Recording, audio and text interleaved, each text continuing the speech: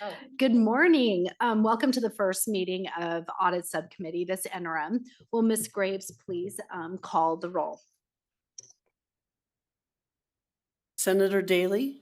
Here. Senator Dondero Loop? Here. Assemblymember Hansen?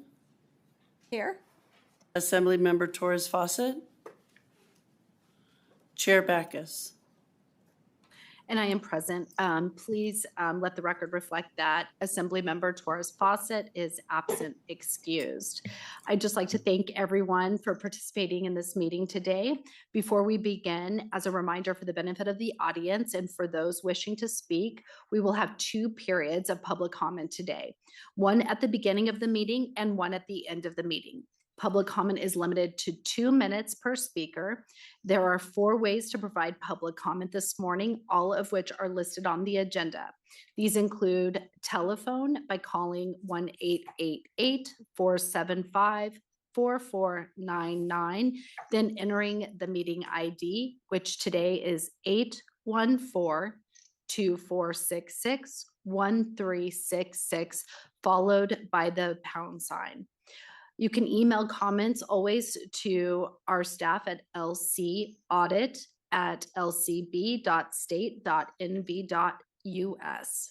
You can also mail comments to the Audit Division at 401 South Carson Street, Carson City, Nevada, 89701, as well as faxing any comments to 775-684-6435.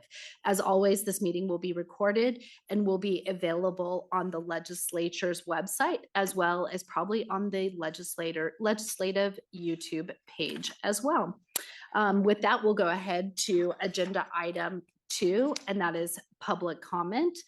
I will go ahead and start here in Las Vegas. Is there anyone wishing to give public comment today here? Please feel free to work your way up to the dais. And when you are ready, please press the mic, and we usually limit it to 2 minutes.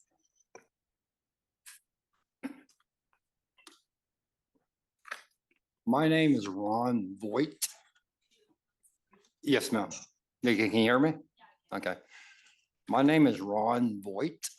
My last name is spelled V like in Victor, O as in Oscar, I as in India, G as in golf, and T as in tango.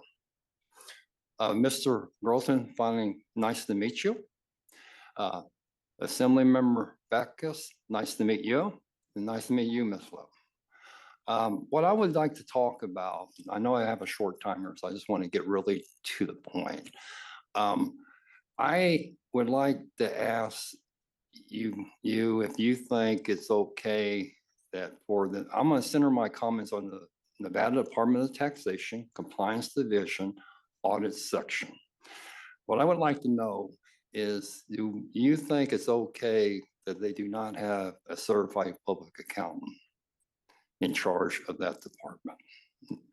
I think it's really important to have someone in charge that has a financial accounting understanding. They are going to have a workshop tomorrow, the Nevada Department of Taxation, to try to change the NAC and take out the importance of referring to an opinion from a certified public accountant or a person that has professional experience in accounting, or any other kind of certification, like a certified fraud examiner. They're trying to take out that section in an NAC when considering an overpayment of tax. And I think it's important that they keep that in their regulation. I don't think it's makes sense to take it out. Mr. Grossman, I'm going to tend to believe that you do have your CPA. And it took a lot of work to do that, education-wise, experience-wise. And for them to try to put someone that doesn't have that education and certification on the same level, I think it's wrong. You worked real hard for it. I do know that recently the Nevada Legislature voted against what the governor was wanting to do. I understand that the governor had submitted a bill, I believe, or he had someone submit a bill on where they were wanting for the occupational professions, were wanting to take out the requirement to get a license. I understand that was voted down, and I'm all for that. There are certain professions that I think it may be okay to take away the license requirement. But in law and accounting, I think getting the certification, getting the master's in accounting, and your work experience in the field really does, is very important. I think it should be considered, okay? Ms. Assemblymember Backus, I just want to say one more thing about the audit department. You made a very good comment at their last budget meeting. You said that audit is needed to educate. And I agree with that totally. To educate, not to accuse them of fraud all the time. And a lot of their audits, they do tend to go a little crazy. Since 2020, I will say, okay? Sorry, I kind of waffled my words, but I hope I got my point out. Thank you very much. Thank you so much for coming down today. Is there anyone else here in Las Vegas wishing to give public comment? With that, we'll go ahead to Carson City. Is there anyone in the Carson City room wishing to give public comment today?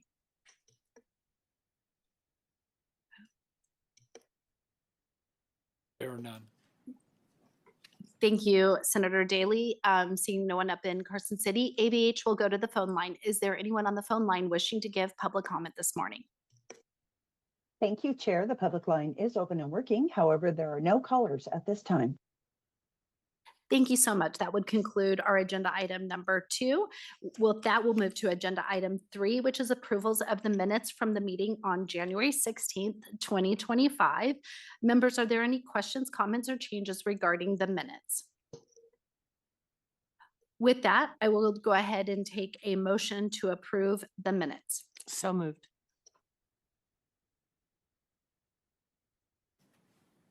Second?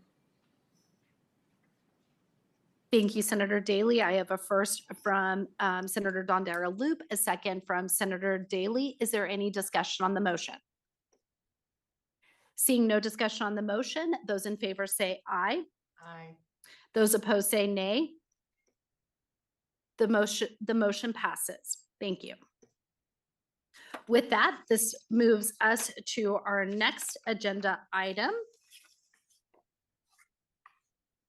Actually, let me hold on for one sec.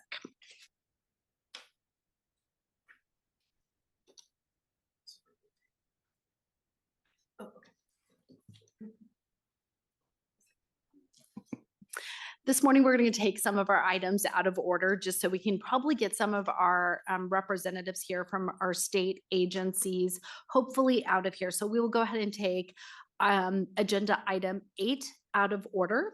With that, before we go into those items that we will pull to address collectively in one motion, I will go ahead and turn it over to Mr. Crossman. Thank you, Chair. For the record, Dan Crossman, Legislative Auditor. At times, agencies have fully implemented all of the audit recommendations to our satisfaction before we present the 6-month reports to the Audit Subcommittee. In some instances, we understand the progress that has been made towards implementation and the reason implementation has not been complete. In those cases, we'll continue to monitor implementation until it has been satisfied, and we'll return and inform the subcommittee at a future date on the resolution of some of those recommendations. In those cases, we have no questions for some of the agencies. This today applies to agenda items 8A through F. And today, the subcommittee may wish to accept those agenda items out of order and allow those agencies to return, as the chair mentioned. So those would include 8A, Office of the Governor, Office of the Chief Information Officer, Consumer Rate Development and Contracting Practices. 8B, the Colorado River Commission of Nevada, Resource and Technology Administration. 8C, Department of Motor Vehicles Information Security. 8D, Public Utilities Commission of Nevada, Performance Measures. 8E, Department of Administration, Mail Services Division, Operations and Billing Processes, and 8F, the Department of Administration, State Public Works Division, Project Identification, Cost Estimation, and Reporting. With that, I will turn it back over to you, Chair. Thank you so much for that overview. Before we go ahead and entertain a motion, I just want to make sure with our members that no one at this time would want to go ahead and pull any of those 6 that our staff has decided that they don't have any issues with, and hopefully we can go ahead and do approval of all of those 6-month reports. That would be 8A, 8B, 8C, 8D, 8E, and 8F. I just want to make sure our colleagues up north, any issues? Doesn't look like it. Thank you so much. Doesn't look like that. Thank you so much. With that, I will go ahead and take a motion to approve the 6-month reports under agenda item 8A, 8B, 8C, 8D, 8E, and 8F. I will move to approve items 8A through 8F.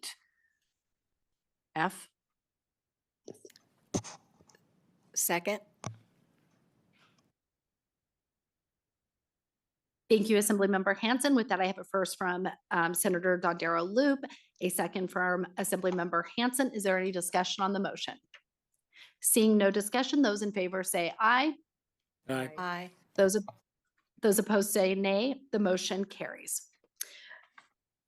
With that, I will go ahead. Anyone that is here on those items, I see our Public Works folks and those up in Carson City for those agenda items at this time on audits 8A through 8F. Please feel free to leave, and we thank you for coming down this morning.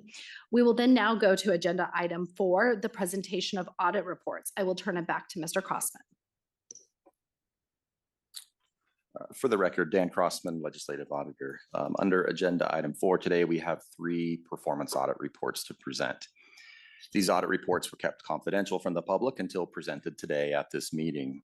Copies of these reports will be available on the Audit Division website today following the meeting, as well as available at each of the locations for this meeting. There are only 3 audit reports today on this agenda item.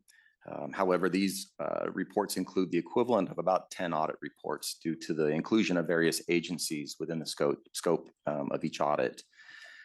First, included in these reports today is the first of a series of reports on the Clark County School District, Washoe County School District, and the State Public Charter School Authority. These audits are required of us by the legislature pursuant to AB 517 from the 2023 session and codified in NRS 218G 600 to 625.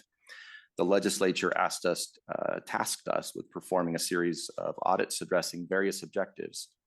The first report being presented today is on the topic of the annual report of accountability. While the Nevada Department of Education was not included in the scope of this audit, they do play an integral role in the reports of accountability. We did work with them during the audit, and they are mentioned in the report. There are some recommendations to the districts that will require the collaboration of NDE. The other audit objectives under AB 517 will be reported on and presented at the next audit subcommittee meeting, which is scheduled on August 20th. A significant amount of resources have been and will be dedicated to these audits.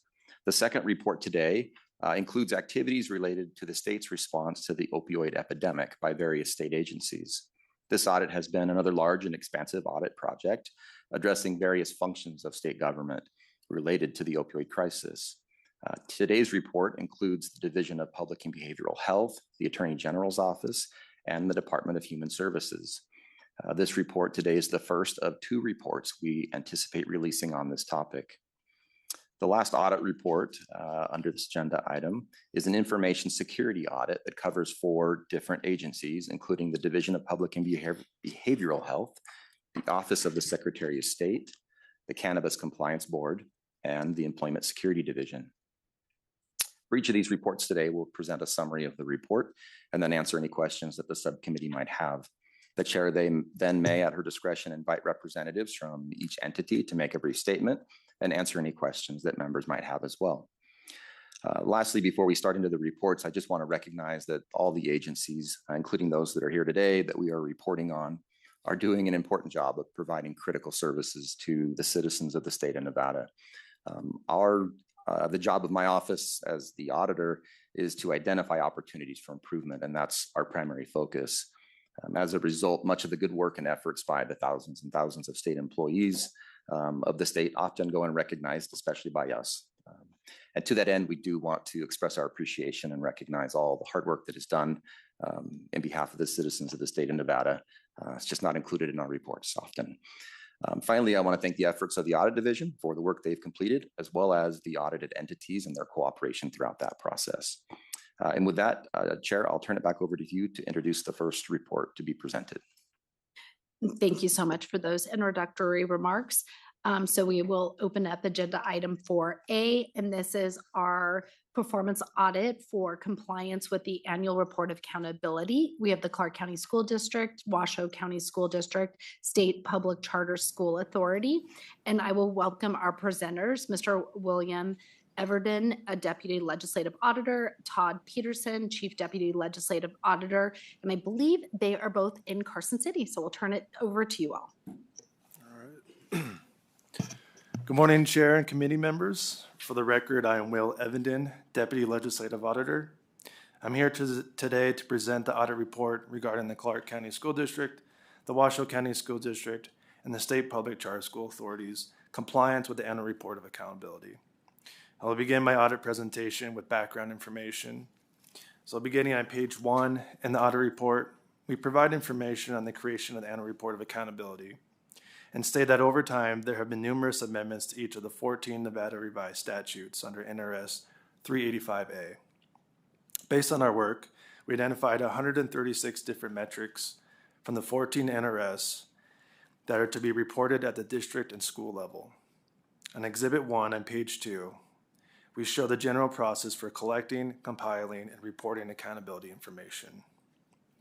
For the Clark County School District, or CCSD, and the Washoe County School District, or WCSD, the respective district reporting divisions run queries that extract, compile, and validate student data for Infinite Campus and staffing data from the human resource systems into accountability reports.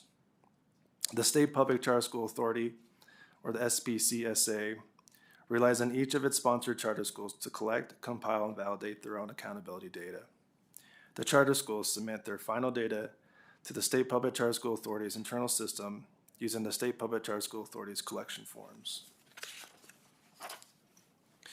The Clark County School District, the Washoe County School District, and the State Public Charter School Authority will then submit their accountability reporting information using the format required by the Nevada Department of Education, or NDE.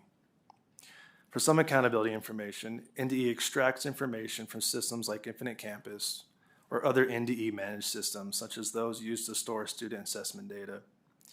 NDE will also use data submitted by the school districts and the State Public Charter School Authority through other statutory requirements. Finally, NDE, through its vendor, will then populate the Nevada Report Card website for each district and for the state. On page 3, we discuss the Nevada Report Card as an online interactive dashboard is meant to be the sole reporting mechanism for the annual report of accountability data. And continuing to page 4 in the audit report, we note that per NRS 385A.080, NDE prescribes the manner in which the school districts report their accountability information for the Nevada Report Card. Furthermore, NDE, in cooperation with the school districts and the State Public Charter School Authority, has created the forms and instructions for school districts on how to report most of the accountability information. These instructions and forms are outlined in NDE's Nevada Report Card Data Submissions Handbook, where NDE has divided the accountability statutes into sub-reports. We also further note on page 4 that NRS 385A.820 requires NDE to prescribe a uniform program throughout the state for the collection, maintenance, and transfer of data that each school district must adopt. NDE has selected Infinite Campus as a statewide student information system, which contains such information as student attendance, classes, grades, assignments, transcripts, and other student data. In addition to using the Infinite Campus, school districts may also have their own internal student data monitoring and reporting systems that provide additional dashboards and metrics to track student performance. Beginning on page 5, we provide an overview of the Clark County School District, the Washoe County School District, and the State Public Charter School Authority including the number of accountability reporting staff. Moving on to page 6, in audit report, we state our audit scope and objective. This audit was required of the legislative auditor by Assembly Bill 517 from the 2023 legislative session. The scope of our audit was focused on the collection and reporting of district annual accountability information during the 2022-2023 school year for the Clark County School District, the Washoe County School District, and the State Public Charter School Authority, and included certain related practices of districts in later periods. Our audit objective was to determine if the Clark County School District, the Washoe County School District, and the State Public Charter School Authority comply with statutory requirements concerning annual report of accountability and utilized consistent methodologies for such reporting.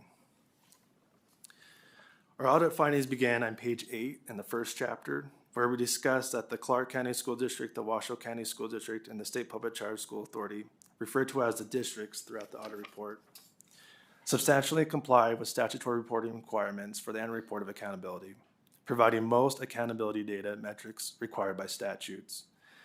For accountability metrics within their control, the districts achieved an average reporting compliance rate of 93%.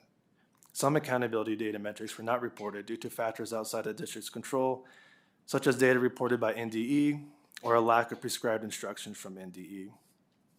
Continuing on page 8, we state that NRS 385A.080 requires NDE to prescribe the method by which school districts must report accountability data. Based on NDE's prescribed instructions, school districts are responsible for collecting and reporting 77 of the 136, or 57% of the accountability metrics. NDE compiles and reports the remaining 59 or 43% of the metrics from the systems information it has access to or gathers from the school districts through other statutory requirements. As shown on Exhibit 3 on page 9, we summarized the 136 metrics by reporting statute and responsible reporting entity. Sections 200 to 320 of NRS Chapter 385A contains the required 14 accountability metrics for school districts. Furthermore, on page 9, we discuss the districts did not report some information despite available instructions, and overall compliance with statutory requirements can improve. Because the Nevada Report Card is meant to be the sole reporting mechanism for all statutory accountability information, we identified as exceptions any statutory required accountability information tested that was not on the Nevada Report Card. Continuing on to page 10, we know that although the school districts were assigned 77 metrics, we found only 50 or 65% of those had prescribed instructions by NDE. Exhibit 4 on page 10 shows our summary of each district's compliance regarding their reporting of accountability data on the Nevada Report Card.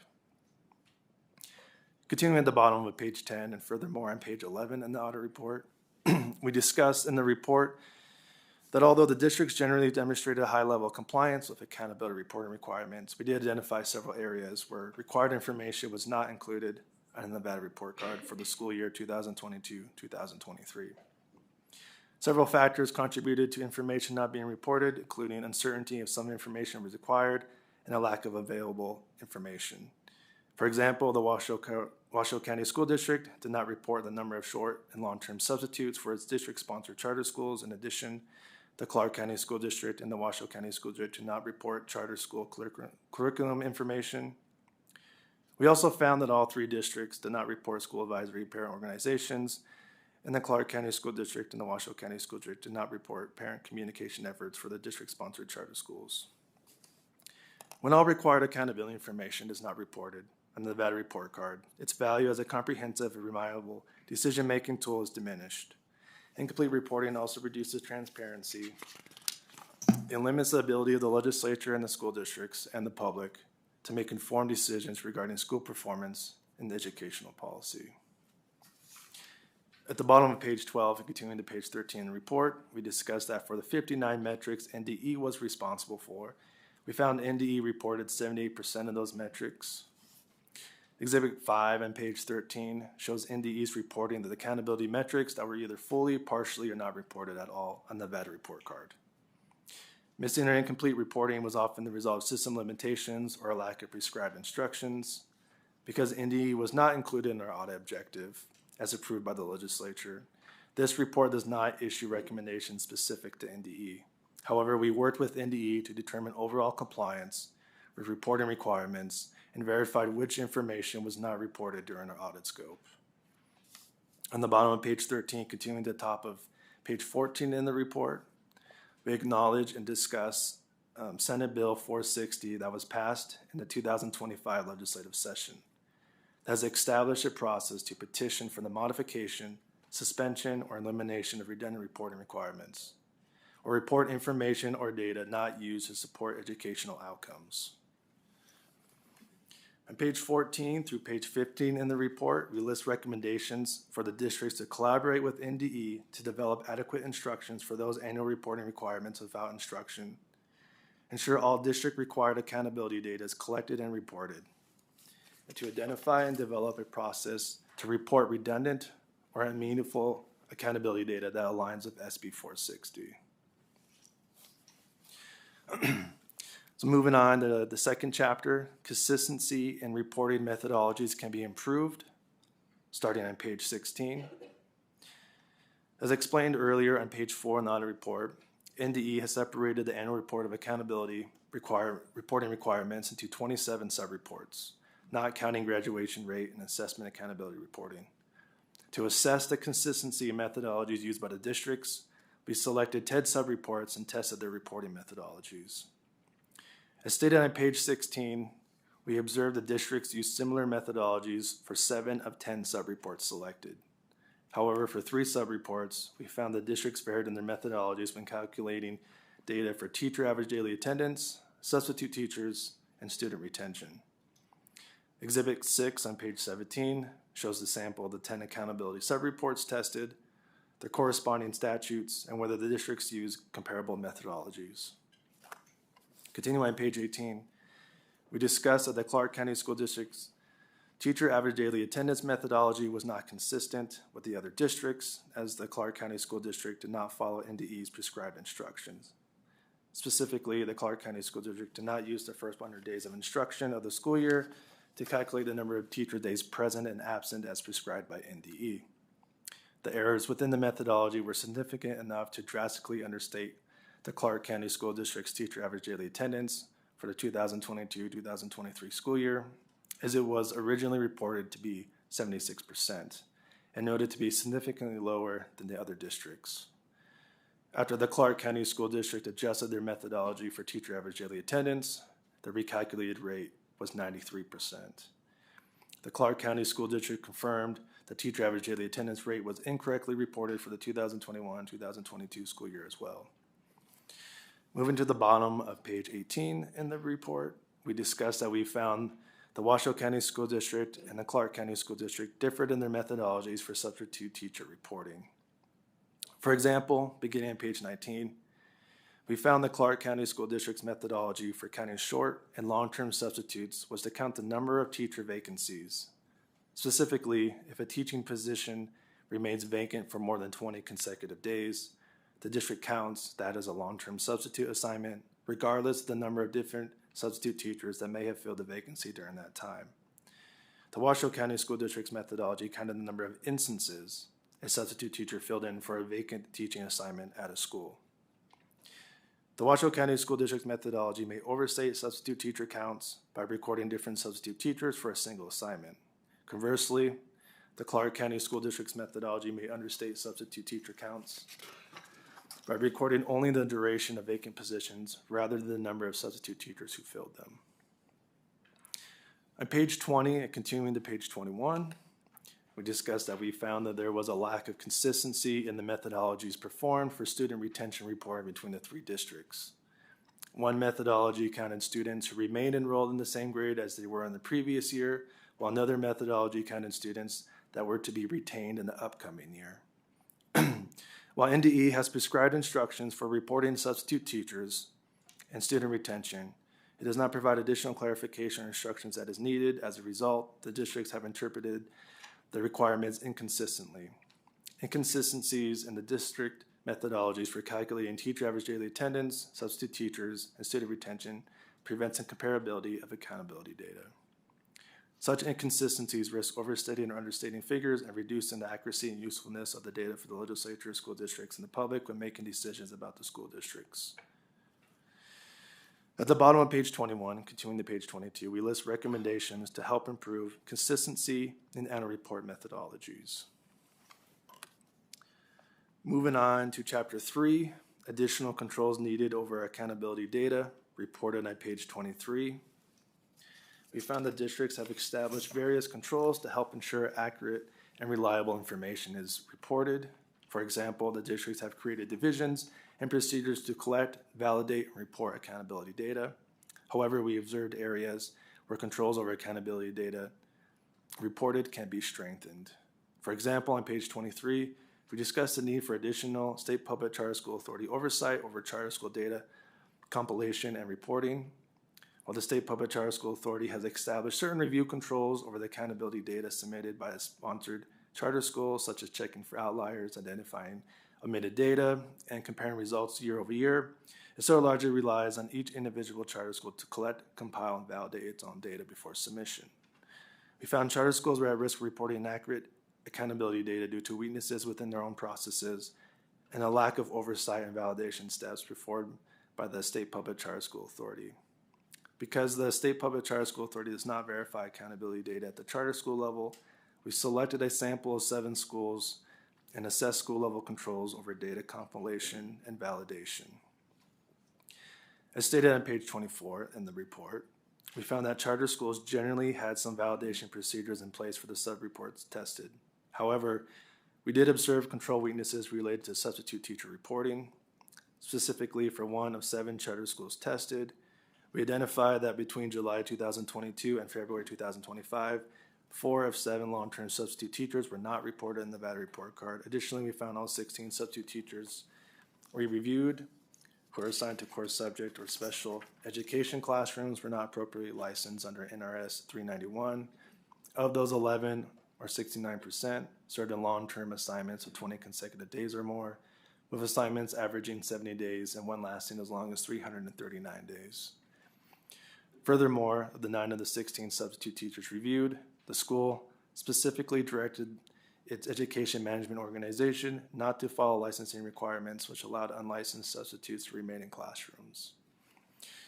As noted in the bottom of page 24 in the report, NRS 388A.150 requires the state public charter school authority to provide oversight to the charter schools that it sponsors and maintain high educational and operational standards.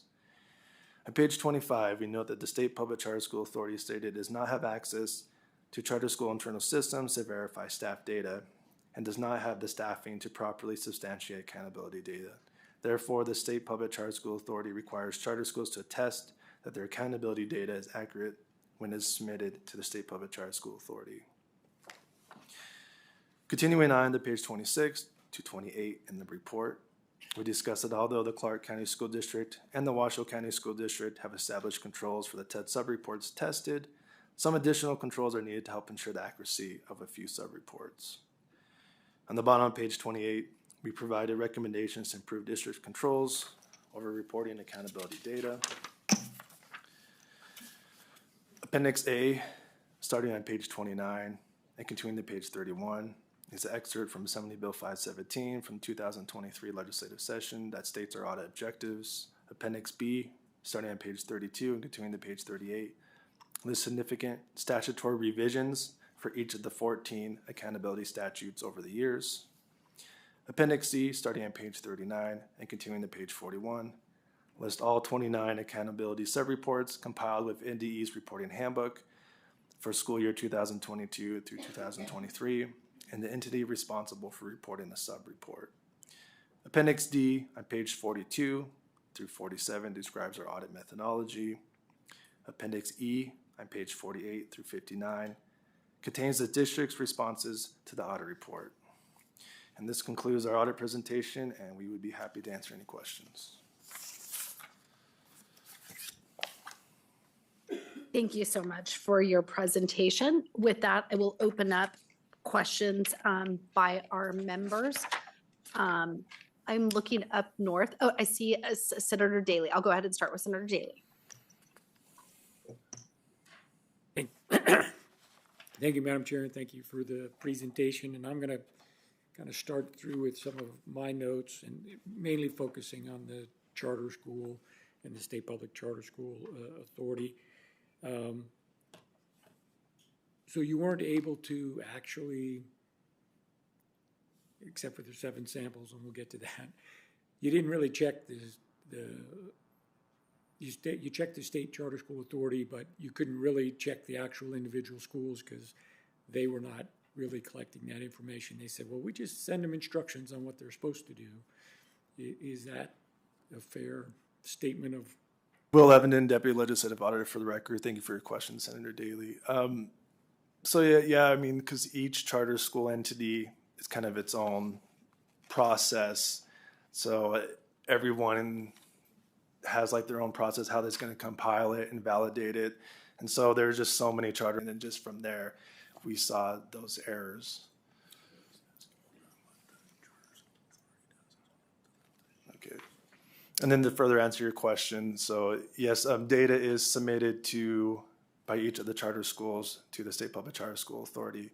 And from our knowledge, and if anyone from the State Public Charter School Authority wants to comment on this, so when they submit it to that, like we stated in the report, there's a high-level review that is done, checking for omitted data, if they're blank cells, comparing to year-over-year submission. So there is validation done at the higher level. It's just not done kind of at the school level, going on site or requesting actually backup information for any of that. Because I'm looking on page 16, just in your preliminary stuff on the consistency of reporting methodologies, and it said, well, you weren't able to realize the State Public Charter School Authority relies on the charter school to compile the reported data.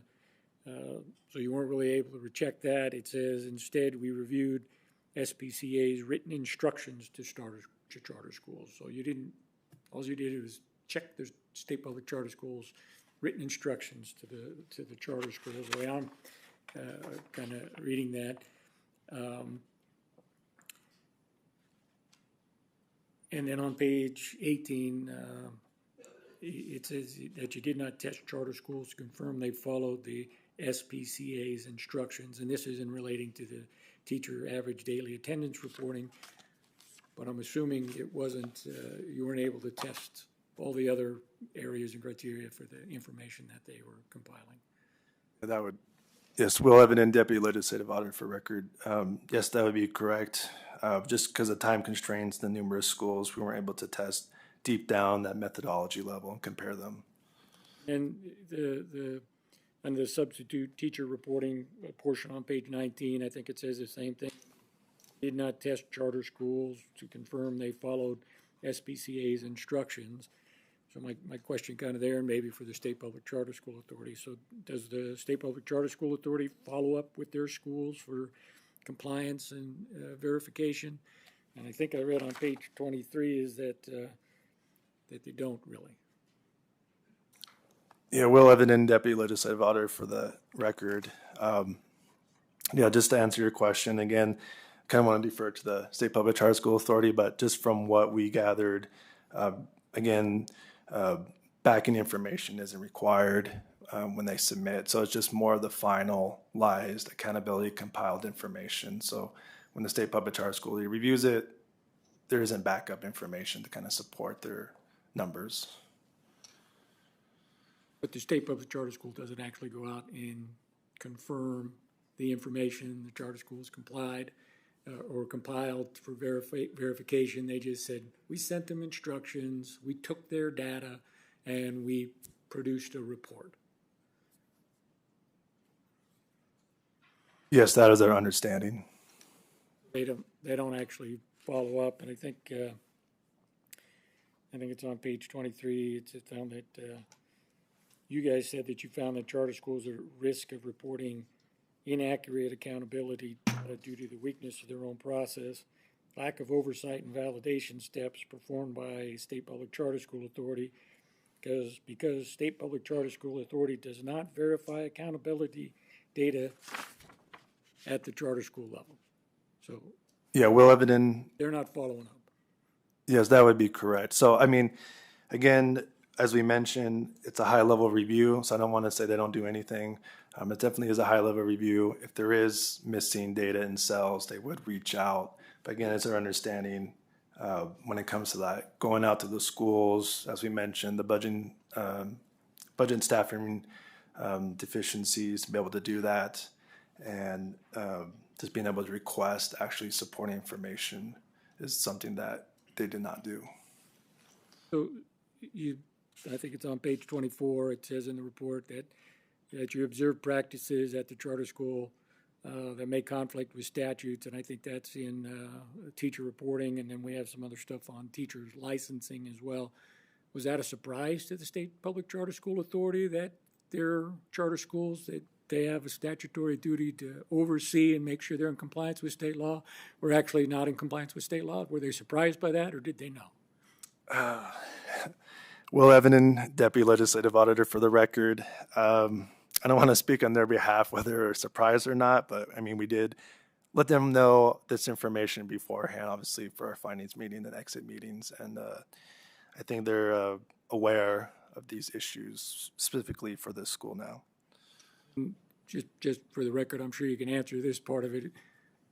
Who in the state has responsibility to ensure that each individual charter school chartered by that agency is in compliance with state law? Who has that responsibility?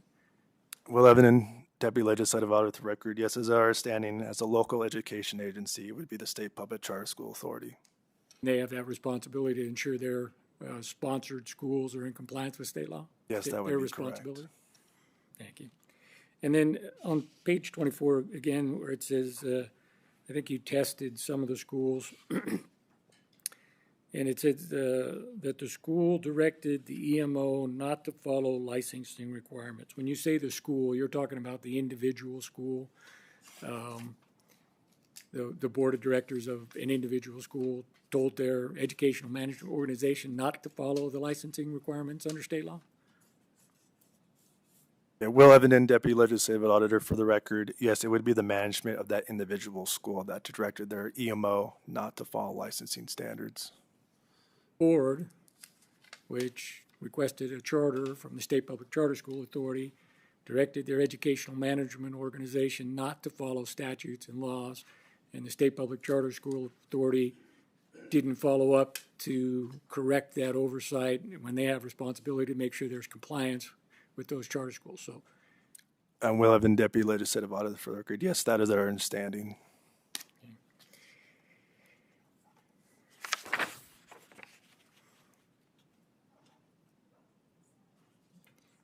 and I think it's on page 26, you say again that without adequate controls over charter school accountability data, there is risk of inaccuracies in the reported information and ensuring compliance with the statutes and NDE prescribed instructions. And I think we've established who has the responsibility and where there's some lack there. And I'm looking at your recommendations. So to develop the risk-based approach to validate school-level accountability, data requests, et cetera. And if I read correctly, and I'm going to kind of go back to their response on number 5, and it says, they agree with the recommendation, and they have begun the implementation by updating the existing internal State Public Charter School Authority standard operating procedures documents related to annual reports of accountability to specify that if certain schools submit data with frequent inconsistencies, and it says and I don't see what the rest of it says because that's not in my thing here. I don't know what happened, typo maybe. But to me, when I read that, is that they're going to look for inconsistencies in the data that's submitted. It doesn't say anything to me about we're going to actually follow up and validate and confirm the information submitted by the charter schools. So to me, that's a completely incomplete and doesn't really hit the target. And I'm curious if you guys are satisfied with that answer, because I think it's incomplete and inadequate.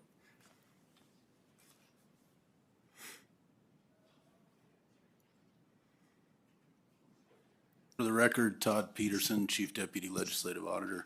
Senator Daley, to you, we, at this point, what we will do is we will wait for the 60-day plan of corrective action. And within that plan and seeing the additional detail that is provided on how the agency intends to implement the recommendation, that's when we will make our decision on as to whether or not we feel it complies with the intent of our recommendation.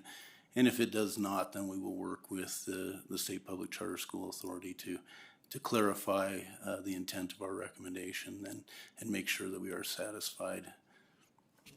And I appreciate that answer. And yes, you should wait for the full implementation. But when I just read that, it was that we're gonna look at the faulty data we've been getting to see if there's inconsistencies before we follow up. And I just don't think that meets what you're looking for. Final question, if I can, Madam Chair. So with all of that we just laid out and various things, and I understand what you guys did was you weren't able to really get in except for those 7 test schools where you did find some issues, and you just said generally they all have a plan, but there's no consistency there. There's no oversight from the State Public Charter School Authority on what they're supposed to do other than the instructions.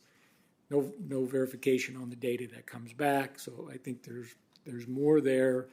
We're only seeing a little piece of it.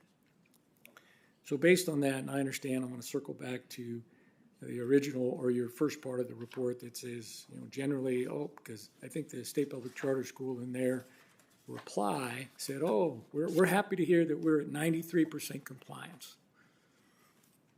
But with the rest of this underlying issue, maybe they're 93% compliance on the things you were able to look at from the top.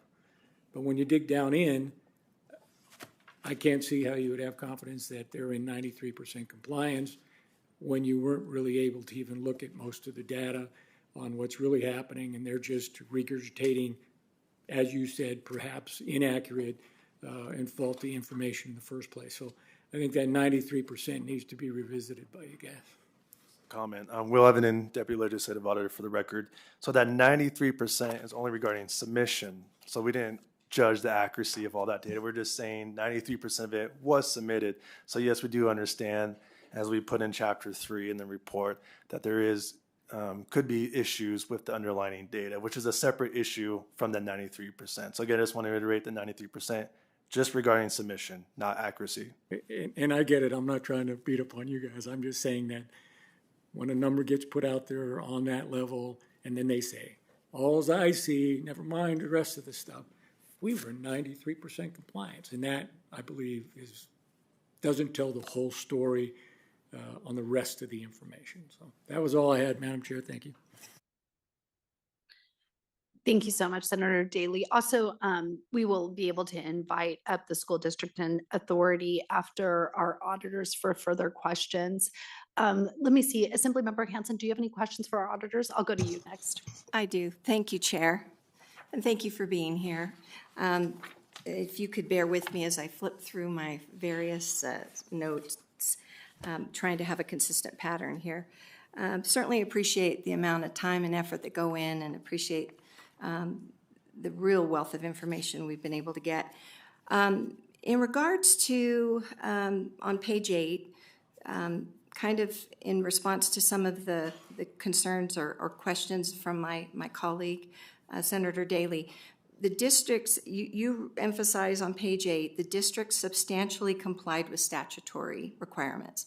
Clark County and Washoe County School Districts and the State Public Charter School Authority districts substantially complied with statutory reporting requirements for the annual report of accountability, providing most accountability data metrics required by statutes. And then certainly you do have recommendations. And on those recommendations, I noted that all 3 of the entities on page 14 and 15, it was pretty much the same recommendations for every Washoe County, Clark County, and the State Charter School Authority. Then when we move on to, I have a more detailed question I'll come back to on page 20, but I guess what I need clarified for me when we get over to additional controls needed on page 23, 24, 25, in that section, when we get to, I need a definition. When we talk about additional controls needed over accountability data reported, and certainly it's noted that the State Public Charter School Authority needs some additional ways to internally verify their data, right? That was a weakness. Is the data that we're questioning has some weaknesses in accountability, or do we have a concern over the data is accurate that's reported on the Nevada report card when we look at proficiency rates and things like that, or chronic absenteeism? I'm just trying to make sure when we're talking about how accurate is the data, is it accuracy? Is it accountability? Because I want to make sure those figures on the Nevada report card are accurate.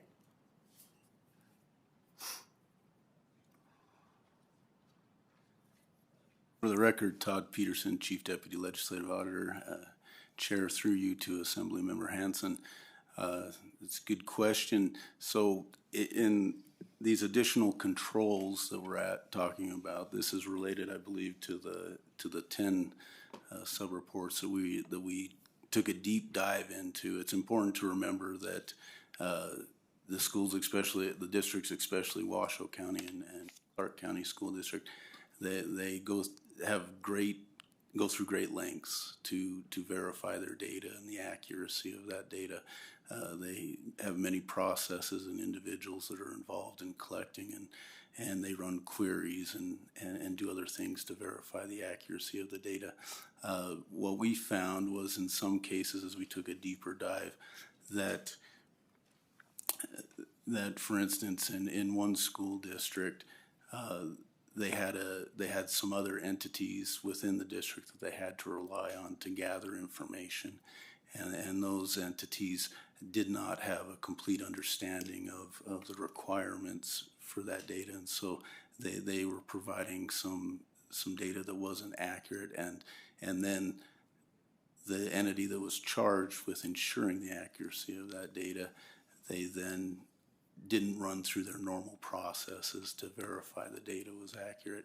So there was a kind of a circumventing of the process. I don't want to say circumventing, but it bypassed the normal process, which then didn't allow for the data to be as accurate and go through the normal controls that the other data went through. So it's important to remember that they do have processes, and I think there can be some confidence in the accuracy of the data that is provided on the Nevada report card, especially related to Clark and Washoe County school districts, as they are more in charge and control of that data. Does that answer your question?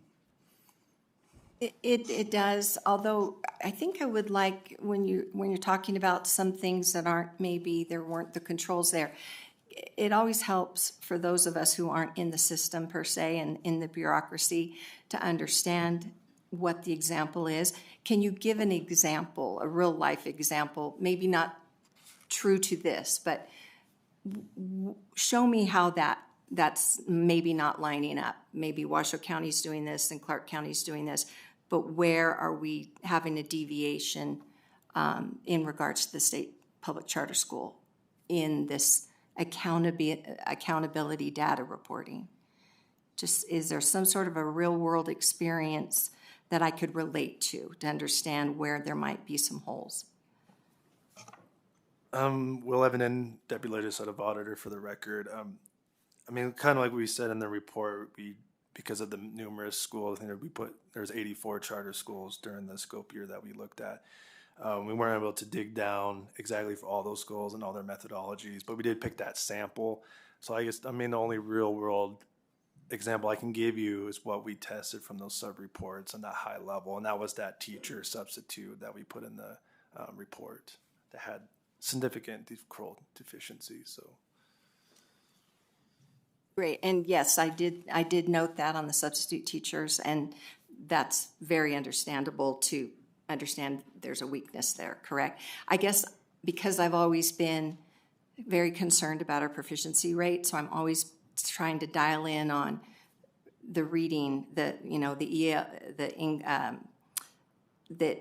reading proficiency rates, the math proficiency rates. In those samples, do I have a concern that some of those proficiencies are not?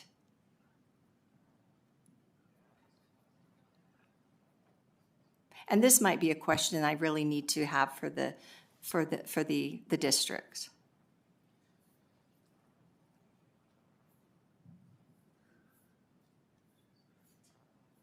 Todd Peterson, Chief Deputy Legislative Auditor, Assemblymember Hanson.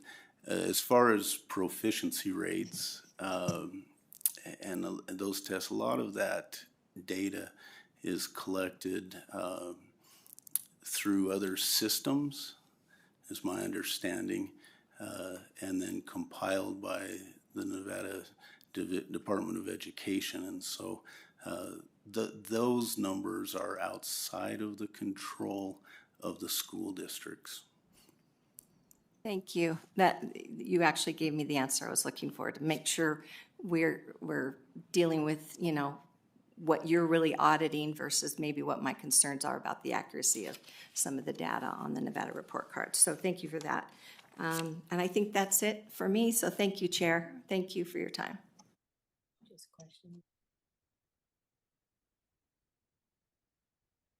Thank you so much. We'll go ahead to Senator Dondero Loop.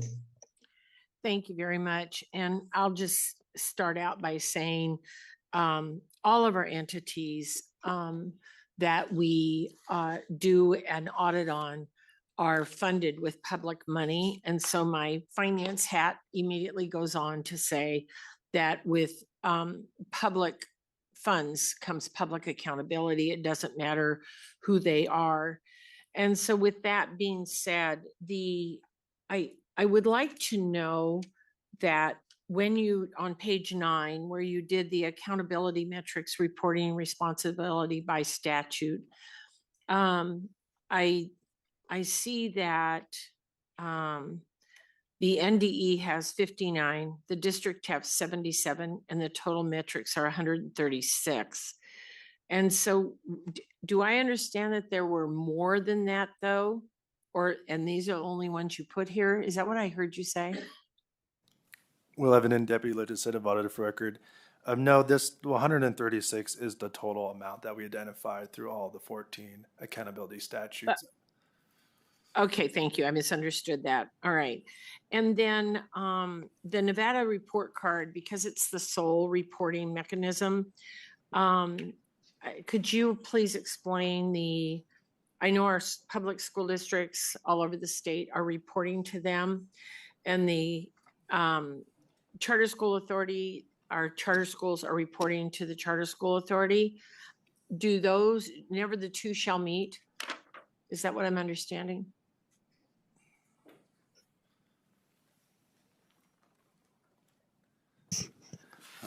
Todd Peterson, Chief Deputy Legislative Auditor, Chair, through you to Senator Dondero Loop. If I understand, is your question whether or not there's collaboration between the charter schools and the charter school authority to collect the information and report it? Is that the question? Yes, I was just curious if the charter school authority ever reports or collaborates, or pick your word there, with the NDE, because it seems like with it seems like we would need to have those two talking in order to have accurate information in some of this. Todd Peterson, Chief Deputy Legislative Auditor, Chair, through you to Senator Dondero Loop.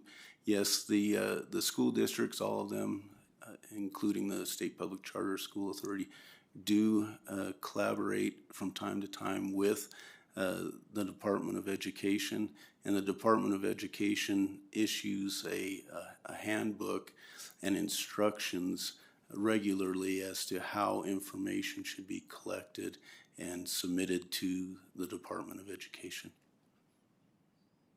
Okay, thank you very much. And I'm assuming that moving forward with Senate Bill 460, we will have some clarity with this. I think on page 11, where it said the uncertainty is due in part to email guidance issued to districts 10 years ago, I had to chuckle because 10 years ago, things were very, very, very different. So I'm assuming moving forward that we will have some clarity on this. And with that, Madam Chair, I'll stop for just a minute and see what you asked. Some of my questions were asked by our other two senators up north. Thank you so much. And also, Mr. Peterson, feel free to always go directly to the member. You don't have to go through the chair. But I actually just had some follow-up questions just to make sure I understand, because I too was fixated on that 93%. And now I'm understanding that that 93% is the compliance with input of the metrics, not necessarily a 93% of information being accurately inputted. And so with that, just because I'm trying to do the math in my head, when I look at 9, and I probably just am not understanding it, is it looks like, I guess it's 93% compliance of the 50 metrics that you all looked at out of the total of 136 metrics that are to be reported pursuant to statute. I'm just looking at page 9 for reference. Will Evenden, Deputy Legislative Auditor for the record. Thank you for your question. So that 50 is regarding those that the districts were responsible for. So it'll be 50 out of the 77 and have business rules established by NDE. So I just want to make it clear, the school districts don't have access to the Nevada report card. They can't just post whatever they want. That's up to NDE. And so the school districts, based on the forms that NDE creates, especially for the data, they will use the specific column headers, submit that to NDE, and the NDE will then populate the Nevada report card. So that 50, again, was just for those the district were responsible for and have business rules established by NDE. Thank you. Thank you for that clarification. And then this is kind of just a broad question, because I know, and you also addressed it in the report, that this last legislative session, we adopted a bill for like additional accountability measures. And so I don't think this will be ever the stop to the legislature asking our auditors to do an audit of the school districts and the SPCA. But my question would be, like, next time, just kind of looking at this, would it have been helpful also for us to have included NDE into that audit, as well as maybe providing resources to take a look at a sample of the actual charter schools within the SPCSA? I'm Deputy Legislative Auditor Will Evenden for the record. I will refer to Daniel Crossman for that question. Thank you. Thank you, Will, and thank you, Chair. For the record, Dan Crossman, Legislative Auditor. Obviously, with each audit that we do have to use our professional judgment and determine how much to do and how far to go. In AB 517 and now in NRS 218G does provide for us to do these audits again. Not necessarily these same objectives, but those are things we could do in the future. We could do a separate audit of NDE. We do have quite a bit of, if you've seen in the report, we do mention NDE a number of times. We did work pretty closely with them and have conversations with them, so they're well aware of the concerns we had and some of the deficiencies we noted that are related to them, while we don't have specific recommendations to them. So that is also possible. It is possible in a future audit that we could dive deeper into the charter schools and look at some of that data more granularly. Thank you for that. The other question I had is, because I appreciate that it was really neat that you were able to dive into like a sample of the schools. And when I'm talking about the schools, I'm talking about actually the charter schools under the SPCSA. And when you had the findings on page 24, when you were doing those findings, I was really interested, and it happens all the time. We implement statutory authority, and it could definitely be interpreted more than one way. And it was fascinating how Washoe County School District and Clark County School District interpreted statutory authority with respect just to counting long-term like the substitutes that are being used within that like first 100 days.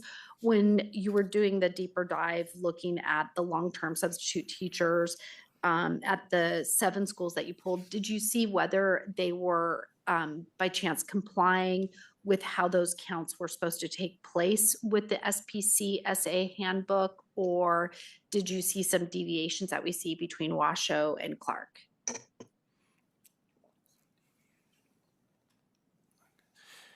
Will Evenden, Deputy Legislative Auditor. For the record, thank you for your question.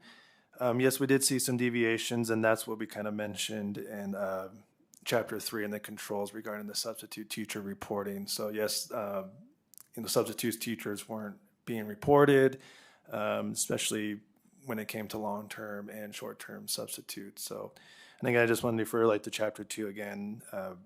We couldn't deep dive exactly the exact methodology for all these charter schools, but we did the best we could using that high-level testing for those 7 samples we tested. Thank you. Thank you so much. I am done with questions for our audit staff. I just want to make sure our members don't have any further questions for our audit staff, and we can open it up to invite. Are you good? I'm going to turn it back over to Senator Dondero Loop for one more thing, and then we can then invite our folks up from the school districts and SPCEA. Thank you very much, Madam Chair. And I just wanted to make a comment. I want to thank the audit team. I've been through several of these, and this is not an easy task to gather all this information, and it takes quite a while. So I just wanted to thank the audit division for all their hard work on all of these audits and future and past ones as well. Thank you. Thank you. Since I looked at our list of attendees, it looks like we have quite a few representation from each of the school districts as well as the SPCA. And so I guess we'll go ahead. I think I have Clark at the top of my just little outline. So why don't we go ahead and invite Clark County School District up to the podium. I believe everyone's here in Las Vegas. If you want to make any remarks, please feel free to do so. Or if you want to just take questions from us, it's up to you what you would like to do. But go ahead and introduce yourselves. Perfect. Thank you, Chair, members of the committee. Brad Kidding, for the record, oversee community, family, and government engagement at the Clark County School District. Next to me, I have our Deputy Superintendent, Dr. Jesse Welsh, and Chris Huffman, our Assistant Superintendent over our accountability team. So we want to thank you all for giving us this opportunity. I do want to take a moment to extend again my appreciation. Senator Dondero Loop just said it, but the entire audit team is absolutely incredible to work with. We appreciate their partnership every single day, them giving us an opportunity to clarify on questions that come through. It's truly been a partnership, and not that I'm saying on the record that I would ever want to be audited personally, but if so, these are very incredibly nice people to work alongside with as we try to dig in and get the answers. So I want to thank you. Before we answer any questions, I just want to say one thing, and I'll turn it over to the team. I think about as an educator myself, and I'll give a quick story. One of the first things I did, I taught at West Career and Technical Academy. And one of the first assignments I gave our student council class when I was teaching them, we were doing a book study on a leadership book. And we finished that book, and I told the students in the class, they're all high flyers, right? These student council kids are rock stars. I said, hey, what we're going to do is I'm going to ask each of you to create some kind of book report. You can do an audio report, you can do a rap, you can do a video, whatever you wanted to do. Go ahead and do it. I want you to be free to decide how you want to do this and go have fun. That's the goal.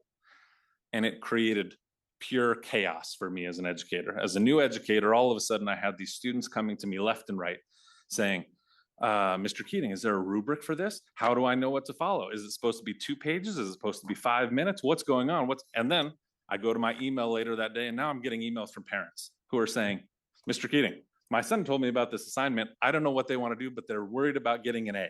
Can you tell me what they need to do to get there? And it was my first lesson as a new educator to realize how important rubrics are and business rules. So when we talk about this audit, we are excited to collaborate with NDE as we move forward.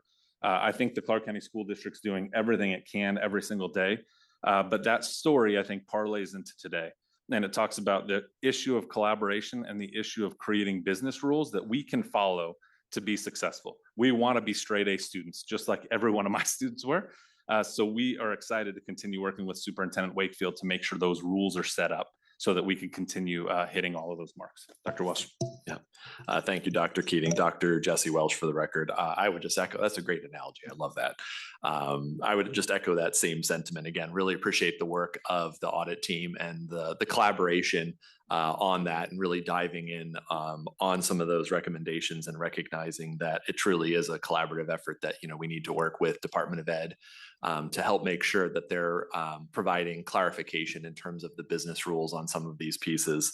And we're happy to do that. I know oftentimes, and I will share, I actually was the Chris Huffman back in the day. So I'm very familiar with a lot of this work personally as well, but we work very closely with the State Department in terms of creation of those business rules. And because of our size and level of expertise, we're often able to provide some significant recommendations to help move that process forward. I think the other couple of pieces I would just highlight, and obviously our responses included within the audit report, for the couple of areas in particular, when we talk about the substitutes and the staffing, we were able to identify that data point. Again, the folks that you see up here at the dais, none of us were actually, well, maybe you were, Brad, but we're actually in the district in 22-23, but recognizing that we've been able to put some better systems and processes in place and continue to do that to make sure that we have data validation, to make sure that the data that we're reporting is as accurate as possible, because that is our intent and goal, is to make sure that we are transparent and accurate with the data that we are reporting, both to NDE and of course to our community. And I'll pause there and let Chris Huffman share any comments he may have as well. Thank you so much, Chris Huffman. For the record, just want to again reiterate thank you to the auditing team as we went through this process, just the communication that was there. As in my role here in the Clark County School District, but also as a former employee of the Nevada Department of Education working on this work, it's to what they've already said, it's incredibly important for us to have clear, concise rules as we move forward. So Brad's already mentioned my favorite term, business rules, over and over again, but it creates that opportunity for us to ensure that we are meeting the needs and the expectations moving forward. So we look forward to working with the Nevada Department of Education on this, and also with the other entities involved in this. Thank you all for your brief comments. I kind of giggle because Mr. Keating took me back to my leadership class at Clark with Dr. Payne. We had about 70 students that she numbered us.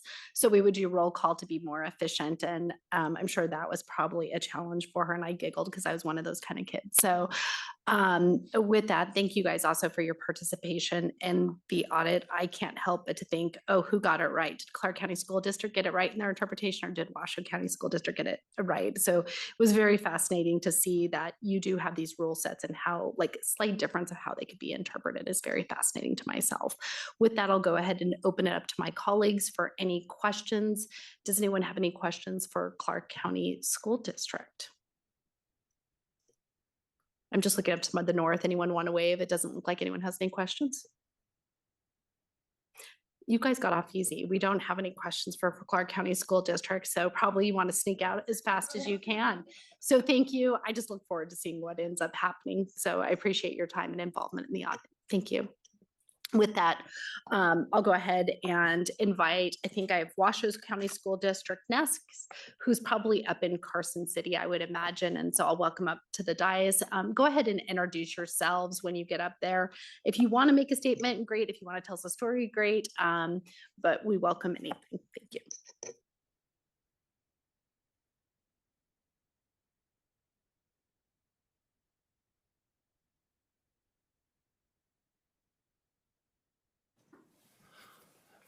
Good afternoon, Chair Backus, or good morning, Chair Backus, members of the committee. My name is Joe Ernst. I'm the superintendent of Washoe County School District, joined today by two members of our accountability team, and in a moment, allow them to introduce themselves. As far as a preliminary statement, really we echo the comments that Clark County School District shared. The audit team has been a pleasure to work with, and again, audits are very comprehensive and they definitely take plenty of staff time, but the approach that our auditors have used is greatly appreciated, and we wanted to acknowledge that. I also think that one of the things that Clark was really mentioning is, I think, the concept of clarity being kindness. And through those business rules, I think that you can continue to get as strong a data as possible. And so I will say that we're extremely confident in the data, the validation processes, and the data that we report. So I wanted to just start with that. And with that, I'll introduce or allow them to introduce themselves. Thank you. For the record, Dr. Laura Davidson, Director of Research and Evaluation of Washoe County School District. To echo everything that we've heard today, I want to give special kudos to my counterpart here, our Accountability Coordinator, Kyle Kemp, who works very closely with the Nevada Department of Education, often helps to develop the business rules that many of our other districts are using. And we're just incredibly grateful to have someone who has such a commitment to transparent and open data as well as accuracy. So we're committed to continuous improvement.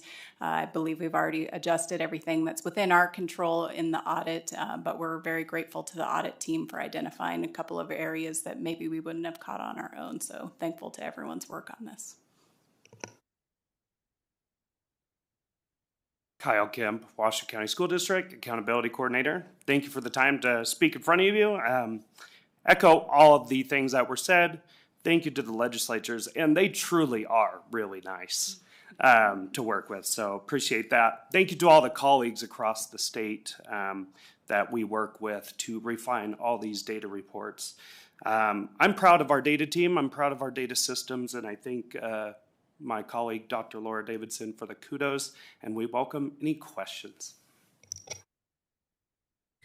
Thank you so much. And, you know, I kind of giggle at, I'm not being competitive, who got it right, Washoe or Clark, but it's very fascinating on the count of the long-term substitutes. But now I'm feeling like Washoe has like a little insider with Mr. Kemp to be like, we did it correctly, but we'll see. But I see for the rest of the state, it's going to be valuable because I'm sure just these like slight interpretations, this is definitely helpful. And I'm going to use, I don't think it was my words. I think I'm assuming it was Senator Dondero Loop's words, was that an audit is an education tool. And we're clearly seeing that through this audit in particular. So with that, I'll turn it over to my colleagues.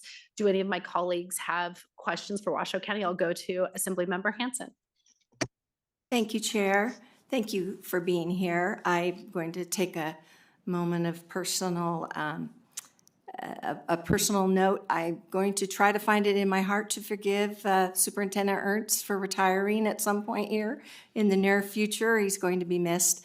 In the short tenure as superintendent, we've seen some incredible work, had incredible feedback. So we're happy, though, that you can move on to maybe do some other things, but you've served the district well down in the trenches as teacher, principal, and then as a superintendent. So thank you for that. I actually just have more of a curiosity to understand why there's some differences, and not to show a preference, but I found your approach on page 20 about the approach to student retention, that you used the metric for your Washoe County's methodology reported the number of students who remained enrolled in the same grade level as they were in the previous school year. In contrast, Clark County School District and the State Public Charter School Authority used the students expected to be retained in the upcoming.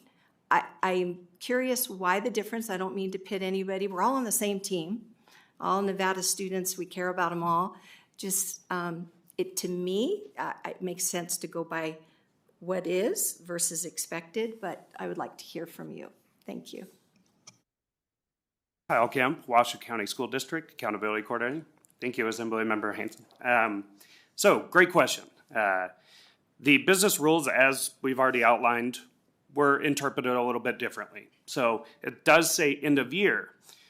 We interpreted the rules to, again, check if we're going to report a retention on a school, that we make sure that that student is actually retained in the upcoming year. During the summer, we still have a lot of conversations with parents and teachers and other staff to make sure that that's the right placement for a student. So we installed that additional check to make sure that student actually was retained and not just expected to be retained. I hope that answers your question. Thank you. I appreciate that. Thank you, Chair. Thank you, members. Do we have any other questions for Washoe County School District? I don't see any, so I will go ahead and thank Washoe County School District for being with us this morning, as well as our other school district. And I will go ahead and invite the State Public Charter School Authority, who I believe is up in Carson City, to come to the table. And once again, I'm sure you guys were listening, but feel free to go ahead and introduce who will be present today when you get up there. And if you want to make remarks, great. If not, we can then ask questions, if any. Good morning, Chair and committee members. My name is Melissa Mackin. I'm the Executive Director of the State Public Charter School Authority. And when I took this role, this audit had already started. And I will be honest, I was very much like, oh my God, an audit. This is going to be horrific. And just to piggyback off what our colleagues from Washoe and Clark said, I was so pleasantly surprised. The LCB audit staff has been absolutely fantastic to work with. And I no longer think the word audit is as horrible as I did when I started this job. So that's all credit to them. With me today is Dr. Katie Broughton. She's the Director of Authorizing. And I think, we just reiterate what our colleague said. Having clear business rules helps lead to cleaner data. And we just appreciate the opportunity to further strengthen our processes and controls. And happy to answer any questions.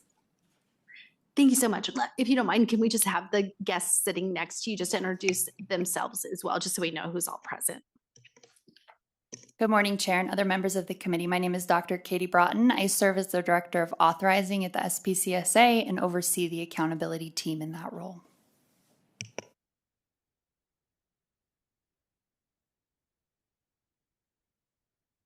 Okay, just making sure. I see 3 heads, but I think that it's just the 2 there, and we have a tech person probably on the computer up there. With that, I just had one quick question, then I'll turn it over to my colleagues, probably for the director. But with respect to, I know that the audit showed that you all have, that the SPCA does maintain a handbook that kind of details what needs to be set forth for the inputs into those metrics. And I may be opening up and ask for next year for additional positions, but just kind of curiosity, but just because there's so many schools, our charter schools kind of act independently. Is there ways to spot check it? Like we saw like our 2 massive like school districts in our state kind of operating under the same rule set, but just slightly interpreting them differently. And I could see that happening with the handbook. Do you all have anyone who's looking at the individual schools to see if they're following how the handbook is written for compliance? Melissa Mackin for the record. So to be clear, I don't know that it's a specific handbook, but what we rely on is the NDE business rules, and then we provide trainings to our schools on each one of those different metrics, the long-term subs, the retentions, this is how you do it, this is how it works, this is how you upload it.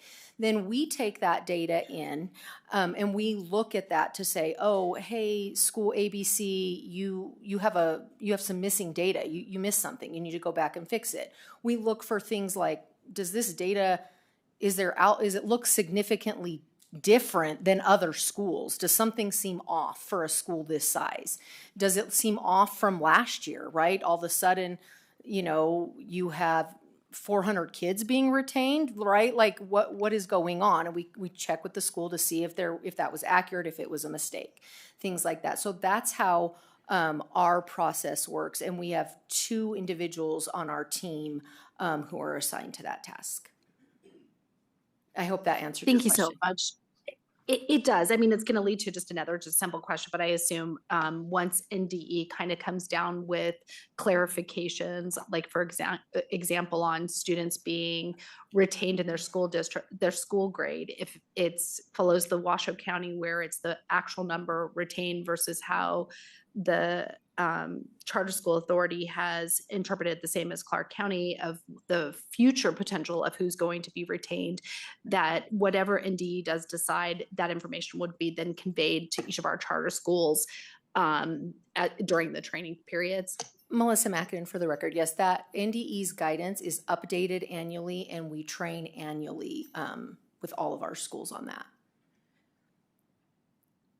Thank you so much for that. And then just kind of where I was like also going is once, just because it's our charter schools are able to like kind of operate independently, the ones that looked really close was like those long-term substitutes on just how the calculations were done.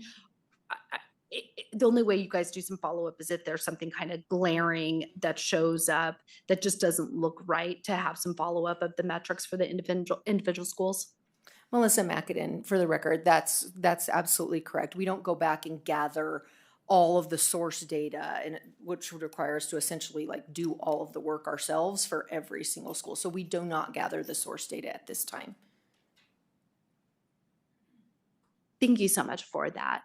With that, I will turn it over to my colleagues. Anyone up north have any questions for our state public charter authority? I'll start with, they're both waving their hands. I'll go ahead and start with Senator Daly. Thank you, Madam Chair. And just one quick question. So were you guys surprised when you found out that the schools were possibly being told by their board to the EMOs not to report the teacher licensing issue, which is not in compliance with state law? Melissa Mackin for the record. That we weren't surprised that we were responsible for overseeing our schools. I want to be clear about that. We did not know about that had happened. But I do want to just address on the record how the SPCSA will handle a situation like that. So we will address that through not only our operational performance framework, but we will also address it through renewal. That school is up for renewal.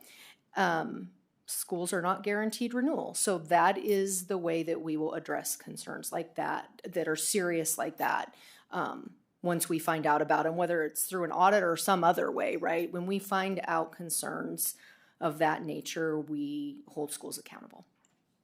And I'm just hoping that we'll, on that recommendation 5 and you guys' response, that we'll have a stronger response there as they go forward with that. So that was all I had, Madam Chair. Just Katie Broughton for the record, just as a response to that, there is additional content on the follow-up page of that response. So the part that you saw was one part of the paragraph, but the paragraph continues on to part 2. Apparently, I couldn't see it in the book. That's all. It's not.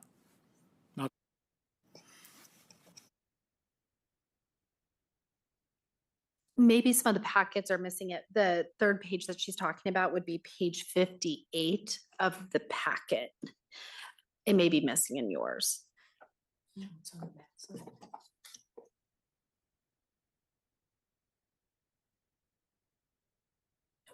With that, I'll go ahead. When Senator looks at his packet, I'll turn it over to Assembly Member Hansen.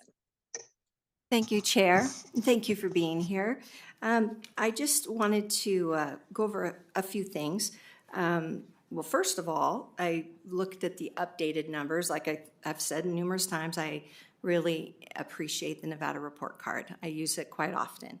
And the updated numbers, because the audit was 23-24, but this Nevada report card 24-25, actually the State Public Charter School Authority is now the second largest as far as students are concerned, edging out Washoe County by a few hundred. And so, you know, that growth we're seeing, but when we get to the purpose of audits, we own a business. You know, audits are important. They can be scary, but they're a way that what I always ask myself as I'm here at this hearing, what's the purpose of these audits and this great work that's been done? It's to refine the processes, to identify weaknesses, because nobody's perfect, and to protect the taxpayers' money. And I think that's what we're seeing here, and I'm appreciative of that. But I also don't want to confuse the audit and maybe some highlighted concerns per se, that to confuse that with the outcomes of what these districts are accomplishing. And so I think we kind of keep that there. Like, sure, We have substitute teachers that are noted here, and that might cause a bit of a red flag and a concern. And so me as a parent and as kind of the watchdog for the taxpayer, I then say, how is that affecting our outcomes? So when I look at the Nevada Report Card proficiency rates, and I see the state public charter school coming in with high school English language arts proficiencies at 57% in high school, 60% in elementary. And then Washoe, my own county, where I'm a product of the Washoe County Schools, ELA is 44% for high school, 48% for elementary, and Clark is at 49% for high school, 46% for elementary.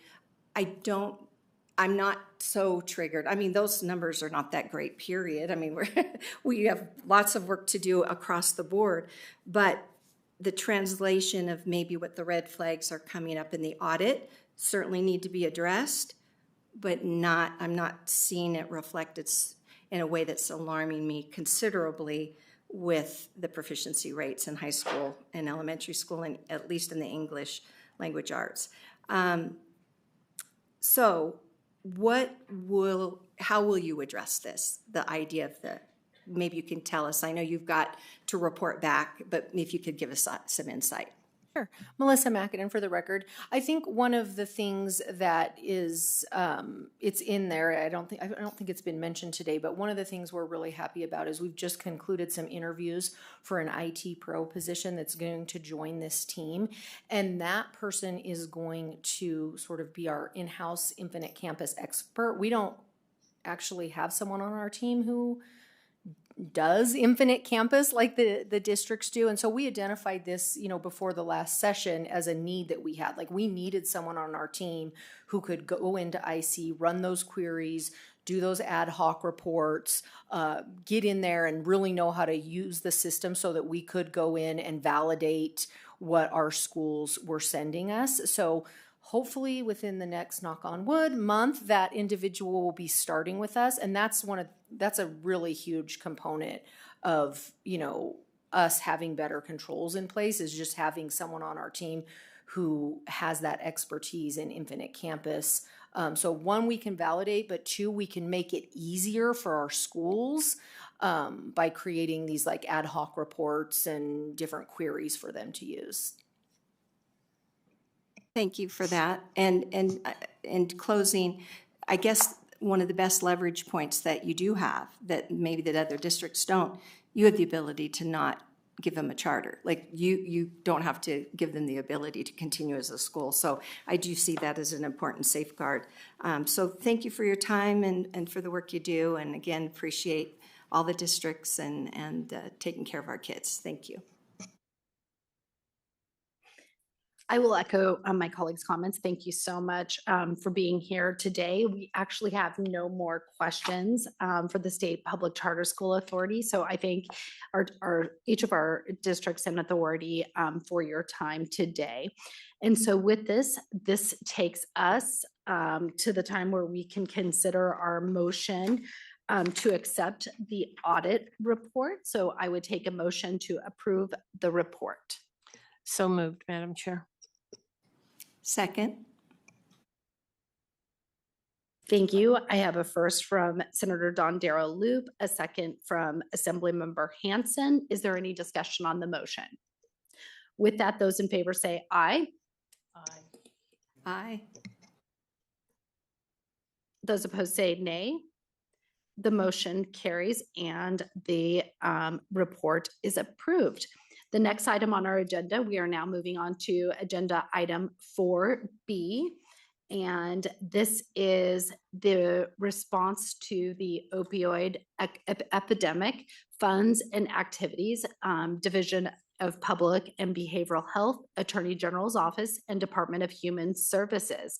Today, I believe our presenters from our audit division are David Olson, Deputy Legislative Auditor, Scott Jones, Audit Manager, and Jennifer Otto, Audit Manager. With that, hopefully I've given our staff some time to make their way to the dais there in Carson City. And whenever you all are ready, please feel free to begin our staff presentation. Thank you. Good morning, Chair and members of the subcommittee. For the record, my name is Scott Jones, Audit Manager. I'm here to present our response to the opioid epidemic funds and activities reports. If I could direct your attention to page 1, I will begin my presentation with some background information. In the 1990s, new prescription opioid medications were marketed at an intensified rate. From 1999 to 2010, sales of prescription opioids quadrupled. During this time frame, opioid misuse and opioid-induced overdose deaths increased. Exhibit 1 is on page 2, and it shows the 3 waves of the opioid epidemic that involved prescription opioid in the 1990s, heroin in 2010, and the rise of deaths due to synthetic opioids like fentanyl in 2013. The United States Centers for Disease Control and Prevention reported that for the year ending in September 2024, Nevada is one of the 5 states that has seen an increase in overdose deaths. Exhibit 2 on page 3 highlights the increase in fentanyl deaths in Nevada through 2023. Page 4 outlines the impact of opioid misuse on infants and children. Page 5 through 9 outline federal and state oversight of the opioid epidemic response activities, including the role of the Division of Public and Behavioral Health in oversight of activities related to the opioid epidemic and substance misuse. On page 9, we outline Nevada's opioid litigation overseen by Attorney General's Office. Pages 10 through 12 provide a timeline of the contracting, litigation, and settlement recoveries. Total received and scheduled recoveries from all settlements as of May 30th, 2025 are over $1.14 billion, with $36.3 million in costs and $220.8 million in attorney fees. Page 13 through 15 conclude the introduction and outline how legislation was passed establishing the Fund for Resilient Nevada within the Department of Human Services. Between fiscal years 2022 and 25, the Fund for Resilient Nevada has received over $121 million in funding to be used to address the opioid epidemic in Nevada. A statewide plan was developed by the Department of Human Services and included 7 major goals, along with detailed strategies and objectives for each goal. The list of goals and expenditures related to each goal in fiscal years 2023 and 2024 are presented in Exhibit 9 on page 15.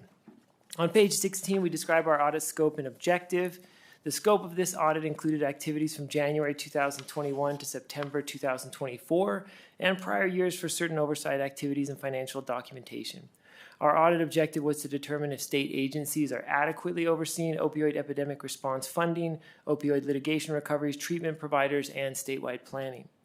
This is the first of what we anticipate being 2 reports our office will release on the topic of the opioid epidemic. On page 17, we begin our findings and recommendations for the Division of Public and Behavioral Health. We found that DPBH can improve its oversight of millions of dollars in federal grants being used to address substance use and opioid epidemic response. On page 18, we outline that we tested 17 contracts and subawards relating to substance use, and we identified 5 entities that did not submit required reporting. Additionally, we reviewed 33 invoices from the contracts and subawards and identified 5 contracts with deficient invoices. 3 of these contracts did not have adequate supporting documentation such as receipts or evidence of work completed to support the grant objective. In addition, for 2 other contract services were billed above the contracted rate or outside of approved contracted categories. When reporting and reimbursement issue goes unaddressed, DPBH and subrecipients may not be in compliance with federal or state grant requirements, which can put federal funding at risk or decrease subrecipient performance. On page 19, we note that while federal regulations require a risk assessment of compliance with federal subaward requirements, DPBH did not have documentation that this was completed for 16 of 80 subrecipients.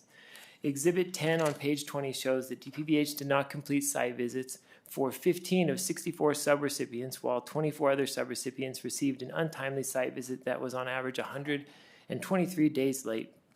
We also reviewed DPBH documentation from 20 site visits to determine if they appropriately assessed programmatic activities, policies and procedures, grant expenditures, and that entities kept track of and secured inventory. Of these 20 visits, 15 had incomplete site visit documentation. On page 21, we show that DPBH did not always ensure issues identified in site visits were resolved. Of 11 site visits tested with deficiencies, 7 did not have evidence many deficiencies were addressed or resolved. When deficiencies identified during site visits are not resolved, entities receiving substance use funding may not meet performance standards, and deficiencies may persist without being detected and corrected.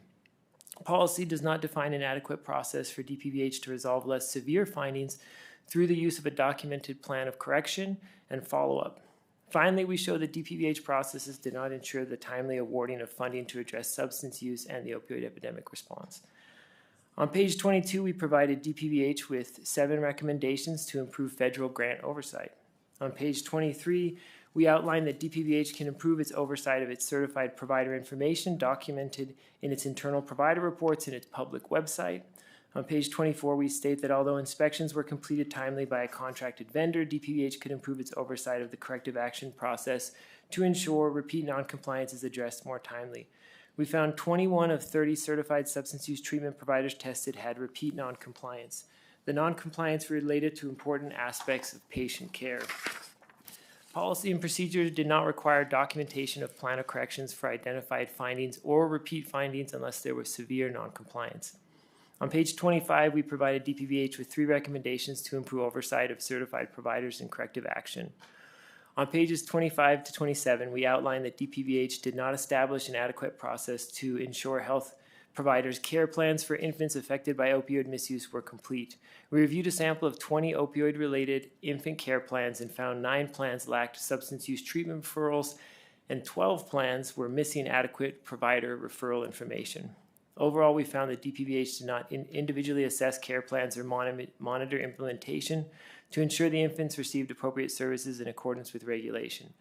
However, in the sample of infant care plans we assessed, we identified documentation of child welfare involvement in all cases.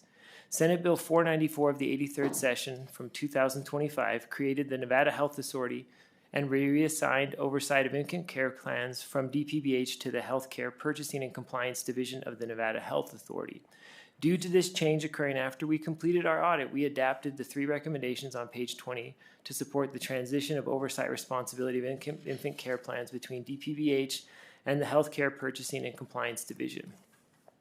On page 28 through 30, we outlined that the comprehensive state plan for programs for alcohol or other substance use disorders created by DPVH was incomplete and did not comply with certain required statutory components.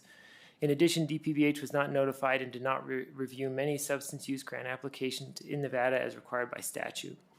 On page 29 through 30, there are 3 recommendations relating to the improving DPVH substance use strategic planning and grant review. On page 31, we begin our findings and recommendations for the Attorney General's Office. We tested AGO's calculations for recoveries and contingent fee payments for 10 settlements totaling over $165 million and found these were accurate. We also tested AGO's calculations to split 3 settlement distributions among the state and local governments and found these were accurate. Accurate calculations and processing of settlement funding ensure the state, local governments, and the law firm representing the state receive appropriate funds based on contractual requirements. On page 32, we state the AGO agreed to reimburse interest on costs the law firm paid using lines of credit. In reviewing the interest charges, we found AGO did not identify errors in the billing of interest charges on cost, and the state was charged more than $2.4 million in excess interest. For interest accrued from June 2019 to December 2023, AGO received ledgers from the law firm documenting $3.7 million in interest. These ledgers were supposed to document only the interest charged during a single quarter, but instead interest charges were reported as an accumulated amount from the current quarter and previous quarters combined. On page 33, we note that the AGO worked with the law firm to correct the error by reducing the interest charges to $1.3 million and removing the excess interest from the ledger. In April 2025, AGO reported it updated certain policies and procedures related to the oversight of contingent fee contracts and associated costs. Additionally, the law firm instituted a new system for calculating interest after we finished our analysis. On page 33 through 34, we outline interest charged on costs did not take into account variable rate changes and could not be directly verified using bank documentation. AGO primarily relied on records provided by the law firm to assess the accuracy and existence of interest costs. On page 35, we provide 2 recommendations for the AGO to enhance oversight of litigation interest costs. On pages 35 through 36, we state AGO did not ensure certain invoices were complete with required supporting documentation. We reviewed 40 invoices representing over $2.4 million in costs and identified 2 invoices with charges for first-class air travel and another invoice lacking adequate supporting documentation for almost $11,000 in travel expenses. After bringing these errors to the AGO staff's attention, the law firm voluntarily refunded over $79,000 of travel costs incurred, including allowable travel expenses. We also found AGO did not have documentation that significant rate increases on invoice for some costs were critically assessed. Both document review services and copy cost rates increased by 100% or greater in short periods of time. On page 38, we outline our assessment of the completement of 40 invoices for legal costs, totaling over $2.4 million. We found that 12 invoices lacked important information to support adequate review of costs, such as information defining payment terms, hours, or rates. For these invoices, we verified there was documentation evidencing the work performed or expenses occurred. Proper review and maintenance of complete invoices helps ensure AGO is appropriately and effectively overseeing costs. On page 38, there are 2 recommendations to the AGO to help them improve their oversight of legal costs. On pages 39 through 40, we state that the AGO did not ensure the most up-to-date version of the opioid contingent fee contract, including all amendments, was publicly posted from August 2021 to August 2024. 2 of 4 amendments to the original contract were not posted on the website during this period. After we notified the AGO, the amendments were promptly publicly posted. The 3rd contingent fee contract amendment included significant cost implications, and certain charges were applied retroactively. While AGO indicated this amendment was necessary to proceed with the successful litigation, following certain state best practices could enhance transparency and accountability. We analyzed the fiscal impact of the 3rd amendment and noted the AGO did not prepare a formal documented analysis of estimated costs prior to this amendment to document its rationale for the amendment. In the absence of a formal review from an independent body like the Board of Examiners, a documented cost analysis would be critical in informing amendments are in the best interest of the state. On page 41, we provide 1 recommendation to the AGO to enhance their contingent fee contract oversight. On page 42, we begin our findings and recommendations for the Department of Human Services oversight of entities spending fund for Resilient Nevada litigation settlement funds. Of 10 entities we assessed, 2 of 4 state agencies had agreements that required less oversight compared to subgrantees receiving program funds.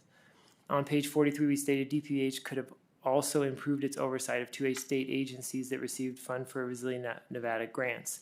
These 2 state agencies did not submit certain required progress reports, and one of the state grant recipients did not comply with certain additional required procedures.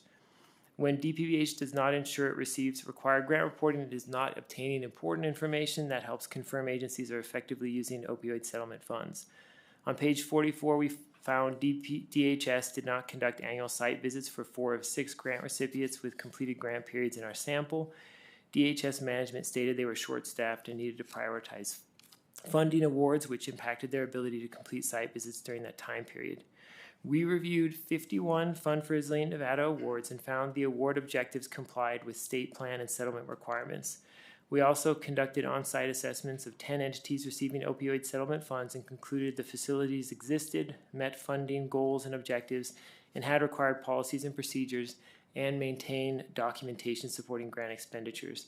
On pages 45 through 46, we included pictures of provider facilities and resources being funded through opioid settlement funds and other opioid-related grants we observed in facilities in Carson City, Las Vegas, Pahrump, and Reno.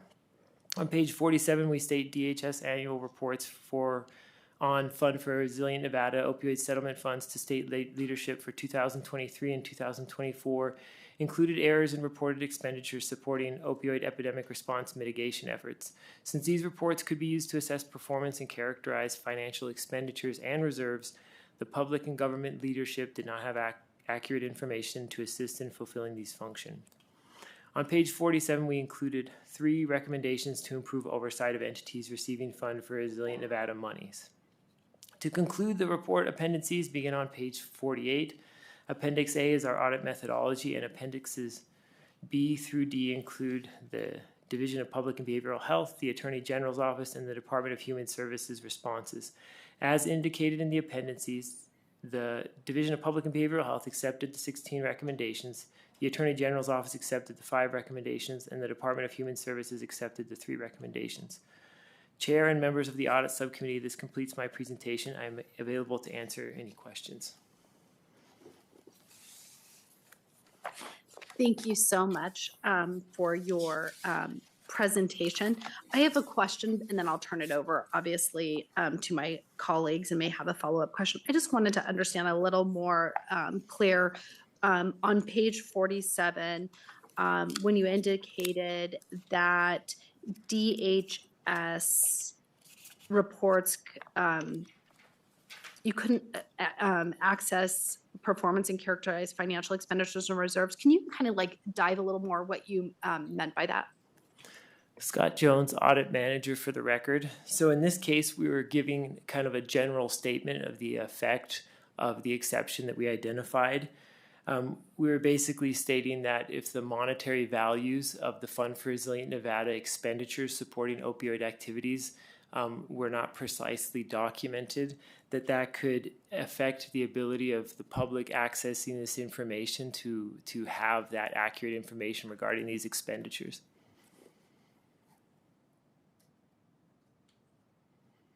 Thank you. With that, I'll go up north. Do our members up north have any questions for our audit team? I'll start with I was just going to say, Senator Daly, maybe? I think we're going to wait for the department. I think Alexis had questions too. Okay, I'll go to you guys when the department comes up.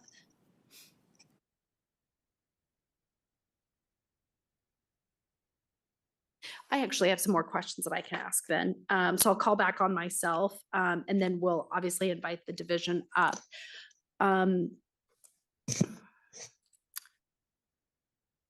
One question I had was, and now going back to the other portion of the report with Division of Public and Behavioral Health.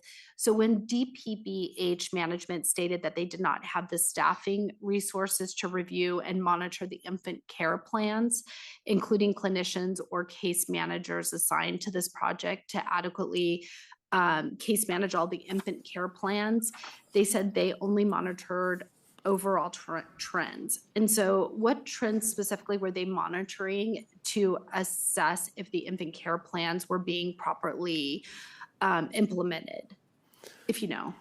Scott Jones, Audit Manager for the record. In our discussions with them, and they can comment further if we didn't catch some additional detail, they were looking at quarterly numbers of the care plans that they were receiving and visualizing those numbers as they came in.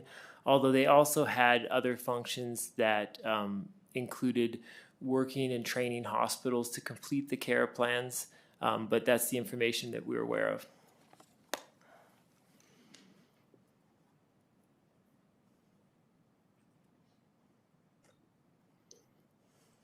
And I guess maybe I was confused by it because I was seeing like obviously from the charts like kind of like a growth, but if you know, and I can ask them too, what did the trends they monitor show, and did the audit committee review any of the data related to this monitoring of trends?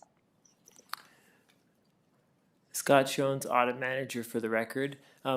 We did receive and we looked at some of their quarterly reporting that included the total care plans that they received, and so we reviewed some of those charts, and that was the information that we were able to see to understand the review that they were completing on a quarterly basis.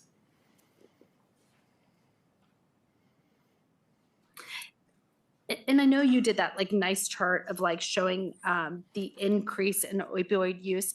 And I didn't know, and maybe I may have missed it. Oh no, we have the number of quarterly infant care plans I see at page 8. And the number to me seems like it's kind of decreasing, but are we seeing, and I don't know if we have this knowledge, an increase in the actual like number of infants who are like testing positive for opioid use? Scott Jones, Audit Manager for the record.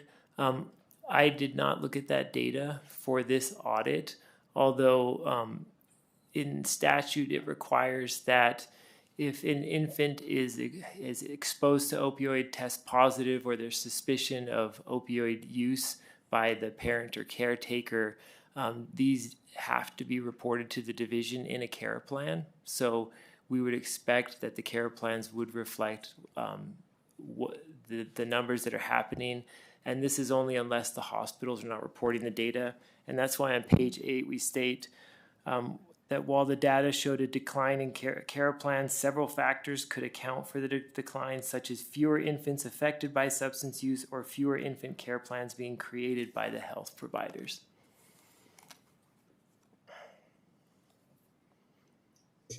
Thank you for that. Members, I just want to make sure I don't miss anybody else that may have a question for our auditing staff. Okay, with that, I thank you so much for obviously the hard work that goes into this audit, but thank you for being with us today.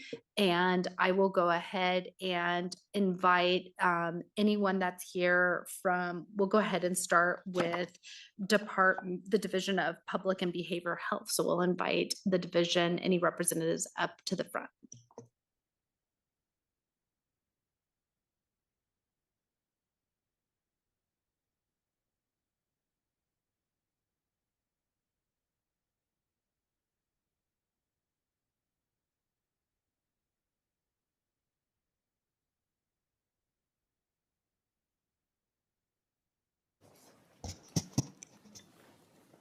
Good morning, Madam Chair and members of the Audit Subcommittee. My name is Andrea Rivers for the record, and I serve as the Administrator for the Division of Public and Behavioral Health within the Department of Human Services. I want to start by thanking the LCB Audit Division and the audit team for their extensive work with our agency. We do see this as an opportunity to have an objective external partner do a deep dive into our programs. This allows them to review our oversight and execution of state programs and offer opportunities for improvement. We have reviewed the audit findings and agree with the recommendations. We are continuously working on improvements across all programs in these areas and look forward to offering details, more in-depth updates on these activities as we move forward. Effective staff training and subaward execution and management are imperative to our division. We are already actively working with the Department of Human Services Director's Office and our sister agencies to develop standardized guidelines for requests for reimbursement for subawards as well as site visits. We're happy to address any immediate questions you may have on our opioid prevention and intervention efforts. I'm joined at the table today by Deputy Administrator Julia Peak, Bureau Chief Shannon Bennett, and Deputy Bureau Chief Stephanie Cook. Thank you. Thank you. And thank you for introducing those that are with you today. And you all are professionals. So you'll know to state your name before, just in case whoever may be responding to our inquiries. I just kind of wanted to follow up on my question that I kind of posed to to the division, the audit division, and pose it to you all.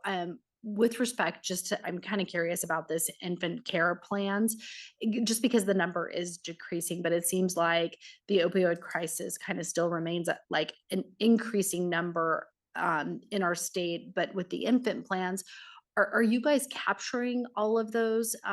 Like any notifications where we have like infants testing positive to reduce those to case plans, and is the number of infants exposed actually decreasing? Just kind of curious on that.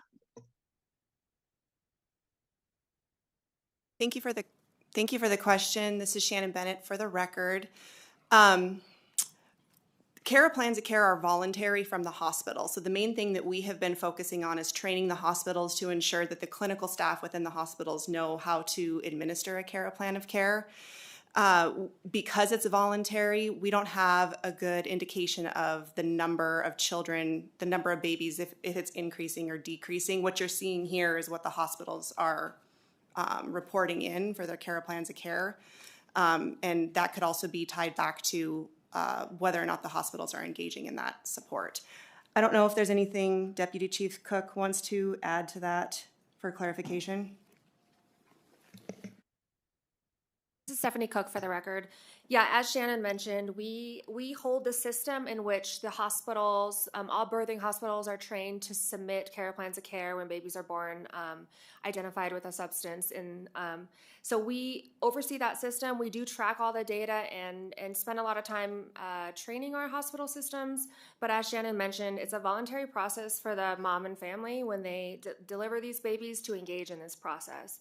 And so as we have the numbers, it doesn't always indicate whether we don't have universal screening, so it's not a direct indication of all babies being born in this space. Thank you for that clarification. I'll go ahead and open it to members that may have questions. I am happy to start with Assembly Member Hanson. I'm looking at who's moving their hands faster up there. Thank you, Chair. I'm going to go first because actually mine kind of springboards off of what you had just asked. Thank you for being here. Talking about CARA, this program, and my apologies up front. I don't sit on the money committees and I'm not on HHS. I'm other committees. So some of this is more, some of the other members might be more versed in this, so you might be giving me a primer. So I have a daughter who's a labor and delivery nurse, and I had asked her about this, and so she gave me a little bit of insight into CARA. So the question I have is, those are federal funds to be administered, right, that the state gets to use CARA, and she's nodding her head, so that's perfect. And then I guess what caused me concern in the report, and I get it's voluntary on the behalf of the mother, whether they take these recommendations, and I appreciate that you're networking with the hospitals, because speaking with I have other daughters who are nurses, this is an issue. I'm glad to hear it might be decreasing. That doesn't seem to be some of their experience, but I guess it depends where you are. What I wanted to know is on page 25, it's noted that 45% of those plans did not document the substance use treatment referrals that were offered to the mother, and 44% of the plans did not document any services or referrals were offered to the mother. I know that you're understaffed. I'm just trying to understand, are you supposed to, I mean, you are supposed to, what's happening that we're not to that degree of that high of a percentage not overseeing, documenting those referral plans? Thank you for the question, Assemblymember Hanson. Shannon Bennett for the record. So a couple things I want to address in a couple different ways. First being this requirement of CARA plans of care is tied to funding that the Division of Child and Family Services receives. It's the CAPTA grant. I apologize, I don't know what that acronym means or stands for, so I apologize for that. But that's the funding that it's tied to specifically. What you're going to see in the recommendations is that we are working with our various agencies to make sure that the CARA plans of care are transitioned appropriately according to what is in regulation. What we're struggling with, and I think what you're getting at, is case management. We don't have the staff for case management. We don't have the capacity for that, nor do we employ the right kind of staff to do that type of case management, because you really need to be able to look at the record, look at the CARA plan of care, and ask those questions. Ideally, we see ourselves supporting, whether that be DCFS or our licensing agencies, to be able to help make sure those referrals are appropriate, because we work with those treatment providers hand in hand. That's what we do, that's what we provide, and that's what we specialize in. So I think that's kind of what my frame of mind is there. Well, thank you. That does help me understand why there's this gap for you. So then, are we asking you to do something you can't do? I mean, that's a pet peeve of mine. If we have an expectation, although you did say you're the ones who work with the provider, did you say? So is it appropriate that you have this oversight and you just lack the funding? Or are we asking you to do something, number one, you can't do because you don't have the money? Or would it be better to be overseen in a different agency? Shannon, thank you for the question, Assemblymember Hanson. Shannon Bennett for the record. I think you're getting into what we need to do in our plan of correction. So we will need to work with both the Division of Child and Family Services to get to this. We've already started to have discussions with them. I think the other big piece of this sits within the Nevada Health Authority, because this is tied to hospital licensure in regulation. So I think, yes, we don't view ourselves as case managers, but that is a requirement in U.S. code that we have to fulfill. We just have to figure out the right place and the right way to do that as a state agency. And Chair, just one last thing. I appreciate the indulgence. Thank you, and note to myself and us as the legislative branch, this is what we have to be so careful of, is as we craft legislation, goodness, we create, I think we create accountability factors that you can't be accountable for because of how it's structured. So I'm hoping that we're getting there, and appreciate that you're having the conversations that you need to, and also grateful for these audits to help us have it pinpointed how we can get to the problem. Thank you.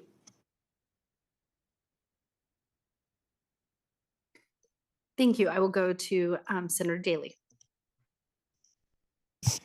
Thank you, Madam Chair. And then following up on that question, where I know other agencies were audited as well, and they're starting to address the issues, or at least making attempts to in that. And as was stated earlier, that 45% of the sampled infant care plans were missing referral information. So what is the Division of Public Behavioral Health made? What efforts have you guys made to provide some of that information, referral information to the families that were supposed to be there to keep them at least up to date on what the families of opioid-related infant care plans had missing health treatment referrals? You've been following up with those folks.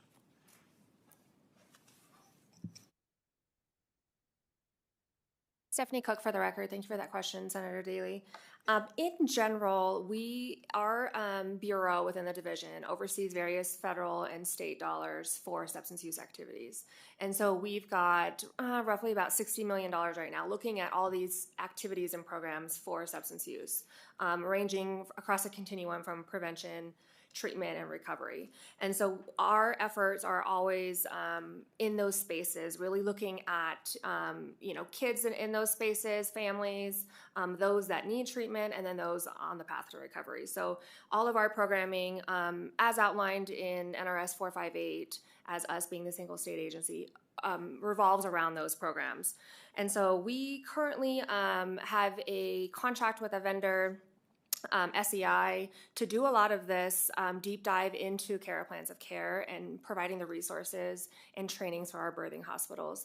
We've spent the last probably 4 or 5 years creating all these resources and really getting our hospitals trained. It dives down into the licensed social workers in the hospitals and really trying to get these resources to these folks. Treatment is really at the forefront of us in our programming as we look at these care plans of care, making sure that we've got the resources surrounding these families in order for them to seek the resources they need. So we have utilized those resources for the training of our hospitals. And thank you. So we're trying to make sure that the referrals are getting out to the families that need it. Despite the deficiency and all of that, we need to make that correction sooner than later. And then following up again on related to what we just said. So when the division provided a form when the regulation requiring the division's oversight of the opioid-related infant care plans was established, the division apparently did not adequately anticipate the resources necessary for these cases. Maybe you thought the workload wasn't going to be as heavy as you anticipated. How did we miss that? Planning on what was going to be adequate and necessary to manage these cases, right? How did we miss that part? Thank you, Senator Daly, for the question. Shannon Bennett for the record. Yes, you are hitting the nail on the head here, and kind of like what we have really been having to dig into with our wonderful LCD auditors to help understand how we got here. I think part of it, a lot of it, stems from the split between the departments that we saw in the last legislative session in the creation of the Nevada Health Authority. So this authority and this requirement sits in their regulations that used to be HCQC, Healthcare Quality and Compliance, and I'm not sure of the current division's name, Purchasing and Compliance, I believe, Purchasing and Compliance Division. It now sits in their regulations. So I think, was it anticipated? correctly to begin with, perhaps not, because we didn't think about all the case management components that really are needed, because you're picking up Assemblymember Hanson on the referrals, right, and the lack of referrals that are happening. I think that would be solved with appropriate case management. But now I think we have a little bit deeper to even dive into because of the department split. So we need to have some conversations between both the Nevada Health Authority and Department of Human Services, both Division of Child and Family Services, and us to try to figure all this out. Thank you. And like I say, the best laid plan, so I'm not sure that it was a legislative flaw. It might have just been in anticipation when we did the regulation on somebody, not throwing rocks. Hindsight is 20/20, right? So when did you realize that had happened and that you weren't going to be able to provide the basic oversight that you needed to have required by the regulation? And when that was realized, what did we start to do in order to make sure you could comply? Once you realized it, what was the plan? What have you been able to do to meet that? What have you done? And tell us how it's going.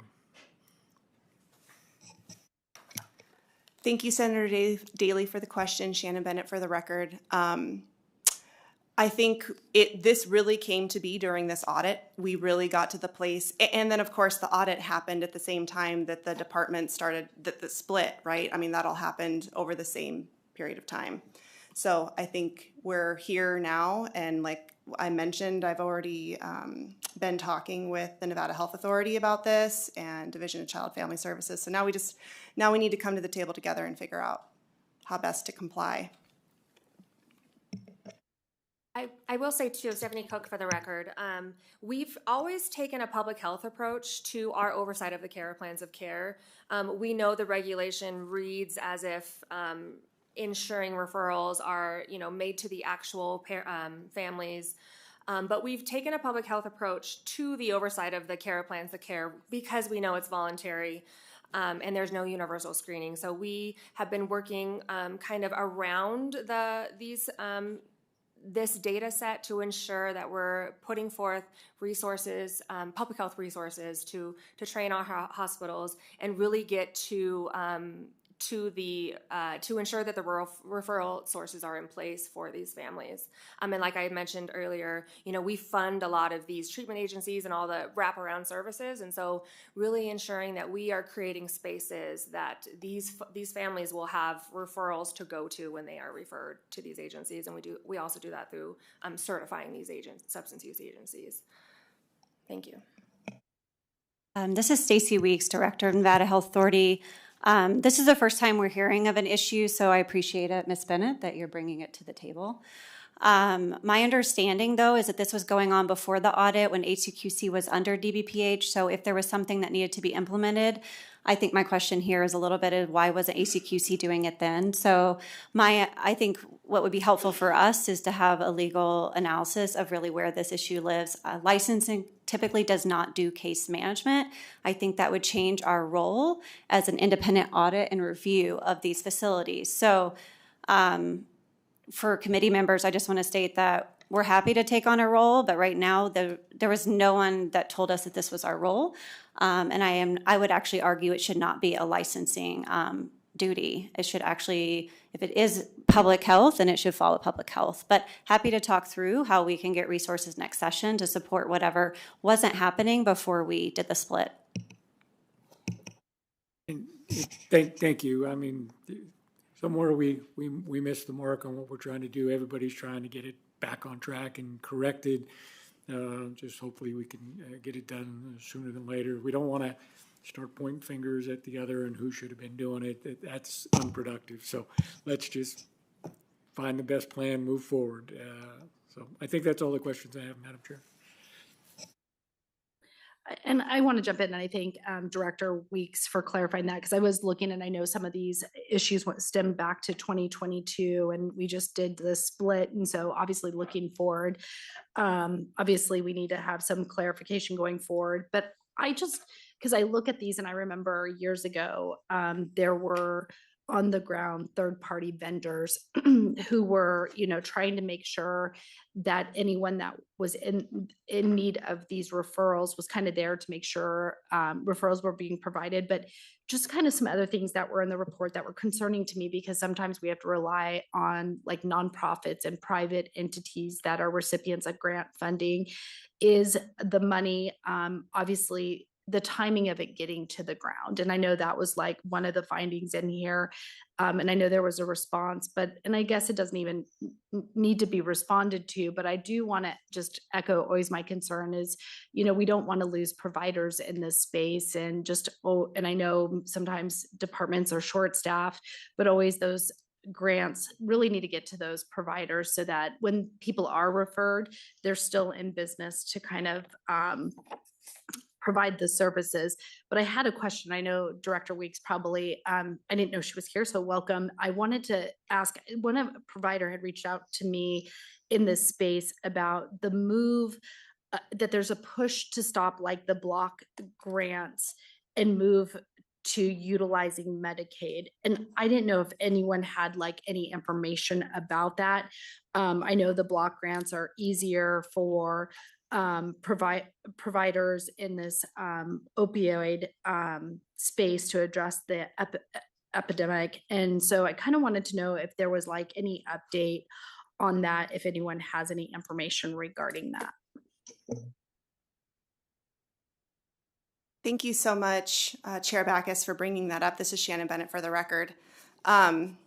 Yes, the block grants are payers of last resort, and really any grant funding is payer of last resort. So we always need to be utilizing Medicaid reimbursement first. And in fact, if we don't use Medicaid reimbursement first for Medicaid reimbursable activities, that is technically supplanting, and we don't want to be in the position to do that. So that is the way that we view our ability to be able to grow programs in the state of Nevada, is to really be able to leverage Medicaid reimbursement where appropriate. Nevada Medicaid has done a wonderful job of partnering with us to really build programs and models out to be able to reimburse for a lot of different style of programming to support the continuum of behavioral health care.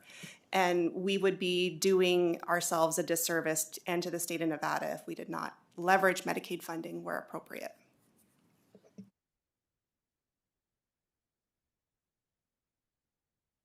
Thank you for that. I think that's the end of my questions. I don't know if that triggered any other questions up north. I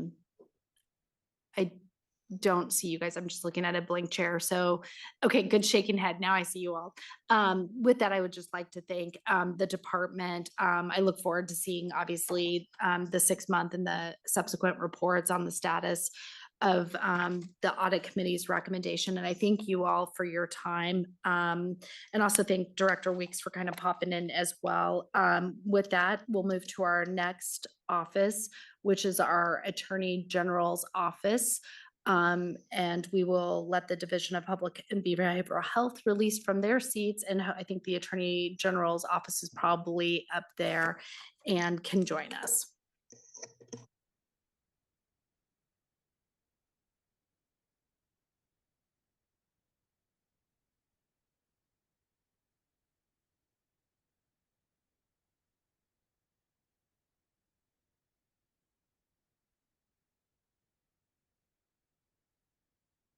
Good morning, Chair and members of the committee. My name is Mark Kruger. I'm a Chief Deputy Attorney General with the Nevada Attorney General's Office, Bureau of Consumer Protection.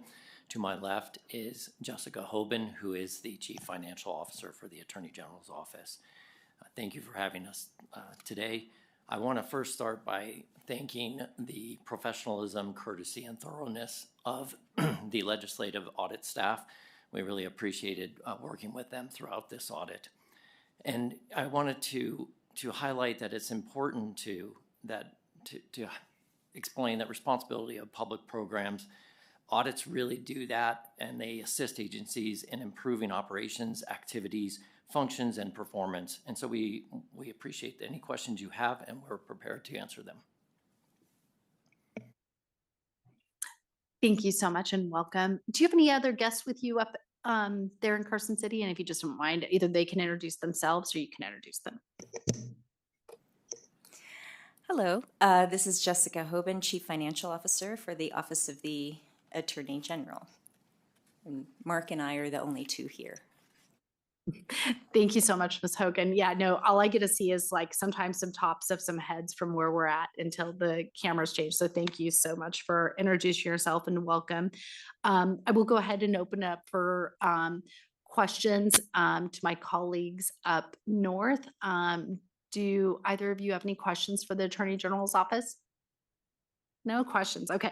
I just was going to make a comment because I know sometimes I'm a litigator and I know sometimes there's numbers that you see on invoices that could be concerning. And I always look at it as a tool for litigation. I know that some of these research, when you're putting in a lot of documents into a database to have them reviewed and utilized as exhibits, it gets costly. And so I know it's always a sticker shock when people see it. I just wanted to kind of comment on that because I know I've been there on these like mass tort litigations myself personally, maybe on the other side. So I know those do get costly. I just had a quick question that I just wanted to follow up. The one thing I was trying to do was I thought it was interesting. I'm used to seeing contingency fees for mass tort a little higher. But then when I was looking at the report, it seemed that if one of you guys can just remind me of the amount that was collected and then what the fee was taken. I think the contract allowed up to a certain amount, but it didn't seem like that entire contingency fee was taken. I was just kind of curious on that. Thank you, Chair Bacchus. This is Mark Kruger for the record. Thank you for highlighting and for your question. The nature of this litigation was extremely complex and probably more complex for sure than tobacco or any other previous litigation. It was a nationwide endeavor, and Nevada was one of the most particularly hardest hit states. I say that because I wanted to highlight that as of today, we've recovered over $1.2 billion. That is an exceptional amount, and per capita puts us as one of the highest states for recovery. You are correct in that when you look at what the statutory rate that's permissible for paying contingency fee contracts is at 25%. You look at the top rate of our contract, which was up to 21.5%.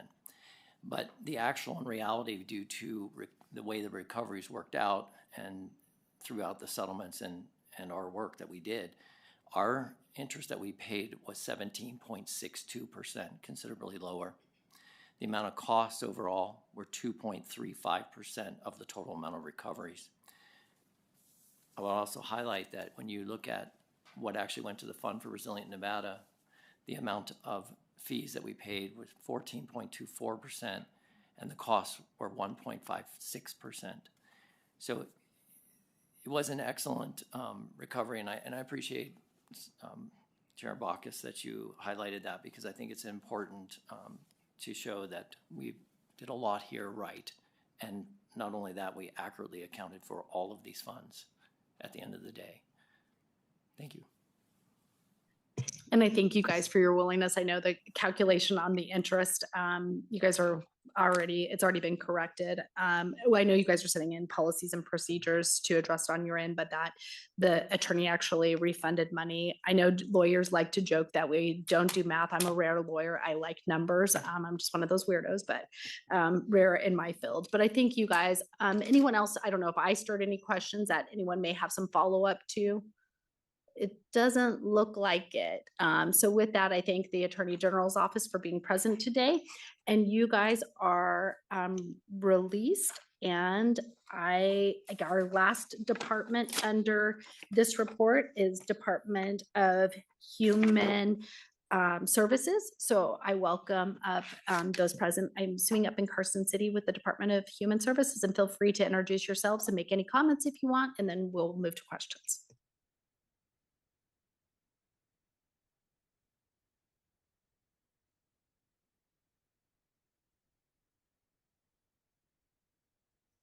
Good morning.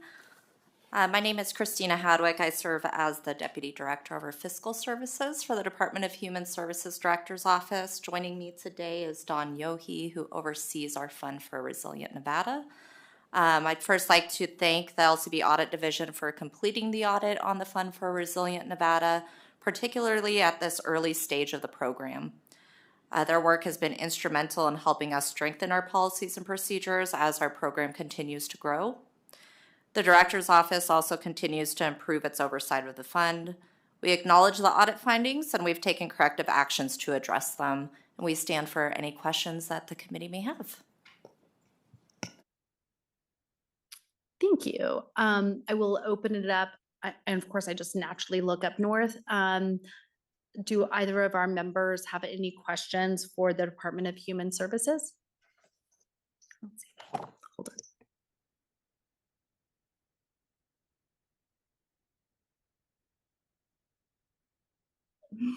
You may be getting off very easily. I don't think any of us have any questions for our Department of Human Services on this aspect.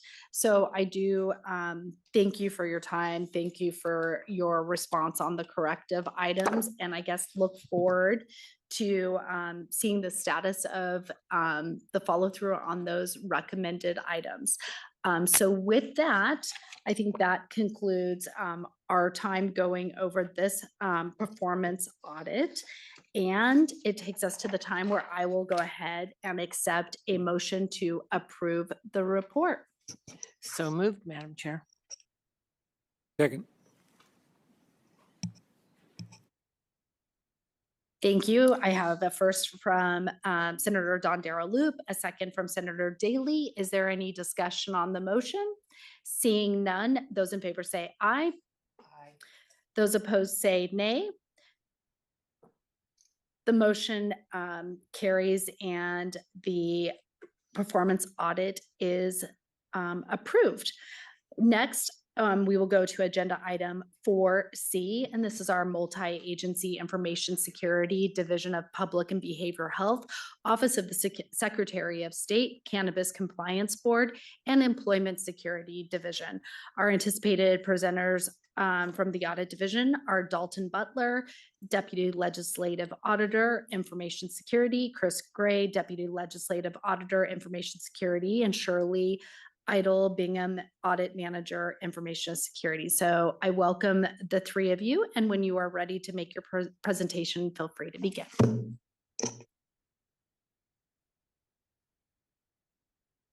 Good morning, Chair and members of the Audit Subcommittee. For the record, my name is Dalton Butler, Deputy Legislative Auditor. I'm here today to present the report on the multi-agency information security audit. I'll begin my presentation with introductory information starting on page 1. 4 agencies were selected for this audit: the Department of Health and Human Services, Division of Public and Behavioral Health, the Office of the Secretary of State, the Cannabis Compliance Board, and the Department of Employment Training and Rehabilitation Employment Security Division.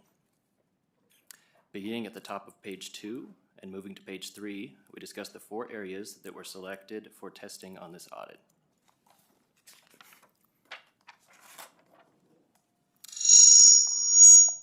Oh, sorry.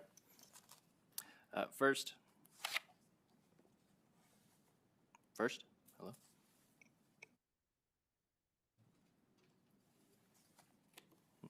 First, information security risk assessments help to define and establish necessary controls and processes commensurate with the level of risks required to protect a state agency's information processing infrastructure and information. Second, asset inventory and the control of enterprise assets is a program used to actively manage all IT assets and accurately know the totality of assets that need to be monitored and protected. Third, vulnerability management programs are used to continuously assess and track vulnerabilities on all assets in order to remediate and minimize the window of opportunity for attackers. Fourth, security awareness training programs help workforce individuals be security conscious and properly skilled on security topics, thereby reducing cybersecurity risks to the agency. While our testing focused on these 4 areas, we are not concluding on the overall adequacy of the agency's information security environment. Our conclusions and recommendations should only be applied to the specific areas identified, as noted in the body of this report. The scope of our audit included a review of systems, policies, and procedures in place during the calendar years 2023 and 2024. Our audit objective was to determine if the selected agencies have adequate information security controls in place over information security risk assessments, inventory management, vulnerability management, and security awareness training to ensure the protection of information technology systems and the data those systems process, store, and transmit. Beginning on pages 4, 13, 20, and 28 respectively, I will provide background information on each of the 4 agencies. The Division of Public and Behavioral Health has a mission to protect, promote, and improve the physical and behavioral health of the people of Nevada. The division manages a diverse range of sensitive data in many programs, including behavioral health information, public health information, and clinical services information. As of February 2025, the division had 1,543 full-time employees with 37 dedicated IT positions. The Secretary of State is responsible for maintaining the official records of the acts of the Nevada Legislature and the executive branch of state government. With 8 divisions, the office manages a diverse range of sensitive data, including state and local election information, candidate contribution and expenditure information, and confidential addresses for victims of domestic violence. As of February 2025, the office had 139 full-time employees with 26 dedicated IT positions. The Cannabis Compliance Board was established during the 2019 legislative session and governs Nevada's cannabis industry through strict regulation of all areas of its licensing and operations, protecting the public and holding cannabis licensees to high ethical standards. Some of the data the board manages includes medical cannabis and adult use program information. As of February 2025, the board had 104 full-time employees, of which 6 were dedicated IT positions. Finally, the Employment Security Division looks to empower a vibrant labor market in Nevada by creating business and worker connections with high-quality, demand-driven services. Primary functions of the division include unemployment insurance, workforce development, and the Commission on Post-Secondary Education. The division manages data including unemployment insurance information and licensing related to post-secondary education. As of February 2025, the division had 442 full-time employees with no dedicated IT positions. IT and information security support is provided by the department leader as a whole. This presentation will mirror the 4 areas tested, beginning with information security risk assessment and ending with security awareness training. At the end of each section, you will see the recommendations related to that area. All 4 agencies need significant improvement in the information security risk assessment area, as none had completed one per state requirements. Beginning on page 5, the Division of Public and Behavioral Health worked with a contractor to conduct assessments that analyzed individual IT systems, but a risk assessment of the whole operating environment as required in standard was not complete. Similarly, on page 14, the Office of the Secretary of State had completed internal evaluations of specific IT systems, but the scope of these assessments was not inclusive of the overall operating environment. Moving to page 21, we found that the Cannabis Compliance Board had not conducted any kind of information security risk assessment, with management indicating focus on other areas of the agency, preventing them from conducting the necessary assessment. Finally, on page 29, the Employment Security Division had some assessments completed by the Internal Revenue Service and Social Security Administration, but again, these assessments look specifically at the IT systems supporting those functions and was not encompassing of the full operating environment. Moving to our assessment of asset inventory, one agency needed significant improvement, with the remaining agencies needing minor improvements in their asset inventory management. Beginning on page 7, the Division of Public and Behavioral Health, needing significant improvement, was not conducting a physical inventory of their IT assets and instead was utilizing online tools to maintain a tracking list of assets. We selected 204 assets and found that 5 of them were not located on the tracking list. Further, We noted that the tracking list lacked identifying information for some assets, such as state asset tags and serial numbers that are unique to each asset, inhibiting accurate documentation and tracking. During the audit, the division upgraded their ticketing system, which allowed them to add scannable barcodes to each asset for inventory purposes. The division indicated they were in the process of conducting a physical inventory, but it was not complete during the audit. And next, agencies needing minor improvement in the area. Moving to page 15, the Office of the Secretary of State was conducting a semi-formal annual inventory, but lacked documented procedures for properly conducting the inventory and documenting identifying information, such as state asset tags and serial numbers, with the majority of assets acquired in 2023 missing a documented serial number. On page 22, the Cannabis Compliance Board was conducting an annual physical inventory. However, we found they were not appropriately updating state inventory records. State inventory records showed 65 assets listed as the board's equipment that were never in their physical custody according to the board's management. We noted the equipment had identifying codes belonging to different state agencies, but the information remained incorrect. According to the board, state inventory records take 2 years to accurately report dropped assets. As such, this issue could have been resolved if appropriately updated when first noticed. Finally, on page 30,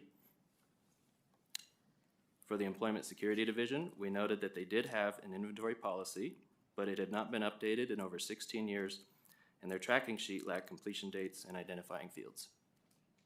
We selected 56 computers, but 17, or 30%, could not be located on the tracking list. Further, the division was unable to locate 1 of 10 computers that auditors selected from their tracking list to find. Next, we looked at the vulnerability management process for each of the agencies and noted that all required minor improvement. All agencies utilized the state's enterprise managed vulnerability software, but the extent it was used and implemented varied between them. Beginning on page 9,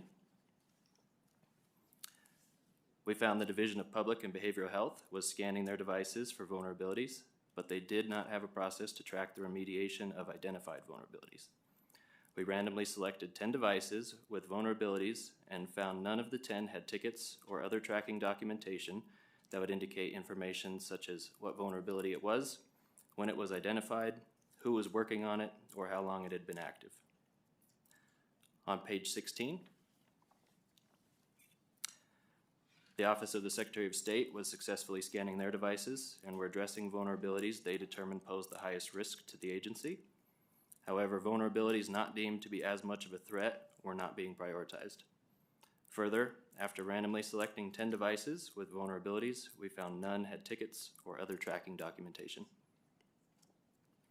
Continuing to page 24.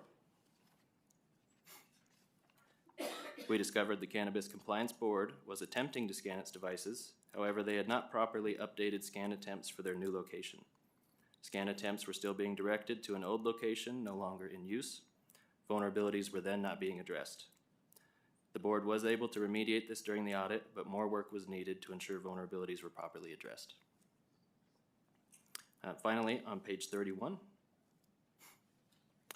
we found that the Employment Security Division was scanning devices and tracking vulnerabilities with tickets, but both were inconsistent.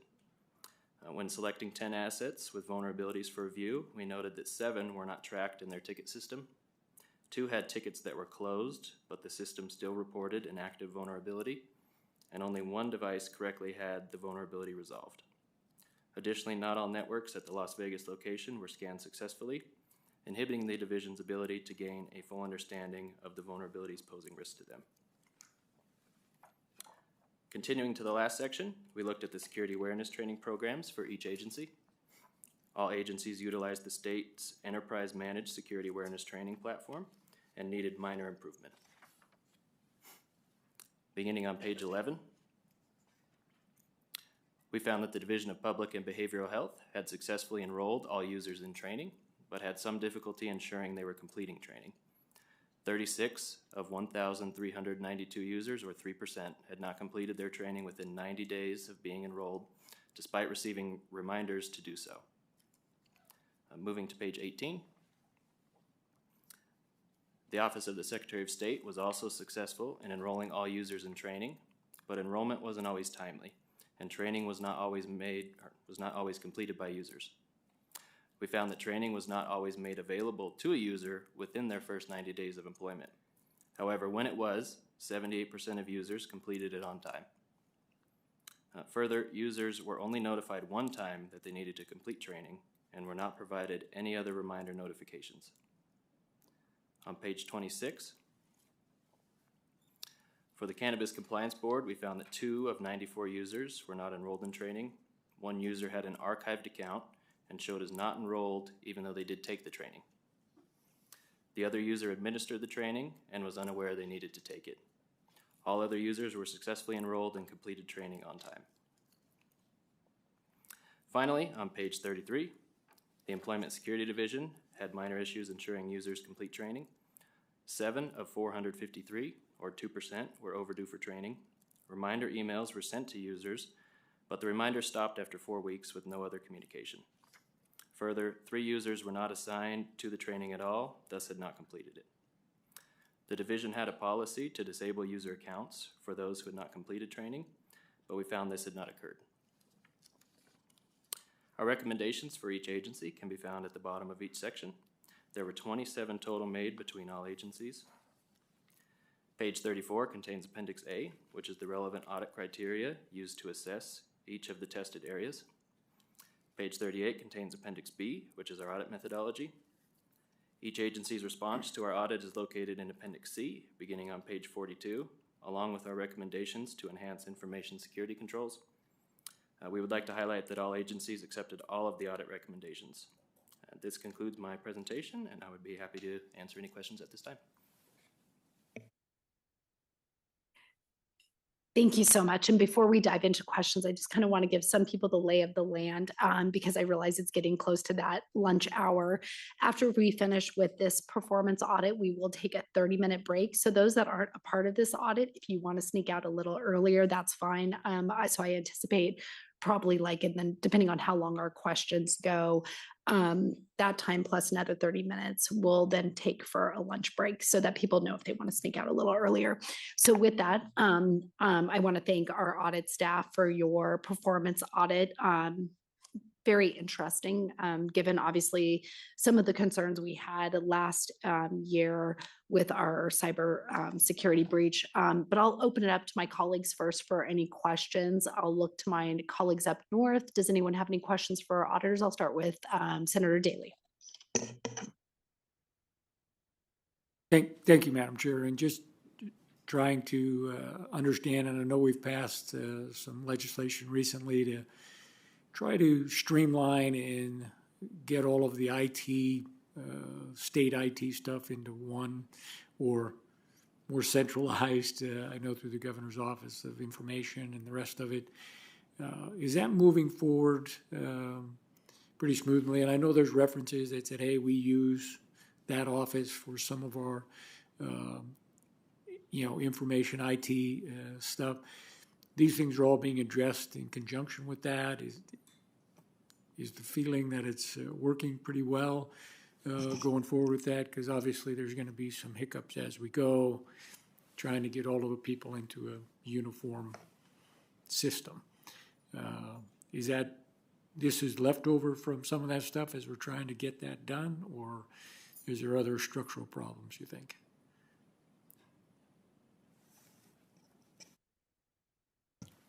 Thank you for the question. Christopher Gray, Deputy Legislative Auditor for the record. As much as we would like to say that everything in the state is going perfectly from an information security perspective, it's sort of out of the scope of this particular audit. This really just looked at these 4 agencies with these particular controls. And so we can't say at this point, based on this audit, that everything's going perfectly smooth currently. No, and thank you. And obviously, it's not going perfectly smooth, but it's at least we're making progress, and hopefully, we're going to be able to avoid some of the other experiences we've had recently, especially with the unemployment and the rest of them. And some of that goes back to the pandemic, and I hope they're getting up to speed on some of their stuff. But I was just curious on how that was going. And it may be outside the scope of your audit, so unfair question, no worries. Thank you.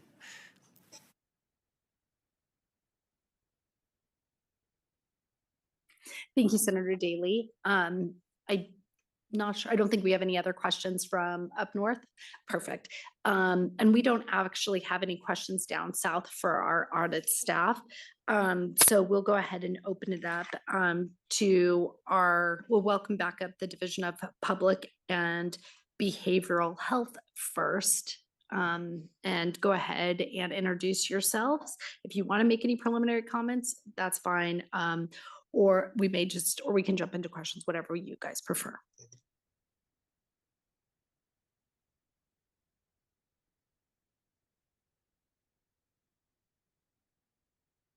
Good morning, Madam Chair, members of the committee. For the record, Andrea Rivers. I serve as the administrator for the Division of Public and Behavioral Health within the Department of Human Services. I'm also joined today by Michael Kennedy, one of our wonderful IT staff at the division. At this time, we'll stand for questions you may have. Thank you so much for waiting around. My one just kind of, and I thank you guys for writing responses to the inquiries. Just obviously those vulnerability scans, like I just can see how important those are given like our breach last year, and just wanted to see if you guys had any updates on your compliance. I know this was all just happening so fast and this report just came out, but just kind of curious if you have an update. Hi, I'm Michael Kennedy, for the record, the Information Security Officer from the Division of Public and Behavioral Health. I don't know how much it's listed in the audit report. Kind of what our procedure was before is we took a daily report, and after speaking with the auditing staff, we put procedures into place to make sure it's more documented, but vulnerability management was always a top priority for our division.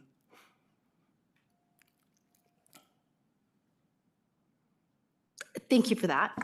With that, members, does anyone else have any questions for DPBH regarding IT issues? Oh, it doesn't look like we do have any questions. So I thank you all for waiting, and hopefully this was your last item and you guys are free to go. And I will go ahead and invite our enterprise IT up to the dais at this point.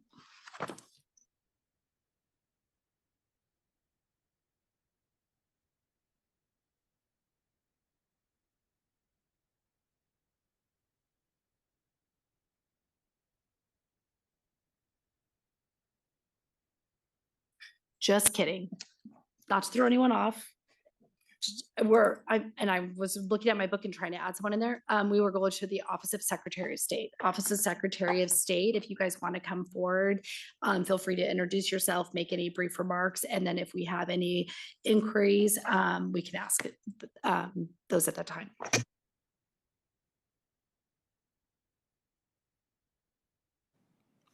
Good morning. Good morning, Chair and members of the committee. My name is Rachel Bennett, and I'm the Deputy Secretary of State for Operations. I have my IT Chief, Josh Groover, with me today. And I just want to take the opportunity to thank you and want you to know that we view the audit not just as a compliance exercise, but as a valuable tool to strengthen our operations and improve consistency. We fully accept the audit findings and have taken deliberate and measurable steps to address each recommendation. As reflected in the attached materials, several corrective actions have already been implemented, including enhancements to inventory management, security awareness processes, and monitoring procedures. For the remaining items, we are actively working in coordination with the Governor's Technology Office to complete them, and we appreciate the partnership and oversight provided through this process and are committed to continuous improvement. We are happy to answer any questions the committee may have. And I thank you for that update. And I assume the answer is probably working with the governor's tech office.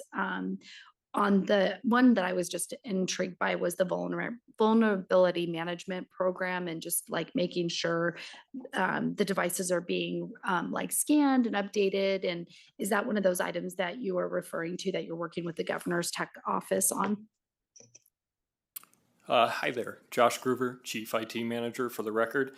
So that is an item we regularly work with the Governor's Technology Office on, but we've implemented the formal procedures for that already, as well as we track all vulnerabilities now. That was our gap previously. We still use risk-based for when we mitigate those vulnerabilities, just due to the criticality of these systems, but that process is all now formally documented and tracked.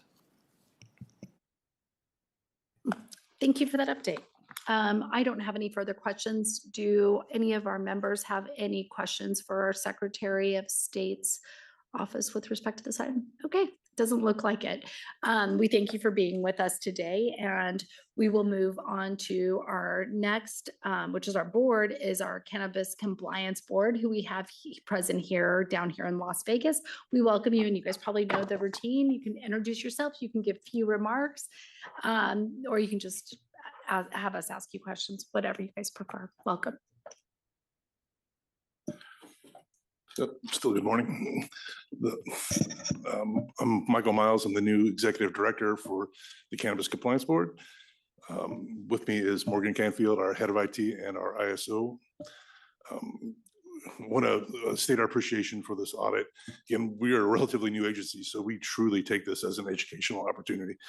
The auditors we worked with were phenomenal. They helped us fix a lot of issues like on the spot, which was phenomenal. We're working on fixing the rest of the recommendations, and we'll have them all well in hand in probably just a few months. Well, thank you for that update. Congratulations on your new position. Thank you. And you kind of heard it, and I think you said that you're like working on these.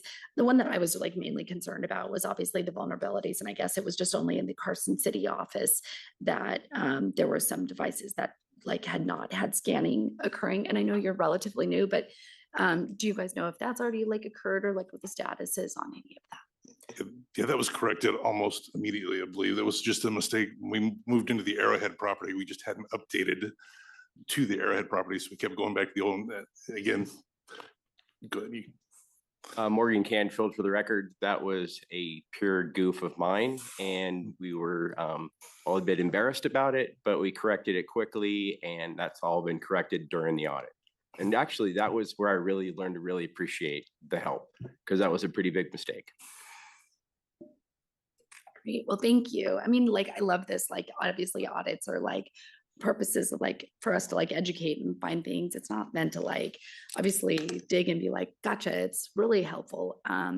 With that, I'll look to the north. I don't see my colleagues probably have any questions for you all.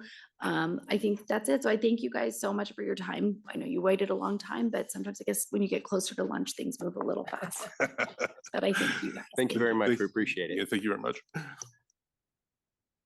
And we will go ahead and invite our employment security up. We have someone here. I don't know if we have someone also in Carson City. Just you. Perfect. Go ahead and introduce yourself if you want to give full remarks. I mean, obviously my question's about the vulnerability. So if you have an update on that, feel free to throw that in your presentation.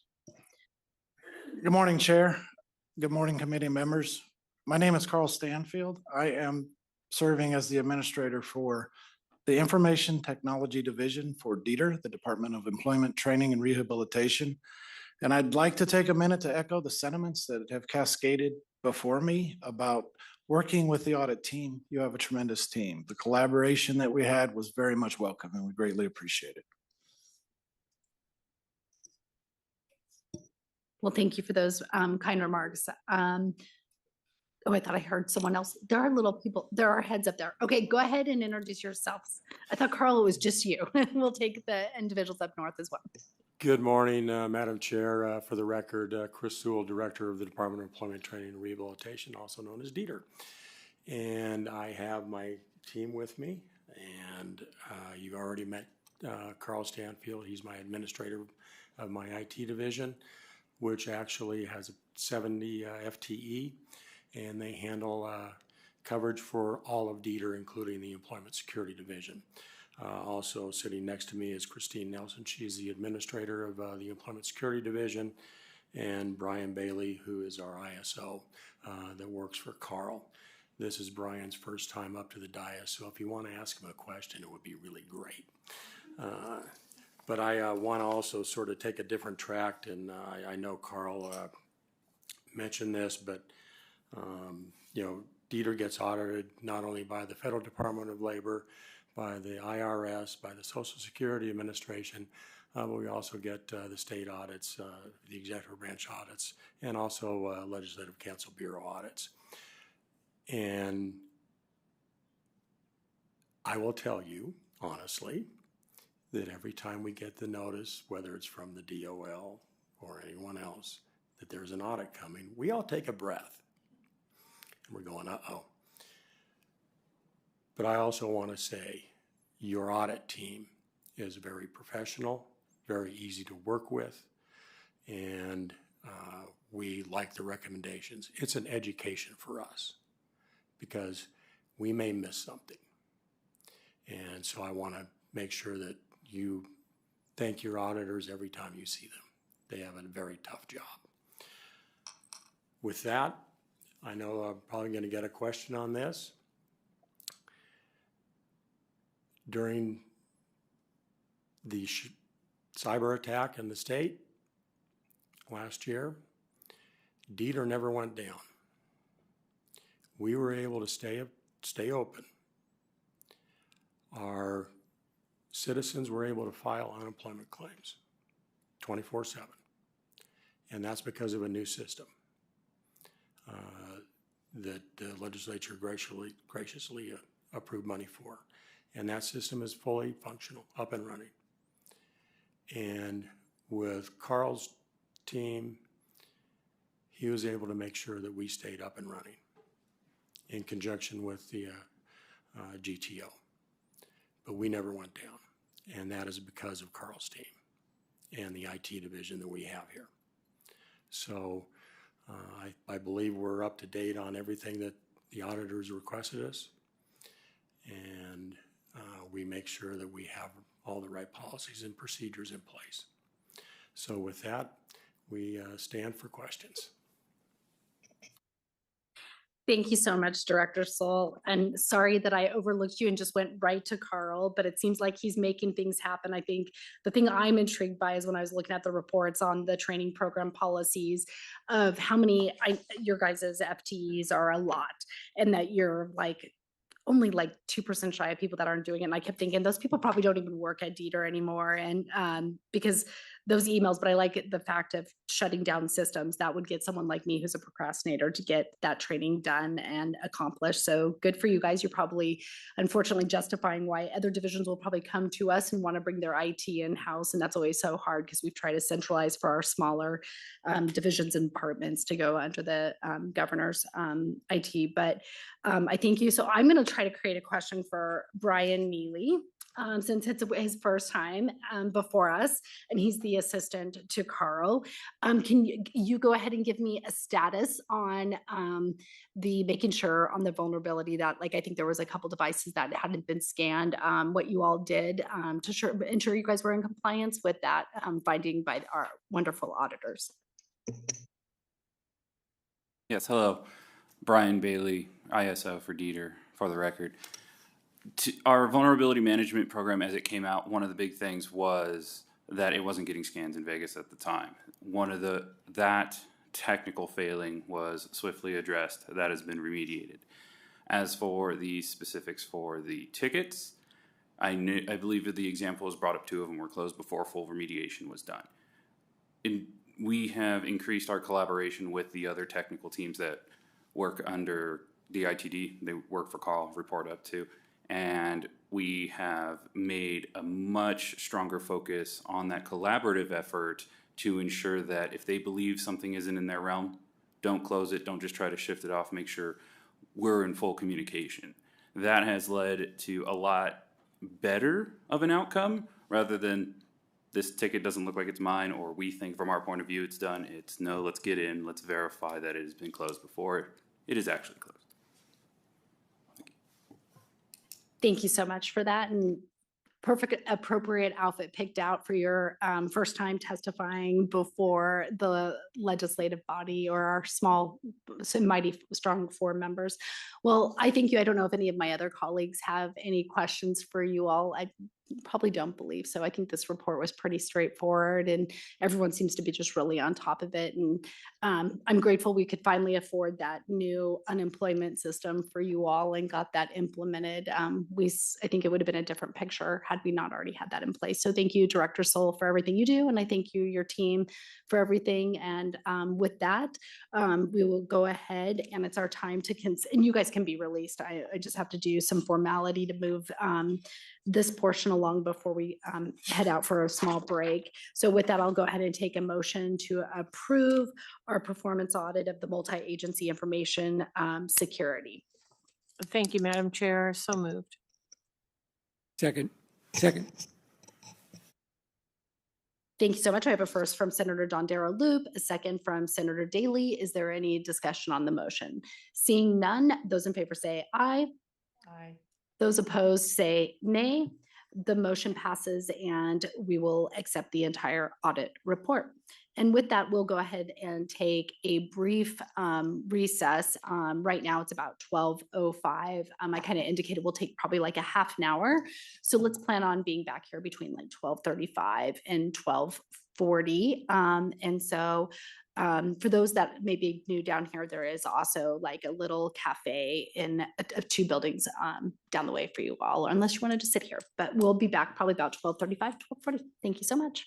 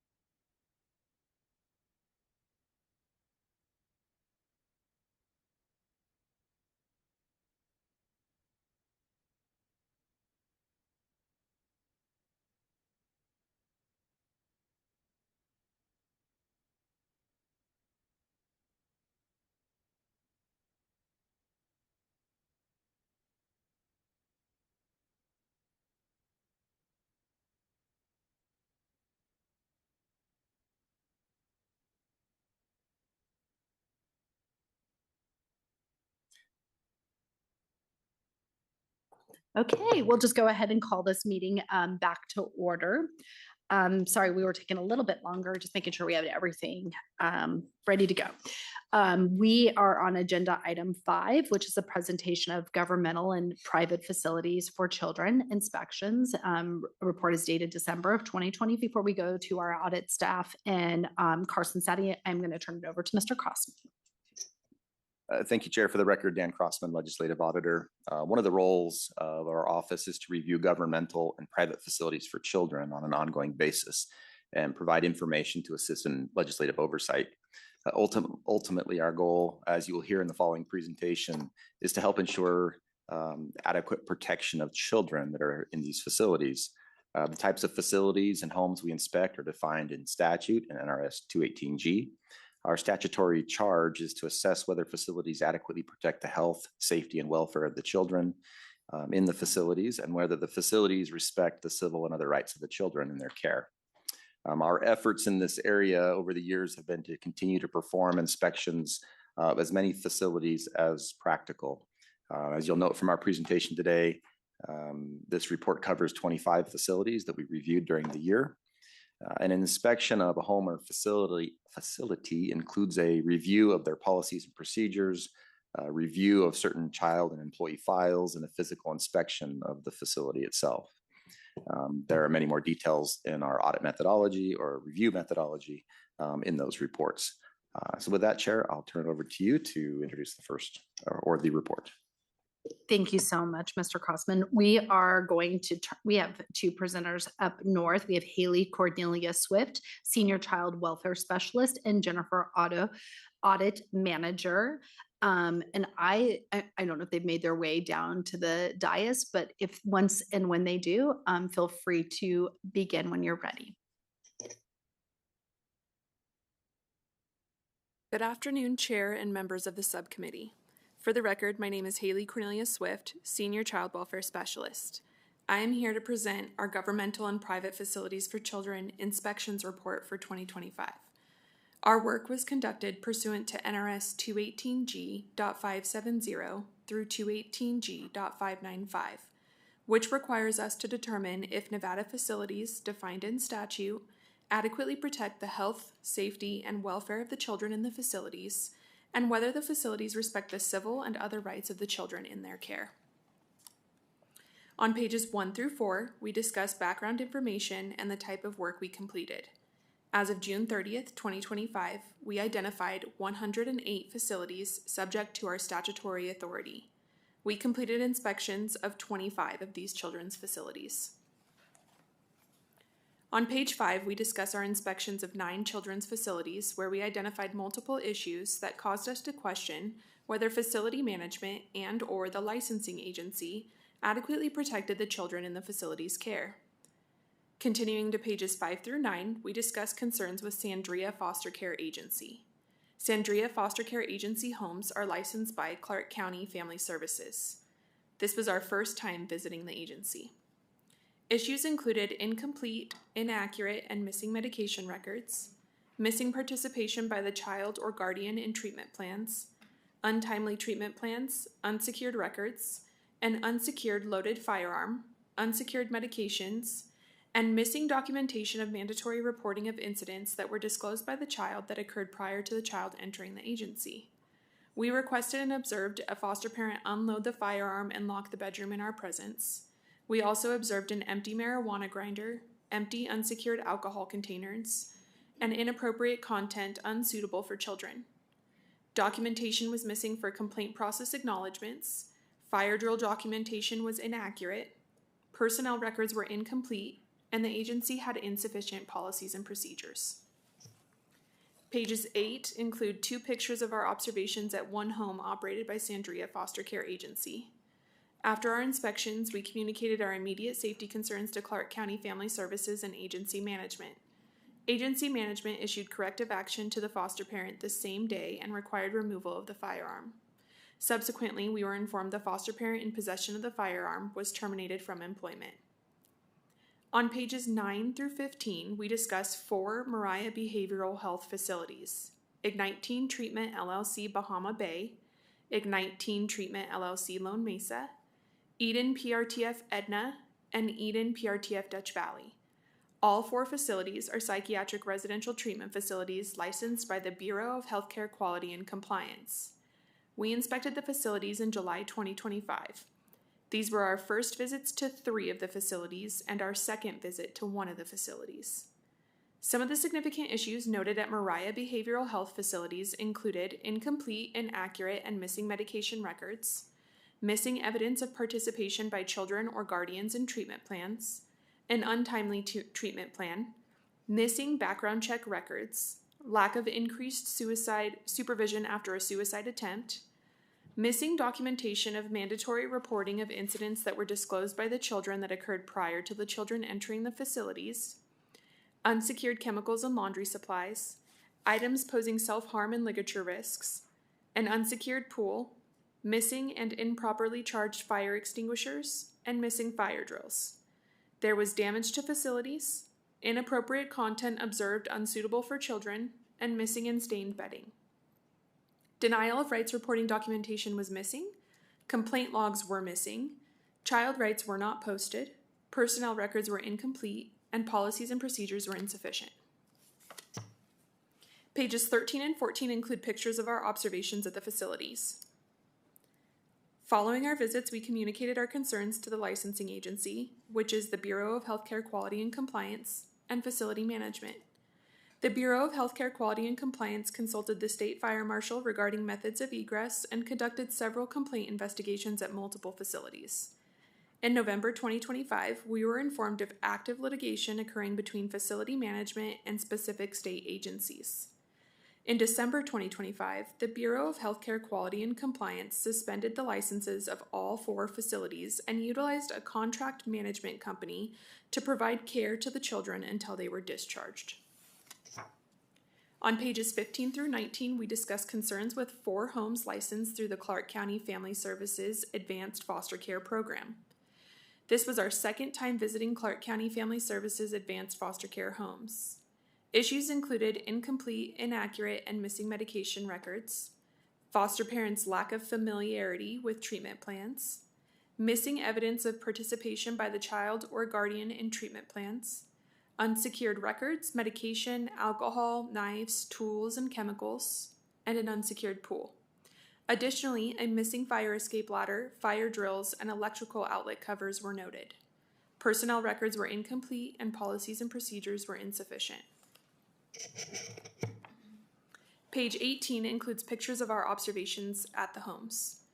After our inspections, Clark County Family Services reported discussing plans to address issues noted in our inspections and is creating a specific position for implementation and oversight of advanced foster care homes and statutory requirements, including administration of a training program for foster parents. On pages 19 through 22, we discuss general concerns noted at the facilities inspected this year. Exhibit 5 on page 19 summarizes the percentage of facilities with general concerns noted during our inspections.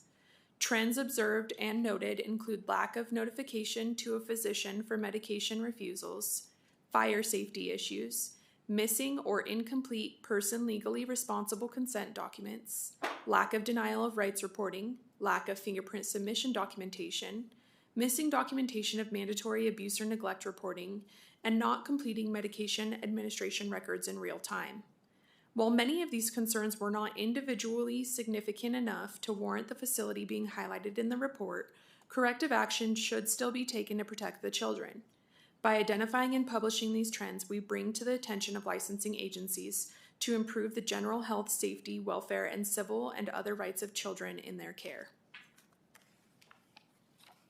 In addition to facility inspections, we review complaints forwarded to our office from facilities. This information is located on pages 23 through 25. NRS 218G requires facilities to forward to the legislative auditor copies of any complaint filed by a child under their custody or by any other person on behalf of such a child concerning the health, safety, welfare, and civil and other rights of the child. We received 1,547 complaints from 43 facilities in Nevada for the fiscal year. The other 65 Nevada facilities reported that no complaints were filed during this time. Based on our review of complaints, we identified that collection, documentation, review, and resolution of complaints vary at each facility. Facilities also have different interpretation of what constitutes health, safety, welfare, and civil and other rights of a child. In July 2025, we communicated our expectations to the facilities regarding complaint reporting. Exhibit 6 on page 24 summarizes complaints submitted by facilities based on the type of facility for the fiscal year. Continuing to pages 25 through 26, we know areas for legislative consideration. We noted areas for legislative consideration in prior reports. During the 83rd session of the Nevada Legislature, Assembly Bill 521 of 2025 was passed requiring health facilities licensed by the Bureau of Healthcare and Quality and Compliance to screen employees having direct contact with children for substantiations of child abuse or neglect. This was an area we identified for legislative consideration in our last report in 2024, report number LA 26-05. However, the following are still identified areas for legislative consideration. NRS 218G.585 does not specifically define the complaint reporting process, only requiring children's facilities to forward complaints to the legislative auditor. The complaint process is essential to ensure a child's health, safety, welfare, and civil and other rights are adequately protected. The legislature may want to consider enacting legislation to further define the complaint reporting requirements for children's facilities that have physical custody of children pursuant to the order of a court. In addition, employees at some licensed health facilities are not required to have certain specific training to children. Facilities licensed by the Bureau of Healthcare Quality and Compliance that have state-placed children are not required by statute to train employees in certain areas specific to children's safety and welfare. In contrast, statutes governing other facility types that have state-placed children require trainings in areas related to the safety and welfare of children. The legislature may want to consider enacting legislation to require all facilities the Bureau of Healthcare Quality and Compliance licenses, which have physical custody of children pursuant to a court order, to train employees who have direct contact with children on the specific topics statutorily required for other children's facilities. Appendix B on page 31 contains a list of inspections we completed. Appendix C on pages 32 through 37 provides background, population, and staffing information on the 108 children's facilities in Nevada. That concludes my presentation. I would be happy to answer any questions the subcommittee may have. Thank you so much for your presentation. I'll go ahead and see if any of my colleagues have questions. I do have some questions, but let me see if anyone, if you're ready or. Okay, we'll start with Assembly Member Hansen. Thank you, Chair. Thank you for being here. I'm going to dive in a little bit. Maybe some of my questions might be better for the agency, but I'm going to maybe see if I can run one at least by you. I'm sure I'm not the only person who is very, very concerned over what we have found in these audits, and very glad that we have these so we could, be aware of some really significant concerns. I wanted to ask on, sorry about that, let me get my thoughts organized.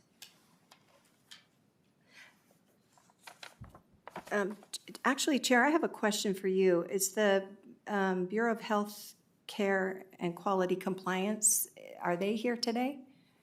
Yeah. Oh, okay, good. And I mean, I do have some questions for you guys, but I just didn't know if you were in the room.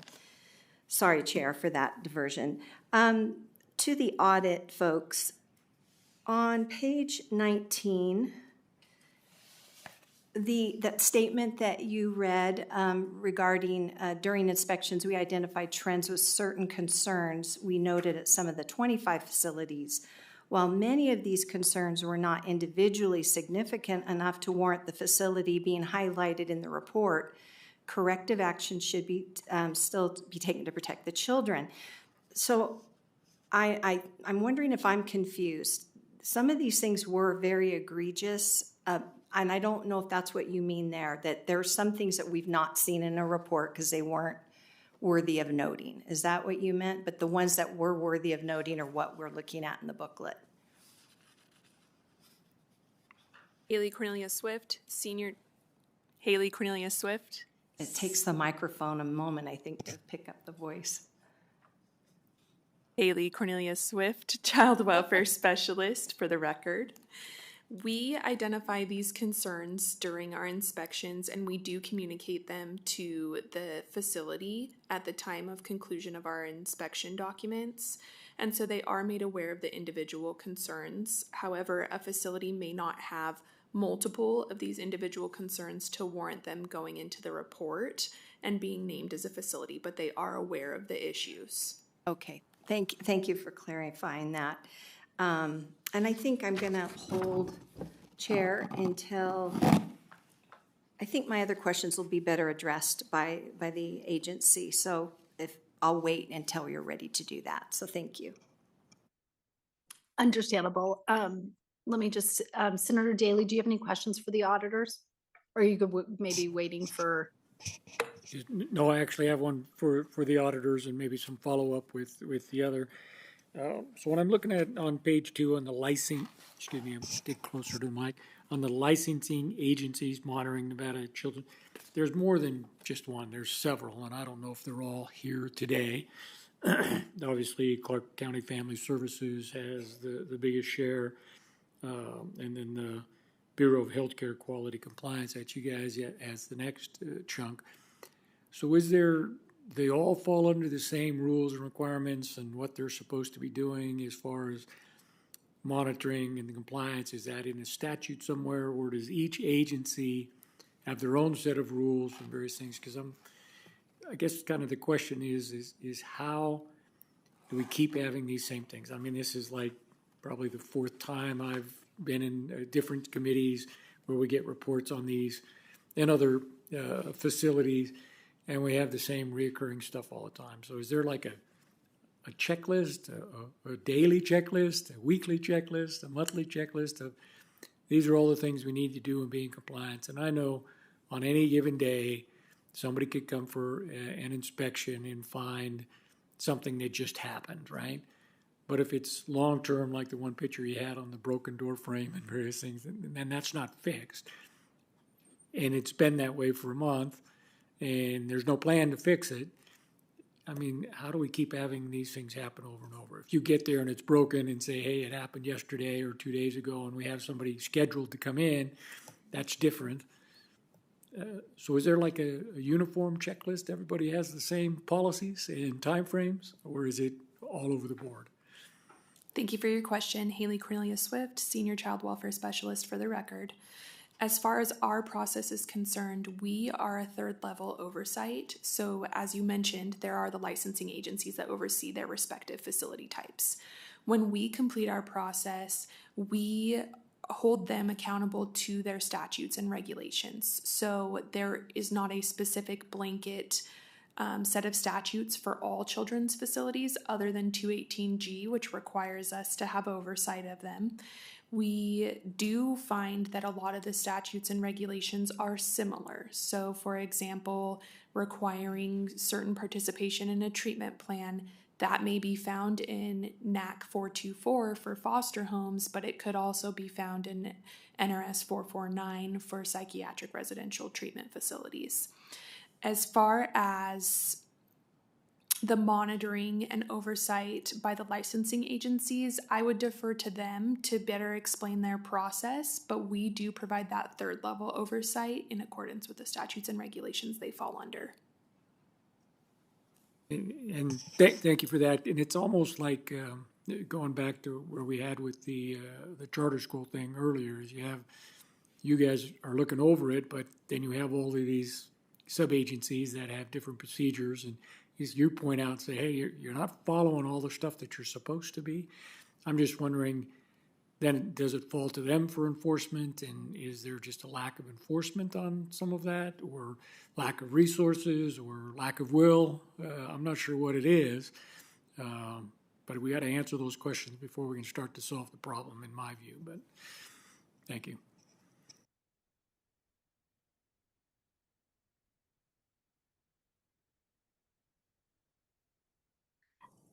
Senator Daly, I just want to make sure you're all finished with your inquiries of the auditor, and then I'll jump on in. I had a couple questions, and I think one thing is because when maybe the public seeing this, and I don't think it was kind of touched on when the report was being presented, but I did see it in the report when we were looking at, because it was something that stood out to me because I was thinking 9 out of 25 homes is 36% with these, like, what I would say are pretty egregious situations. And I just want to make sure, I know when you picked the 25, it looked like in the report that you all were really looking to find foster homes that, or any type of housing that would fall within the oversight of this audit that could be of a concern, right? Can you kind of touch on that?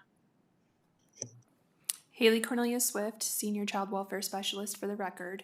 We have an annual risk assessment which ranks facilities based on their risk. And we go out to the facilities regardless of facility type based on where they fall on that risk assessment. We do regularly ensure that the facilities that we have oversight of are under our purview and monitor placements to ensure that we have a good understanding of the facilities that children are placed in, and we catch any type of new facilities or anything like that and try to get out to them as well, if that answers your question.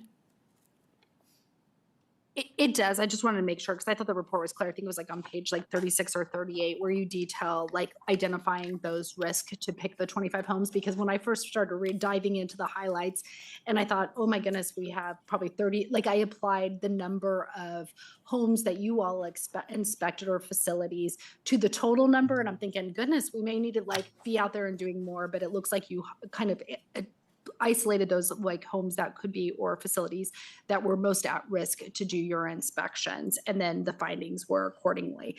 So I thank you for that clarification.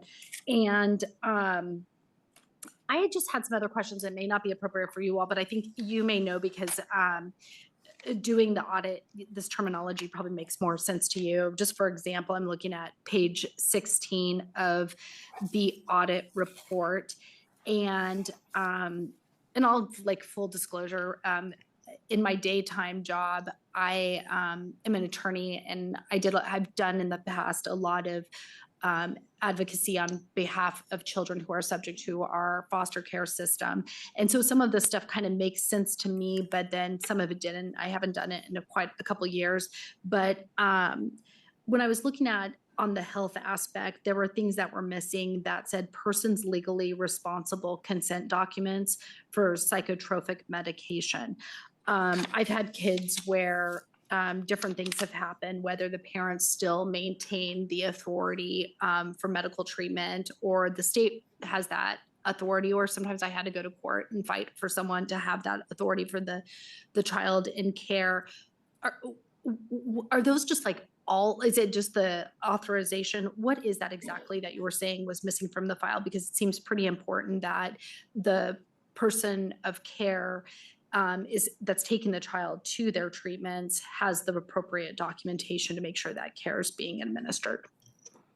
Yes, thank you for that question. Haley Cornelia Swift, Senior Child Welfare Specialist for the record. Person legally responsible consent is consent given by someone who has been nominated as the person legally responsible. As you mentioned, that could be someone within the child welfare agency, it could be the parent, it could be another trusted guardian or individual. That person must consent to psychotropic medication being administered to the child. That's going to be anything that alters their mood or affect. They have to consent to the start, stop, and change of that medication, and the statute requires them to specifically consent in writing with various different details so that the person administering the medication is aware of all those details. This includes the number of pills, the milligrams, the time that it's administered, the expected length of improvement. And so what we were finding is that the person legally responsible consent documents for these children were not found in the file. And the statute requires the person legally responsible to produce that consent in writing at the time of any medication changes. Thank you for that clarification. And then The other thing I had, just wanted a clarification, and this is more like the audit report, just for my understanding when reading it. The other thing was there, and I guess we could look at your really nice diagram on bottom of page 19. The other thing I was just curious, and I didn't know if there was follow-up with the caregivers, whether they be foster parents or whoever may be in charge of the facility that you were inspecting, was on the abuse and neglect mandatory reporting requirements that that wasn't happening. But I was trying to think about this, of the situation where some of these children may be going into these facilities because of an initial report to Child Protective Services where a child is already subject to abuse and neglect. So I just didn't know what that looked like, if there's now a situation where setting that the care providers now have to report when the situation that got them there was reported. So I was a little confused with that. I just wanted some more clarity as to what it was that was being questioned there. Haley Cornelia Swift, Senior Child Welfare Specialist, for the record. As we state on page 22, there are often times where there are documents or assessments which do document a child's history of abuse or neglect. What we are looking for is to see additional documentation that that person who the child disclosed to verified it had already been reported or is reporting on the child's behalf. What we typically find is that the key piece of documentation is missing.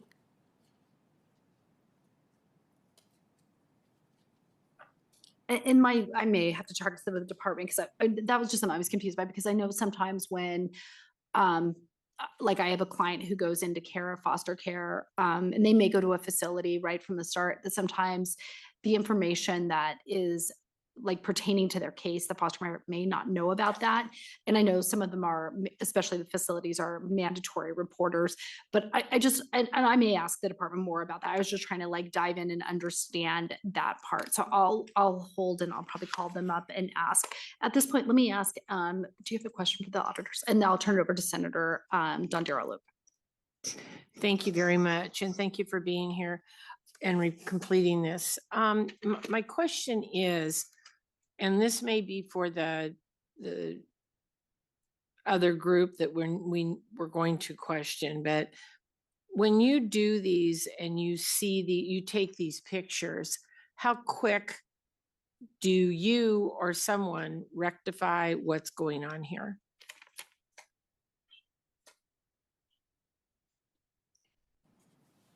Thank you for your question. Haley Cornelia Swift, Senior Child Welfare Specialist, for the record. If we have specific immediate concerns, we generally communicate those to the facility management or to the foster parents at the time of our inspection. We often point the things out as we're going through the inspection. If there are more egregious concerns, we will contact the licensing agency. We are not the licensing agency, and we don't require the remediation of the issues. We rely on the licensing agency to be able to do that. So you go into a facility, you see alcohol on a countertop or drugs, whatever they may be, and you see that and you contact a licensing facility and you leave. So I'm just trying to be clear with what I'm understanding, because several of these homes are in my district, which does not make them more or less important than any other homes in other districts, but I was acutely aware of what was going on. And so my question is, when that happens and you contact the agency, do you go back? How do we know that the alcohol's been removed? How do we know that the drugs have been removed? Haley Cornelia Swift, Senior Child Welfare Specialist, for the record. If there are specific issues such as drugs, we would ask that that be remedied at the time. For example, when we found the marijuana grinder, we requested that the foster parent remove that from the home immediately. When we found the unsecured weapon, which did have ammunition in it, we requested that they lock the area leading to that firearm immediately. And then we contacted the licensing agency as well as the foster care agency to make sure they were aware of it, and they provided us an update about going out to the home and having the firearm removed and then ultimately the employee was terminated. And so if there are immediate concerns such as that, we do follow up to ensure that the situation has been remedied. Okay, and like I said, I have several other questions that I think probably are for other people, but the other question I would ask is, if I have a foster care facility or home and I get terminated, who monitors that I don't go back in and say, okay, I had ABC home, now I want to have XYZ home? Who monitors that they are not applying for a license underneath a different name? Haley Cornelia Swift, Senior Child Welfare Specialist for the record. Our statutes do not allow for us to be able to license and remediate the issues for these facilities, and that question may be better served to their respective licensing agencies. Okay, thank you. So what is then I would do a follow-up. Would you please state the exact purpose that the state holds in this space? Haley Cornelia Swift, Senior Child Welfare Specialist for the record. Our statutes require us to ensure that the health, safety, and welfare of children are protected in facilities, including their civil and other rights. We are afforded the ability to do inspections of those facilities and to request documents in order to ensure that those areas are being met. And then we are able to communicate with the licensing agencies and facility management regarding our findings. So with all due respect to what you do, if your space in this is to go to different facilities and make sure that they are following proper trends, concerns, and inspections, then there's no way for you, I mean, I know you probably call, I don't know, Clark County Family Services or Washoe County Family Services, whoever, and say, hey, we found this. But there's got to be some way, I would think, through licensing with the state that you monitor some of the licensing. It just seems like it would follow. Am I wrong? Am I incorrect on that? Haley Cornelia Swift, Senior Child Welfare Specialist for the record. We do regularly communicate with licensing agencies, and especially for the facilities that make the report, we do request updates from them as well as facility management. An example of a way that we are able to check those facilities is in our last report. I'm sure that you recall we went out to Mariah Behavioral Health facilities. As part of our risk assessment, Mariah Behavioral Health facilities fell relatively high on our risk assessment, and we went out again this year. And so we were able to note similar issues this year and communicate those both years to the licensing agency as well as facility management, and then publish it in our report.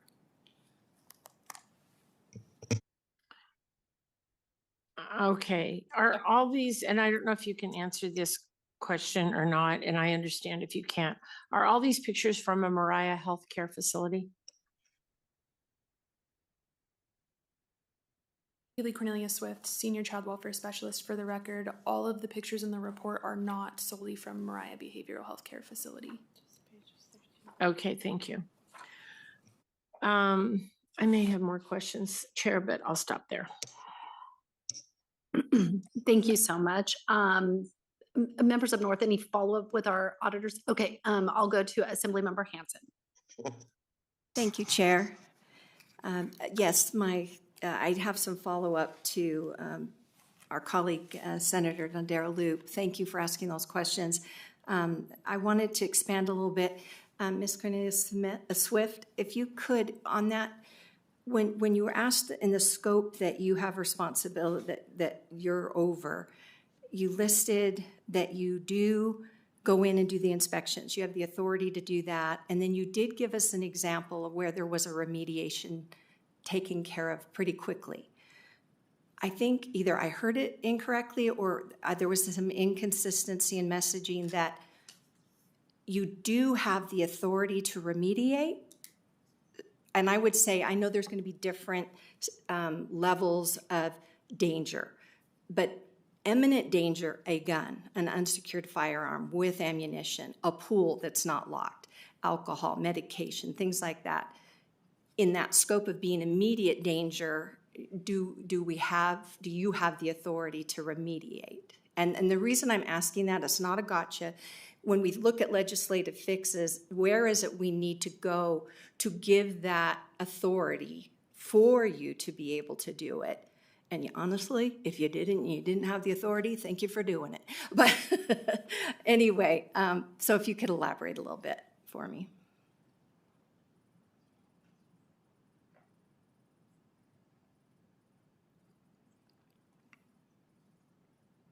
Can I jump in for a second? For the record, Dan Crossman, Legislative Auditor. Within I appreciate that question. At each of the inspections that we do, we are very cognizant of the immediate risk that's associated with the situation we might encounter. And as we did in this report, we mentioned that we did, request where the firearm was present, that immediate remediation actions were taken. The statutes do not afford us or provide us the authority to really take any of those types of actions. We do, like we said, like Haley mentioned, there is communication directly with the facility. There's communication with licensing. In some cases, if we feel there's a threat to the children's safety, we will call Child Protective Services as well. So we utilize, to the best of our judgment, the tools that we do have to ensure the safety of those children. But aside from our current process that's been explained, we do not have enforcement authority, and licensing does. And so that's where our communication is important to them, that we are thorough in providing them that information. We do follow up with them, but it is not, unfortunately, our responsibility, other than taking immediate action when it's appropriate, to know specifically how that follow-up and the remediation actions were taken. And thank you, Mr. Crossman, for that clarity. And yes, that's kind of what I needed to hear. And truly, this is not about placing blame with you at all. You're doing your job, and you're coming across some pretty scary things. And I get it. And that's what I needed to hear, is we need to find a way in this bureaucracy to be able to act immediately. And if you don't have the authority, and it's not even within your ability to have the authority, to make sure, does it exist with somebody else? And if not, how can we fix that gap? So thank you for that. Thank you, Chair. Thank you. Anyone else have any further questions for our LCB auditing staff? Oh, I see Senator Daley's hand go up. Thank you, Madam Chair, and I think it'll be relatively quick. Just to follow up on something that our Senator down south asked about, how do we know if a person is then just changing their name, if they got their license suspended and going forward? Is it possible, or would it be something we could add to your statute or authority, is that if an operator, for lack of a better term, gets their license suspended from one of the licensing agencies, because you guys don't license, that then you could follow up and look and see, is it first offense, second offense, is it the same thing, where then you would have authority to say from the state level, we're going to debar these people, right? And then it would be across all agencies in order to, they wouldn't be able to get a license from any of the agencies if you guys debarred them, similar to how the labor commissioner can do on public works and various things for contractors that violate those provisions. And it goes so far in that provision on the debarment with the labor commissioner's office is the contractor, the owners, if they're in a holding company, the owners of the holding company, everybody all the way up the chain And it seems to me that would be a stronger deterrent if we could have that and just say, not only are you going to lose the license here, you're going to be barred for 3 years from ever getting a license anywhere else in the state, and not just the one person that was operating this one by name, but anybody that's behind them in part of the holding. Have you guys thought of anything like that, or would that be helpful and put under your statute? Or to Dan Crossman. For the record, Dan Crossman. The thought that comes to mind, Senator Daly, is the importance of independence in our work. If we were to be afforded the management authority to make that type of determination on a facility, then it does impair my independence as an auditor to be able to look at a facility and inspect them. I understand where you're coming from. I can't speak to what the legislature would decide on how to approach that, or who should be the one making that specific determination, other than that determination process is already in place through the licensing agencies to determine whether or not to provide a license. I would assume that a renamed facility or provider would have to apply for a license and would be then subject to the normal scrutiny to ensure that it would be appropriate to issue such a license. So I'm not sure if that answers your question directly, but that would be my only concern for the audit division to be provided that authority to make that type of determination. And I understand, and you guys would only then have authority if their license was revoked by the licensing agency. Then you could say, hey, their license has been revoked, and you can make a separate determination absent of regulating them to say, yes, we're going to give the recommendation that these people, based on the history that you have and the knowledge across that, can't be relicensed by any of the other licensing agencies. So I think there could be a separation there far enough that it might work. Anyway, think about it a little more and let me know.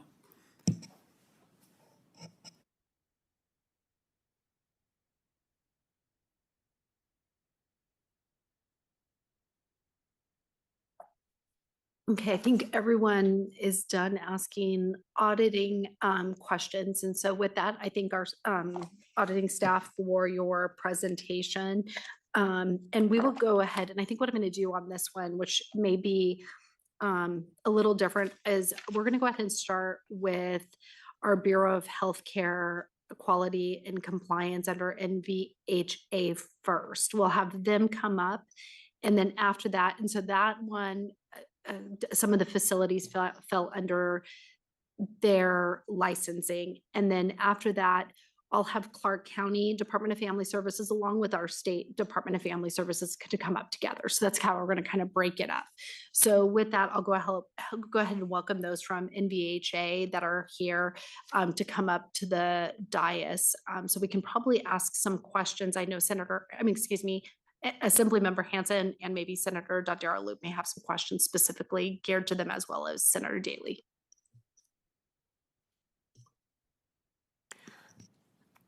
Madam Chair, Stacy Weeks for the record. Thank you guys for having us. I too, like others before me, want to thank the legislative audit team.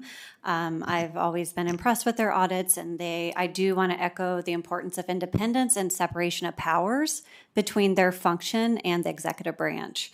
If we are going to, for example, if we're going to start banning any provider who has lost their license, and I want to say we do that anyways on the Medicaid side, those are easy things to put in state law about how we would do that and how we would ensure that certain types of licensure that's been removed, these folks no longer can do business. Typically, we do sanctions at the state level. So I think there's some information there we can provide and probably strengthen in statute around that.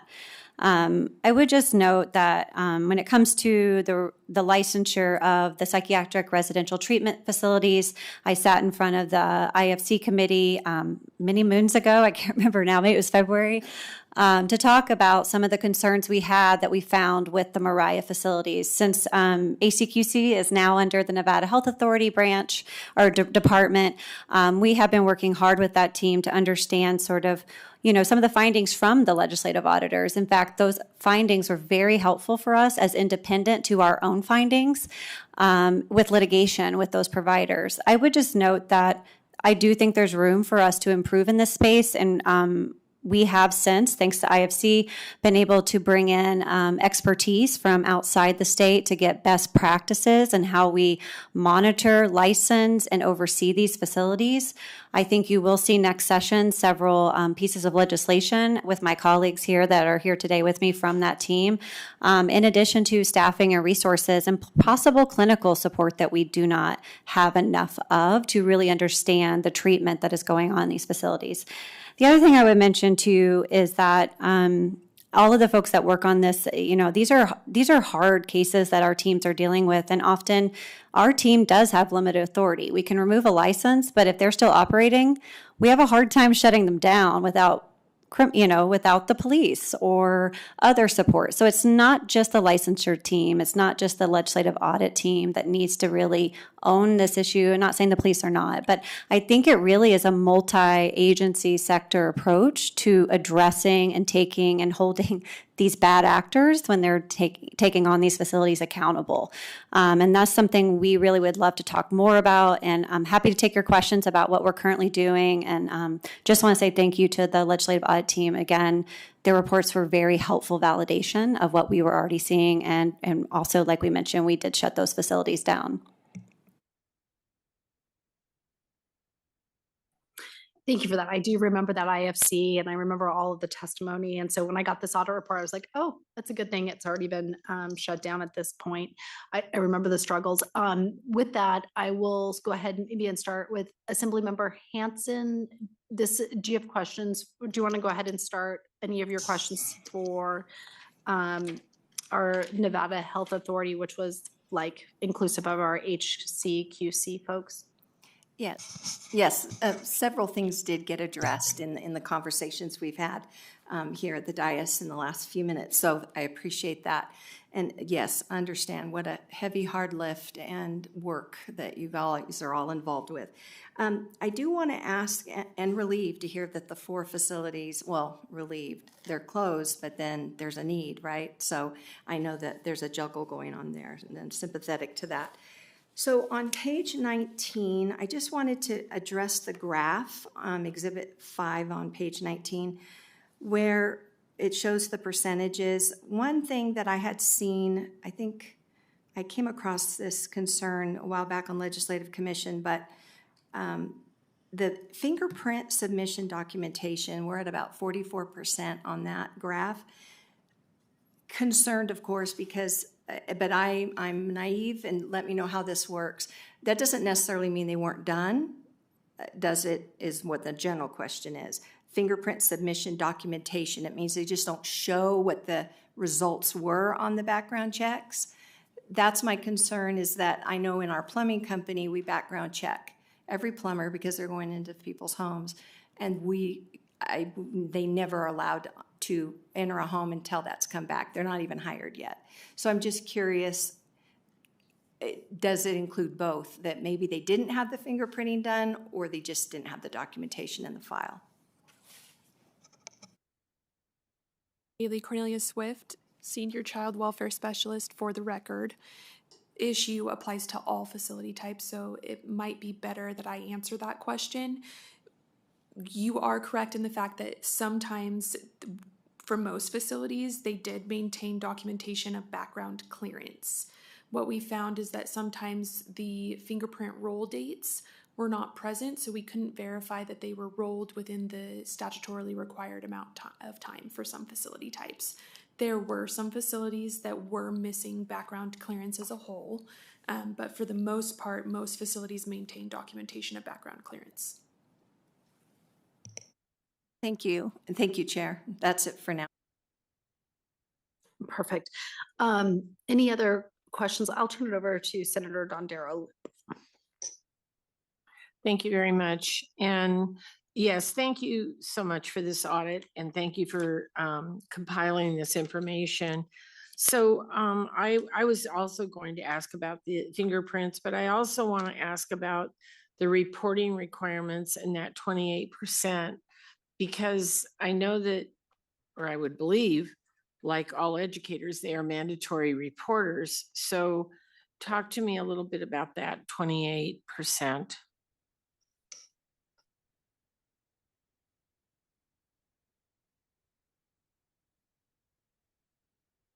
Haley Cornelia Swift, Senior Child Welfare Specialist for the record.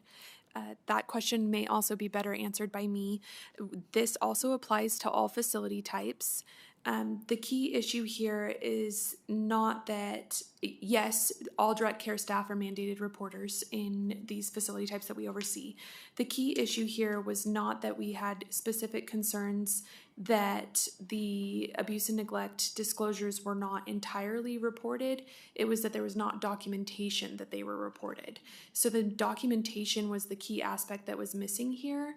And as noted in prior discussion, if a foster parent accepts a child into care and they're not aware of why that child came into care, there is a potential that when that child discloses abuse or neglect, that foster parent doesn't know if that is the reason why the child came into care or if it's an entirely different reason. And so it's really important to document that those things were followed up on either with the child welfare agency or other agencies that interact with the child where the child may have already reported that information, and to document that so that when we go out and do our inspections, we can verify that those mandated reporting requirements are being followed.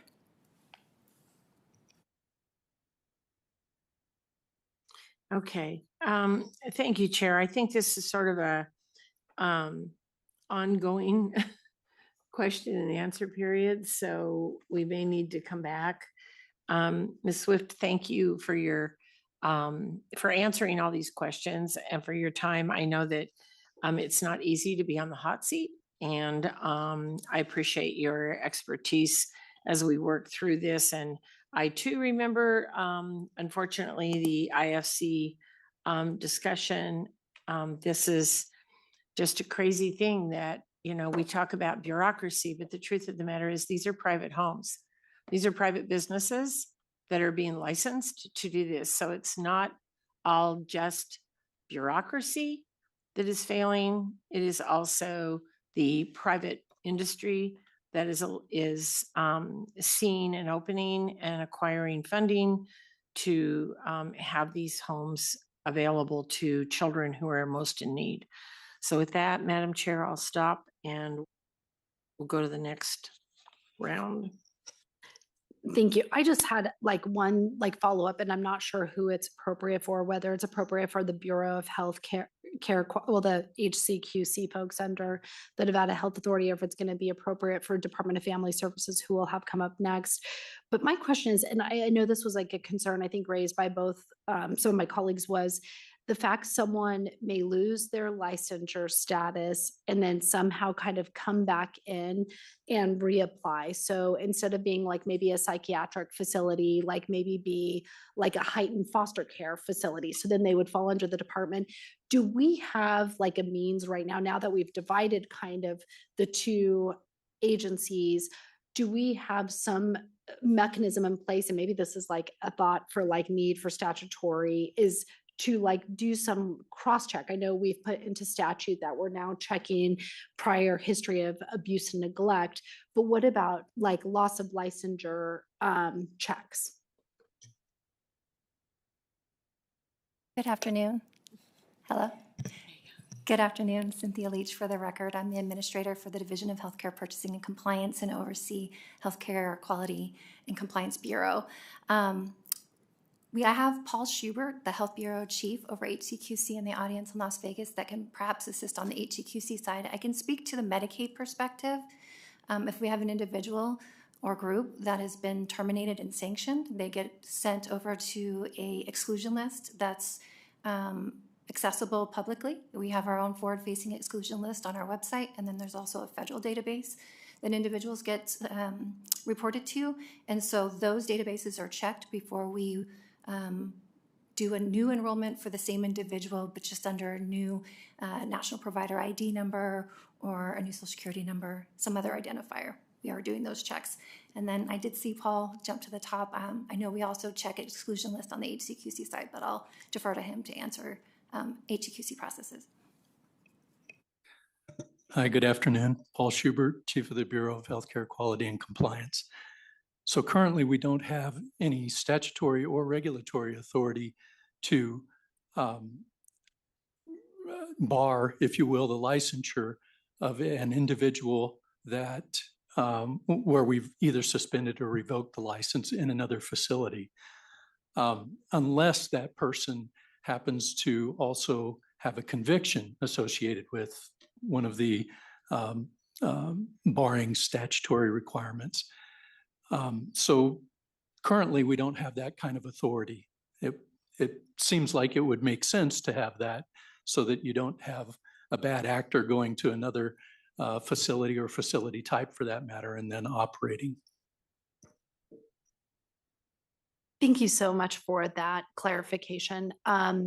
Looking to the north and down here, any other further questions for the HCQC, or it doesn't look like it. So I would thank you all for coming up and answering our questions. And this time I'll go ahead and invite our State Department of Family Services as well as Clark County Family Services up to the podium. Hopefully I think we have enough seats. And go ahead and introduce yourselves. If there was anything we've said that you want to put on the record to clarify, feel free to do that as well. I think that was really helpful of Director Weeks doing that because it eliminated probably lots of questions.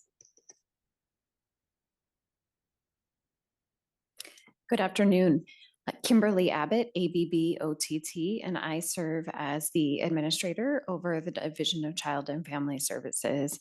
I didn't have anything specific to add at this time, but happy to take questions directed to me if you have them.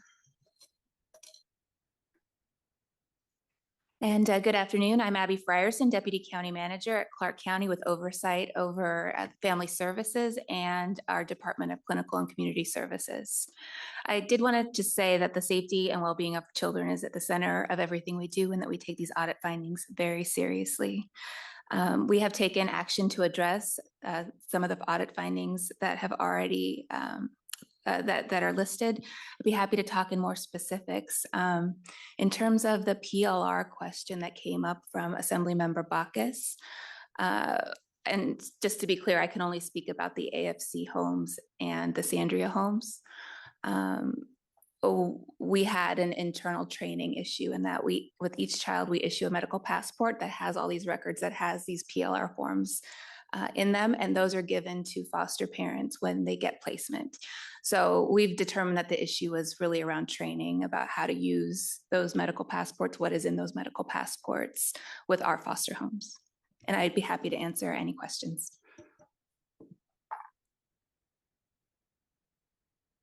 Thank you so much for that clarification. And just, well, I'm not going to put you on the spot. Let me see, members, does anyone have any questions for our Department of Family Services, either over, nope, doesn't look like it. I'll go to Senator Dondera. Thank you very much. And thank you both for being here. I guess I would go back to one of my original questions, and that is, I'm very concerned that, I go get a license, I get shut down, and I can go back and get a license under another name, or my wife, husband, sister, brother, whoever you are, somebody that knows you can go back and get that license and you're still involved. So I just don't know how we protect that or have that stopgap. That would be one thing. And then the other thing is, and Mr. Crossman, you'll have to tell me if this is allowable, is there any way that we can, because Ms. Frierson mentioned that they had some things they were working on to, stop some of this, and I suspect the state is as well. And I see legislation coming in 2027. So with all that being said, is there a way for us to ask for them to return when we have our next audit subcommittee meeting? I don't know if that's where this goes, and maybe report back in and say, hey, we've done this, this, and this. I don't know if that's part of the. They don't have the same follow-up process. For the record, Dan Crossman. These reports don't have our normal 60-day plan of corrective action and 6-month report like a full-blown audit would. These are done under slightly different standards, but that is something that we could do. It's at the discretion of the committee. If you'd like to have an update, that is something we could work with facilities and licensing to provide that type of information to the committee. Okay, thank you. I just think it's important for a couple reasons. I think it's important for you as agencies, because what you're dealing with is because we had bad actors. And so now, I always use the stop sign as the example. When somebody pushes down the stop sign, or it's gone, and people run, that's not the stop sign's fault. It's not the county or city's fault. It's somebody who did that, and now that has to be fixed, right? So I think you deserve a chance and an opportunity to come back and tell us where you're at, how it's going, and yes, we found one more thing, or hey, we've cleaned this up and this is what's going on. So I think that would be important, because I do have confidence that you all are doing what you need to do. But I also think that every day when we wake up to do some of these jobs, we all know that we can do better. And, it's the fingerprinting or the whatever it is. So I would be very much appreciative of that if we could do that. Thank you so much. I don't think anyone has any other questions, but I'll echo, and hopefully it's not too much to have probably like our Department of Family Services as well as HCQC folks from the Nevada Health Authority maybe come back just so that the concerns that are addressed, that we make sure that everything's being followed through with, even though it does sound like a lot of it is being done, just that those are being successful and that the facilities are safe for the children in this most likely in the state's care. With that, I thank everyone from our Department of Family Services, as well as our audit team up north, as well as Nevada Health Authority for your participation in Agenda 5. And so at this point, I'll go ahead and take a motion to approve the report. Do I have a first? I so move with the follow-up, Madam Chair. Yeah. Second. Thank you. I have a first from Senator Don Daraloop, a second from Senator Daly. Is there any discussion on the motion? With that, those in favor say aye. Aye. Those opposed say nay. The motion unanimously carries. And with that, we'll probably see you guys back in August. I think that's when our next meeting is. So thank you so much. We'll go ahead and close that agenda item. We'll move on to our next agenda item, which is agenda item 6, which is the presentation of the State of Nevada Single Audit Report dated June 30th, 2023. And we have our LCB Audit Manager, Tammy Getz, who is up north. And I'd also like to introduce Eid Bailey representatives. Welcome to, I think you guys aren't from Las Vegas, so welcome to Las Vegas. Thank you for coming out here to do your presentation. We have Kurt Schleicher, partner at Eid Bailey LLP, as well as Laura Nelson, Senior Audit Manager from Eid Bailey, to also make the presentation. So I'm assuming you all coordinated this ahead of time, so feel free to begin when you are ready. Good afternoon, Chair Backus and members of the Audit Subcommittee. For the record, my name is Tammy Getz, Audit Manager. I will begin with a brief overview and background information on the Single Audit Report for the year ended June 30th, 2023. The report was due March 31st, 2024. However, due to various delays within the state from the State Controller's Office to the state agency's financial and accounting staff, The report was not filed until September 12, 2025. The state has not been granted a federal waiver for fiscal year 2023. The single audit was performed under a contract with the firm of Eide Bailly. The single audit is required by the federal government for state agencies who accept and expend federal funds. The statewide single audit incorporates audits of the state's financial statements and compliance with requirements related to federal funds. The audit of federal funds is an audit of certain programs and related requirements established by the federal government for the state's use and management of those funds. The financial statements are comprised of the independent auditor's report, management's discussion and analysis, the financial statements, notes to the financial statements, required supplemental information and related notes, and the independent auditor's report on financial reporting. Management's discussion and analysis provides a narrative overview written by the state controller of the financial statements and highlights information for readers. The actual financial statements and notes to the financial statements provide further detail and information and should be read in conjunction with the financial statements. The independent auditor's report in the single audit report notes the financial statements received an unmodified opinion. This means the auditors have been able to access all necessary financial information and that the information conformed to accounting principles generally accepted in the United States of America. Although a separate qualified opinion was issued over the governmental activities inventory as it relates to the general fund's beginning of year Division of Emergency Management's inventory. The auditor's report on federal compliance for each major program for the state had 36 findings related to federal compliance, which is a decrease from 47 in fiscal year 2022 and 46 in fiscal year 2021. The most significant findings are those considered material weaknesses with material noncompliance. Material weakness is defined as a deficiency in internal controls, which is significant and results in noncompliance with a requirement of a federal program, which will not be detected or corrected on a timely basis. There were 9 of these findings in this report. The auditor's report on federal compliance also noted that the schedule of expenditures of federal awards is fairly stated. The schedule of expenditures of federal awards identifies over $9.6 billion in federal awards was expended by the state in fiscal year 2023.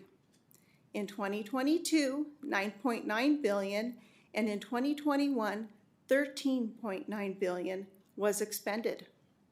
The 21 findings related to the financial statement audit related to errors in recording Department of Taxation allowance for doubtful accounts and net proceeds of mineral and unitary taxes, forestry, fire suppression receivables, Department of Administration inventory, Nevada Health Authority Medicaid capitation payments, Department of Transportation infrastructure and construction in progress, Department of Corrections and Department of Health and Human Services payroll internal controls, and Housing Division recognition of receivables and amortization expense and proper period.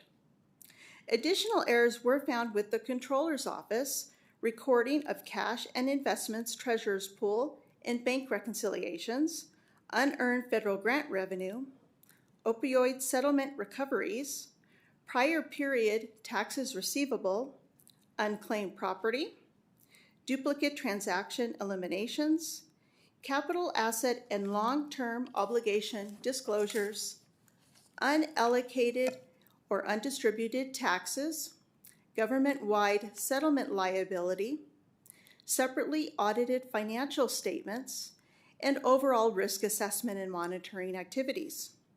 Accounting adjustments were made to correct the errors where applicable. The single audit report also contains management's response to auditor findings, including the prior audit findings and corrective action plans prepared by the agencies who received the findings. These can be found on the blue pages at the back of your printed version of the report. That concludes my overview of the single audit report. I would like to express the Audit Division's appreciation for the professionalism of Eide Bailly in completing the single audit this year and in prior years. Representatives from Eide Bailly are present today to make a brief presentation and answer any questions the committee members may have, including challenges they face which affected the timeliness of the audit. Thank you, Kurt Schlicker, partner with Eide Bailly for the record. I have with me Laura Nelson, Senior Manager with Eide Bailly as well. I'd like to have a little bit of candidness and provide some context on the timeliness of the audit and what goes into that. As Audit Manager Tammy Getz stated, we are 18 months past due on the issuance of the FY23 audit. To provide some context into that, and how do we get to that spot? We schedule with our clients usually 8 to 12 months out of anticipated audit readiness and timing. So with the 23 audit, we originally scheduled, due to various delays and other items, to start the audit in February of 24. That's already going to result in a late audit, but we were trying to have honest conversations of when they would be audit ready. We began planning procedures throughout the fall and in the early winter.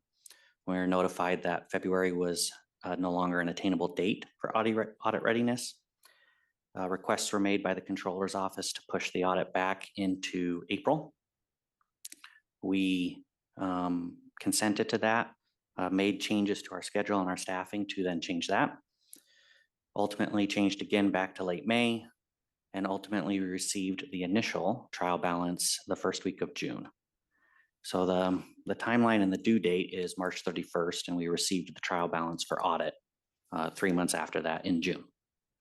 We began our procedures throughout the summer.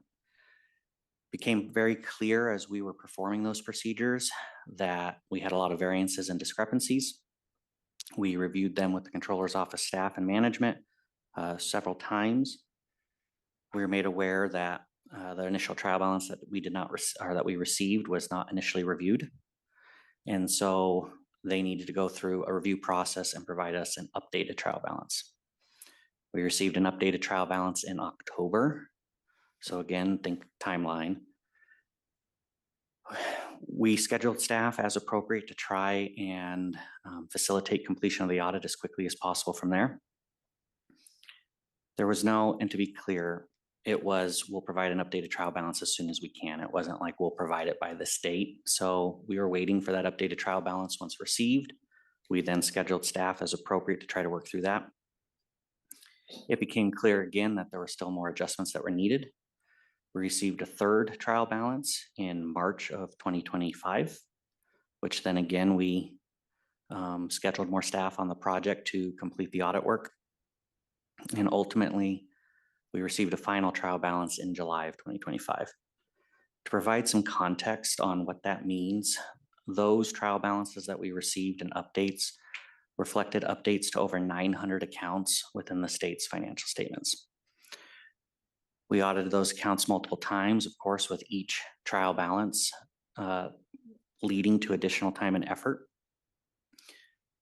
As Audit Manager Tammy Getz mentioned, all our audit adjustments that we found and the findings that we reported, we had 22 audit adjustments as a result of our audit procedures.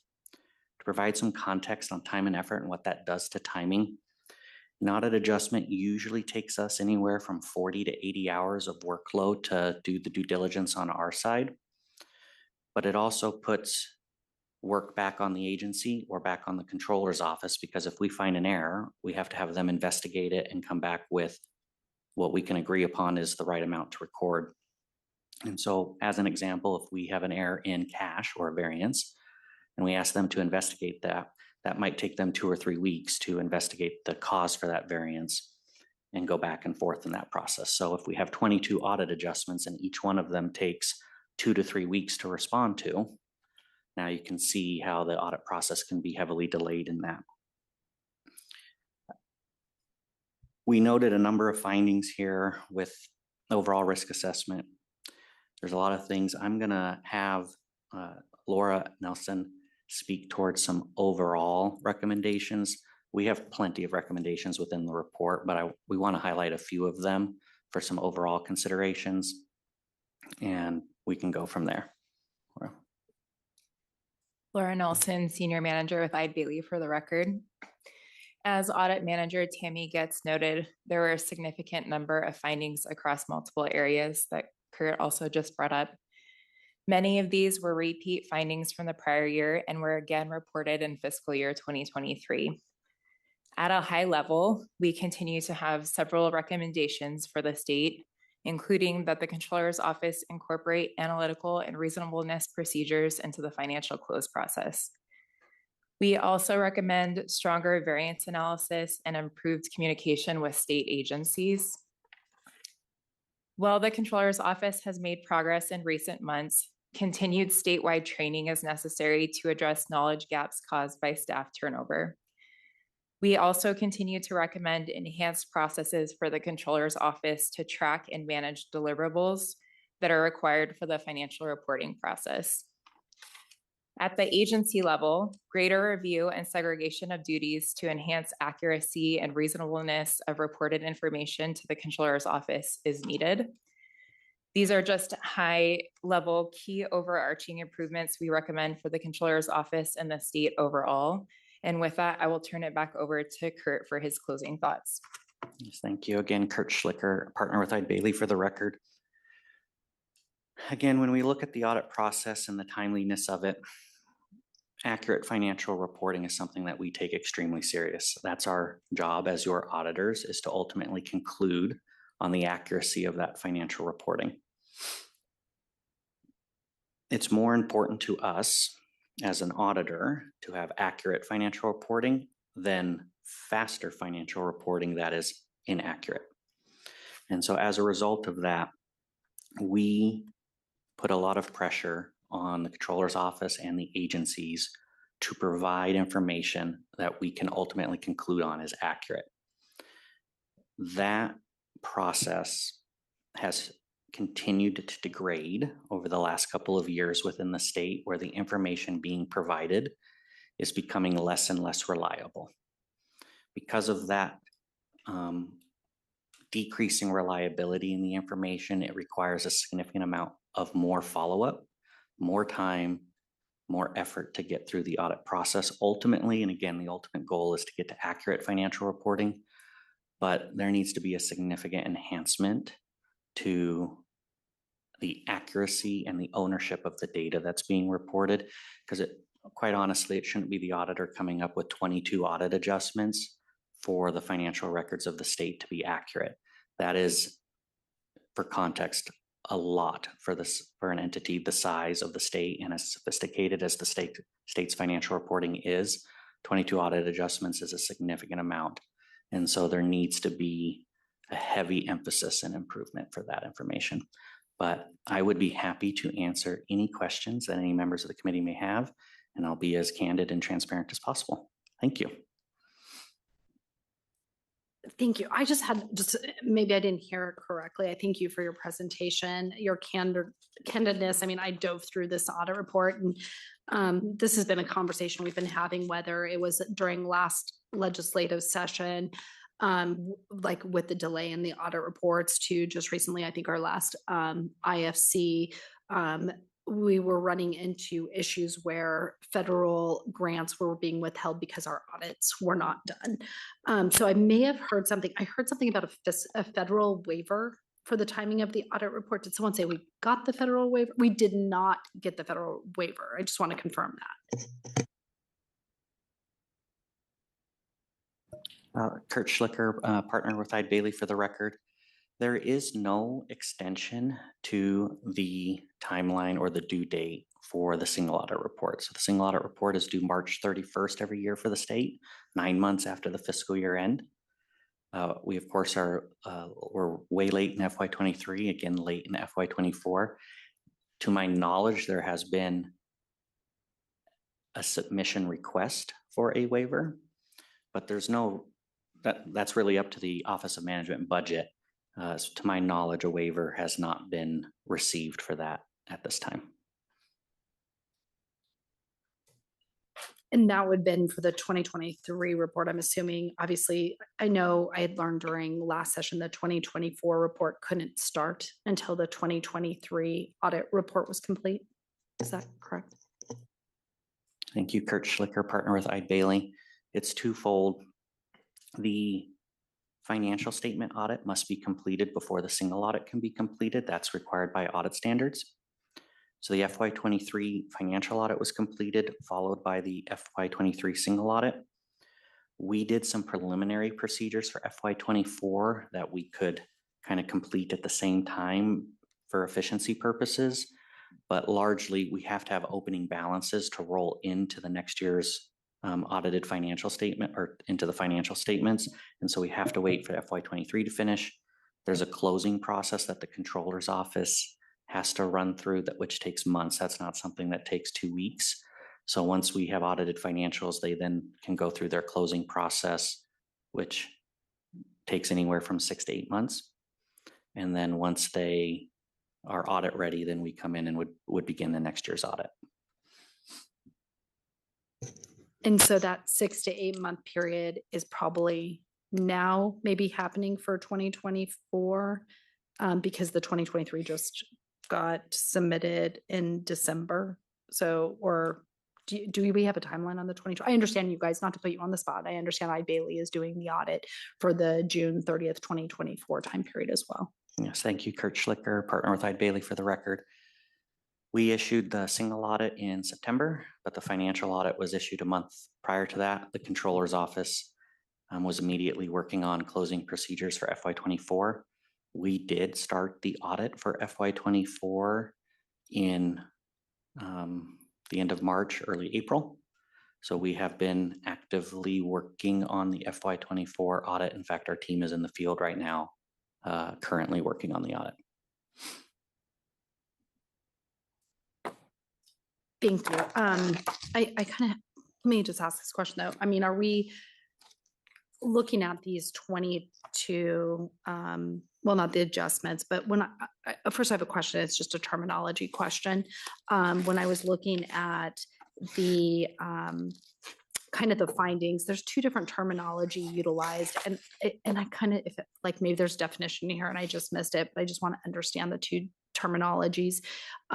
When there's a finding, there's a term utilized, material weakness.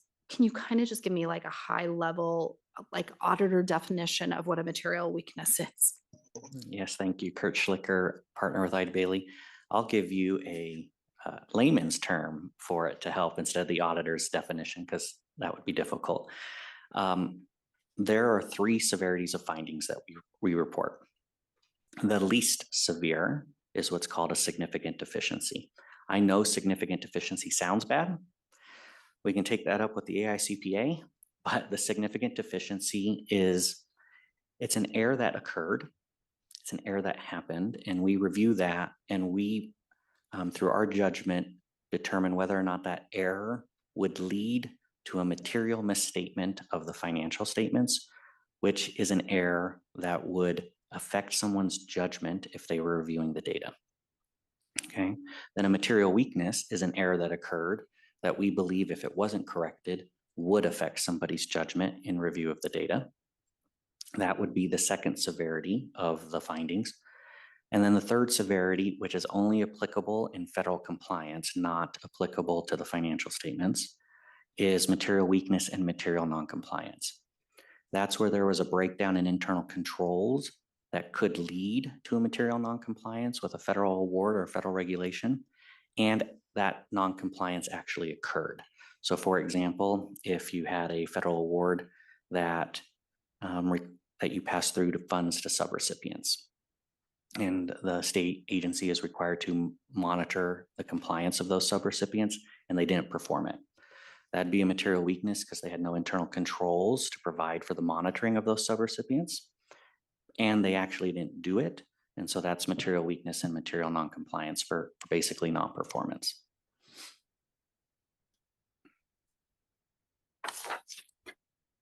So of course, the 2 pages I happened to be on were, and you were correct. When I read significant deficiency, I felt like that was a greater concern than material weakness. So I completely thank you for the clarity of the hierarchy of the findings. And then I'm on a page that has a material weakness, internal control over compliance, and material non-compliance.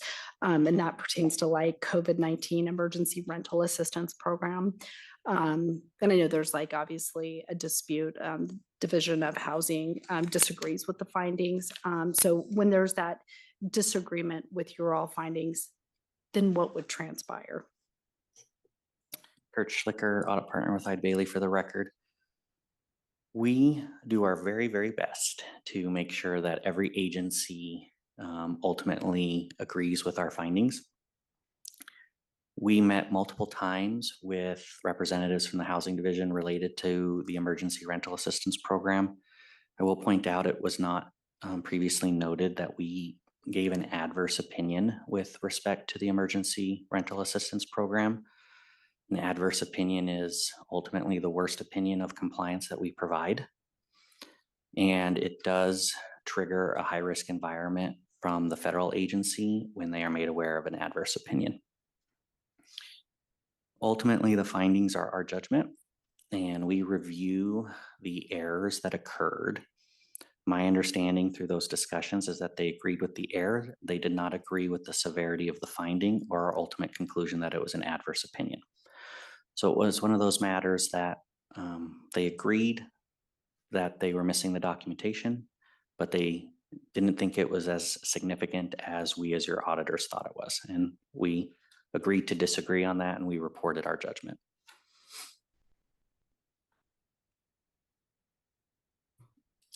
Thank you for those that information to kind of help understand. And I take it in your nice report, we have the blue pages, which is like the historical findings that you have made, and then going back into the corrective action plans. Some like are clear that if there's a timeline that's in the future and it says not corrected, I assume it's not corrected because maybe it still could be corrected by a deadline. Like I'm looking at on your report A-15 of the blue pages, we have like if for example, Department of Health and Human Services, payroll, internal control, significant deficiency.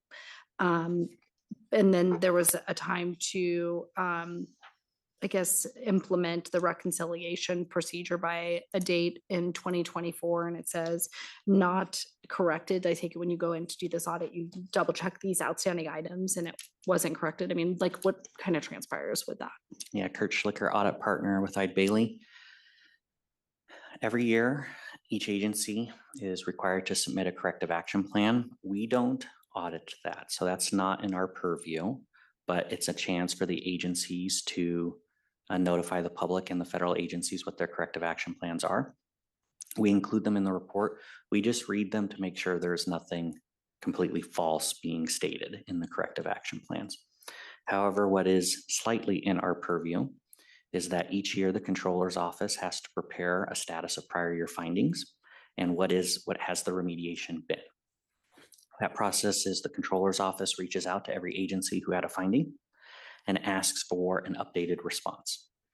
Inevitably, and if I'm being candid, every agency typically says the finding has been corrected and we've moved on with life. We then, though, continue and perform our audit procedures. And if we see that the finding has been repeated again in the current report, we then notify the controller's office that the response from the agency needs to be updated. The controller's office will then reach out to the agency and indicate the auditor says that your response is no longer accurate. Please provide an updated response, an updated corrective action plan, and a new date for remediation. And then that is how those will ultimately align. So we also don't audit the status of prior year findings. We just read the status to make sure that the agencies are accurately reporting the status. And so if we have a repeat finding in the current year, we make sure they go back and report the status of the prior year finding is not corrected or partially corrected. And then I'm now looking at these as different things, as obviously we have financial information being turned over to you by the controller's office. But with respect to this summary and updated report, is that also like to be, has that been timely provided to you all, or is that something else that may have not been turned over as timely as needed? Kurt Schlicker, audit partner with Ide Bailey. I'm gonna assume you're talking about the schedule of prior year audit findings. Yeah, that's been historically timely. That's not of significant concern because the audit is very dynamic. And so there's updates to that throughout. And ultimately we work hand in hand with representatives of the controller's office to conclude on that. Thank you. I'm having issues with my mic today. I'm going to go and turn over to my colleagues. I may have a couple follow-ups as well. Let me look up north. Do either of the members on audit have any questions? Oh, I see Senator Daly going for his mic first. We'll start with Senator Daly.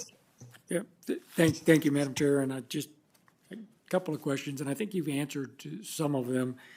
And forgive me if you talked about it, I might have missed it, but when the Housing Division disagrees with the finding, how does that get resolved? Who's right and who's wrong? One of you is right and one of you is wrong. So I think it's on page 203 where they disagree with your finding. Yes, thank you, Kurt Schlicker, partner with Ide Bailey. Ultimately, every finding with respect to a federal award is reported through the Federal Audit Clearinghouse, which then goes to the U.S. federal agency that's assigned. So if it's the U.S. Treasury, it goes to the U.S. Treasury Department. Theoretically, a representative of the federal agency will reach out to the agency and issue a management decision. That management decision is usually, we agree with your corrective action plan, and we would like to see that enforced, and we'll follow up. If there's a disagreement, they'll reach out to the agency and say, please provide information on why you disagree with this finding. And ultimately, that's adjudicated with the federal agency and the grantor. They may or may not contact us as the auditor in that process, typically in matters of disagreement or in matters of question costs. Question costs are where we've identified items to be paid back to the federal government. So in either one of those scenarios, usually they will reach out to us for our perspective on the matter, but ultimately it's adjudicated by the federal agency to make the ultimate determination. And thank you. So there's a process, but you guys are not involved with it, and they have to make their case to whatever federal agency they may be dealing with. And I know you spoke to a little bit already on the repeat findings and that bit of a process there, and you don't really oversee that. So it just seems kind of, I don't know. Other than that, the final question that I have for you, and maybe it's unfair, maybe you can't answer that. So, in my opinion, other than incompetence, what the hell's going on in the controller's office?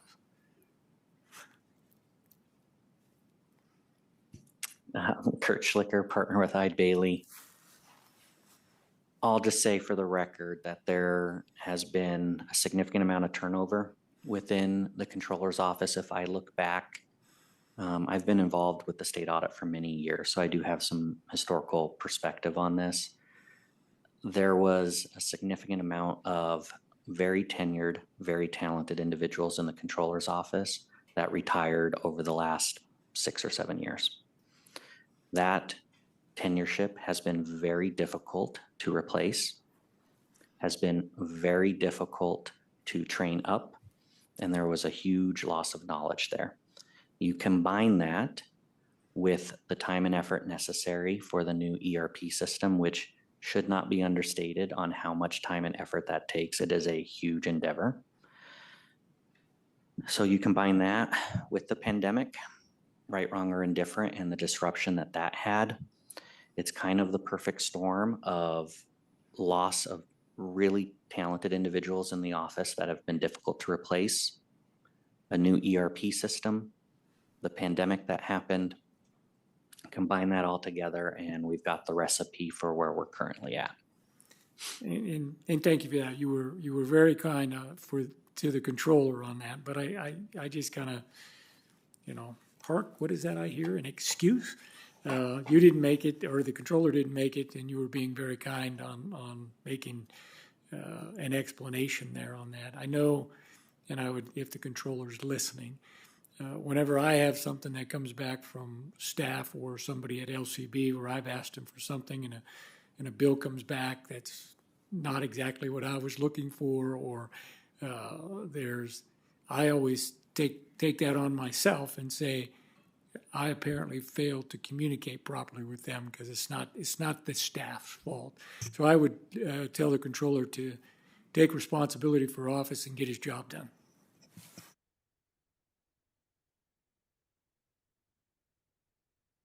I will go to, I just want to see if Assemblymember Hanson has any questions or no?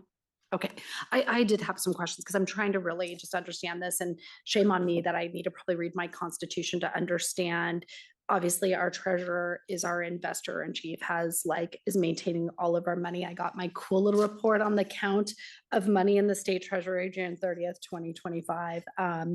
Then I'm looking at page 165 of the report. And so I kind of felt when I thought material weakness was less severe, I felt like, oh, not so bad when I saw sufficient deficiency. And now I'm really sad because I see that there's a lot of material weaknesses that the report finds. And so I'm looking at finding of 2023-003, and this says Controller's Office, cash and investments, treasurer's pool reconciliation, material weakness.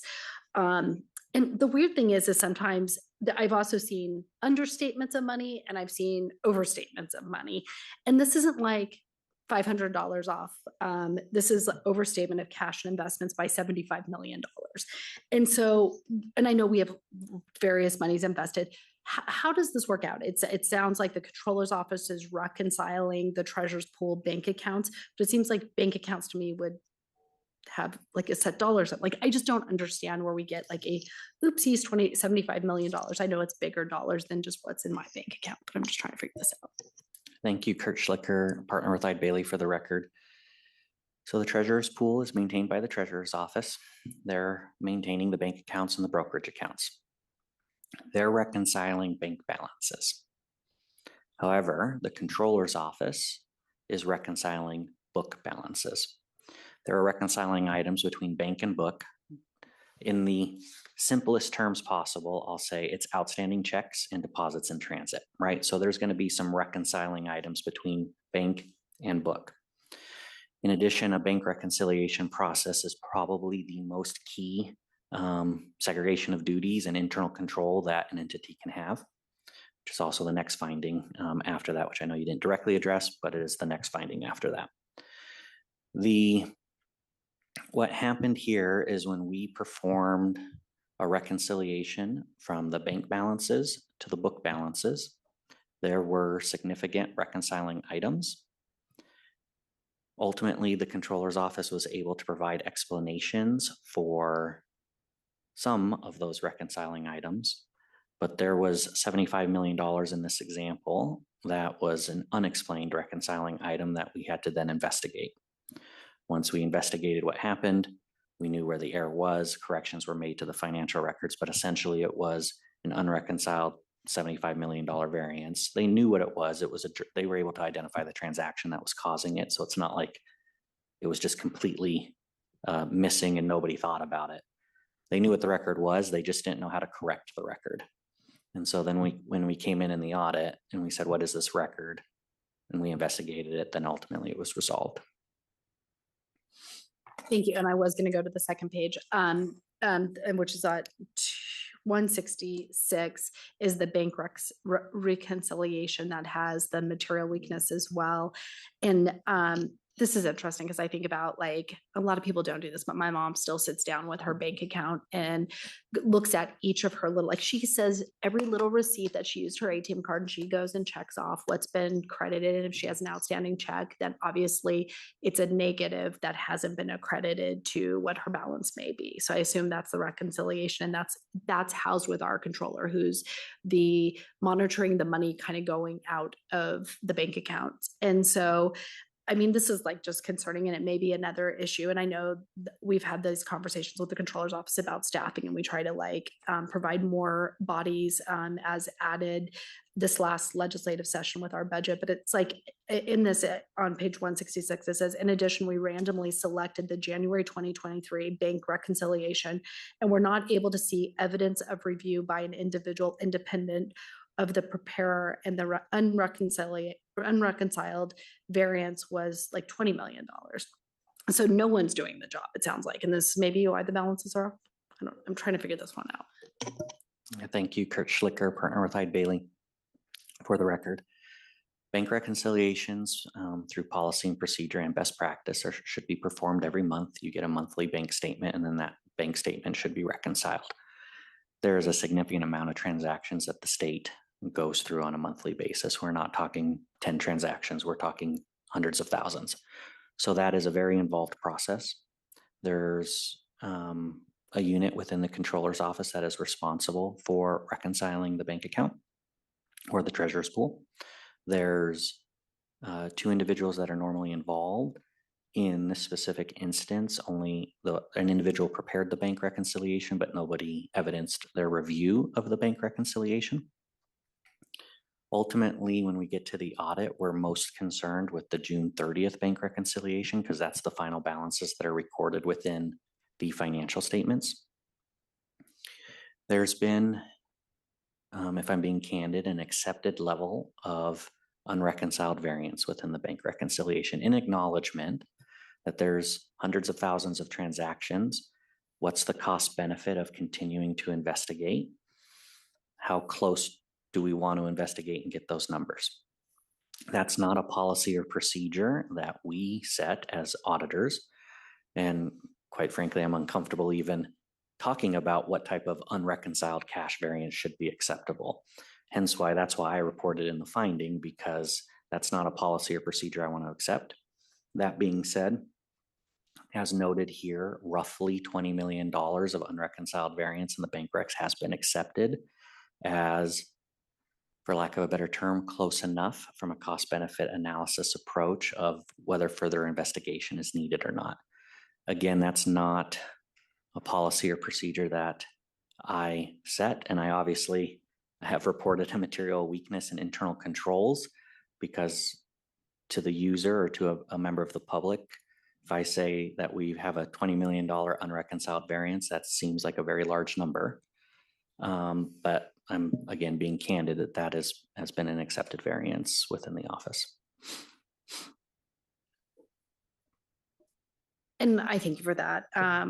And I see also at like 169, I mean, even though there may be accepted practices, because obviously it's not like my little mom sitting at our kitchen table doing her reconciliation of her bank statement. I appreciate, I mean, we have tons of budget accounts for our state, lots of state financial obligations. But then I look at things like our opioid settlement, another item that we have a material weakness at page 169. And this one's a little concerning because in addition, it's now, we may have to do like compliance with like auditing standards that you're going to review, but then also we also have the One Nevada agreement and other agreements with respect to the opioid settlement. And so even though that may not fall in the audit, I mean, there's a note about it that those are things we also have to be concerned about, that even though there's like this one at least has some understatements, there was a little more money there, but still and also an overstatement, I guess is better, overstatement of receivables. No, that's not good. I'm trying to figure out which one we have more money in the bank and which one we have less, but that happens here and you guys like noted that. Okay, I mean, I appreciate, this was like my first audit subcommittee, my first time really diving into the single audit report. So thank you guys for all of your knowledge. I'll look and see if there's any further questions up north. I don't see anyone rushing to their microphones. And I don't think my colleague down here has any questions. So I thank you for your time today. And you guys are released. And at this time, and I don't know if this is important, but I would assume just having our committee approve the report somehow, maybe in the scheme of things, is probably pretty important. So I will go ahead and take a motion to approve our single audit report from June 30th, 2023. So moved, Madam Chair. Second. Thank you. I have a first from Senator Dondero Loop, a second from Senator Daly. Is there any discussion on the motion? Seeing no discussion on the motion, those in favor say aye. Those opposed say nay. The motion carries, and our single audit report from June 30th, 2023 is approved. We will move to our next item on our agenda, which is agenda item 7. And this, we'll go ahead and have a presentation of the report on the count of money in the state treasury for June 30th, 2025. And hopefully I didn't scare away Tammy Getz up north, our audit manager, to go ahead and make that presentation. Good afternoon again, Chairman Backus and members of the Audit Subcommittee. For the record, my name is Tammy Getz, Audit Manager. I would like to present the report on count of money in the state treasury. If I could direct your attention to the transmittal letter page. In accordance with NRS 353.060, we counted the money and securities in the state treasury on Monday, June 30th, 2025. And have prepared therefrom Exhibit A with supporting schedules 1 through 3. The legislative auditor is required to count the money in the state treasury at least annually. On the count day, the state treasurer provided a vault inventory listing to perform our physical examination of the vault's contents. The state treasurer also provided a listing of the state holdings with various financial institutions. We confirmed the state treasurer's account balances directly with these financial institutions. However, we were unable to reconcile balances to the state controller's records and the state accounting system due to the records being unavailable. Additionally, at the time this report was issued, adjustments to the state accounting system for fiscal year 2025 were not yet completed. This is the second year we noted incomplete reconciliations and pending adjustments, which causes us concern with the accuracy and timely recording of investments in the state accounting system. While these items are still pending, the confirmed figures stated in this report are not affected. In accordance with NRS 353.075, we filed this report with the Secretary of State on March 12, 2026. Continuing to page 1 of the money count report is the count of money and securities on June 30th, 2025. There was $123 million on deposit with financial institutions, $9.2 billion of state-owned securities, and $2.9 billion of securities held for safekeeping, for a grand total of over $12.2 billion. Pages 3 through 25 show this exhibit's detail. That concludes my presentation. I'd be happy to answer any questions. Thank you. Members up north, does anyone have any questions?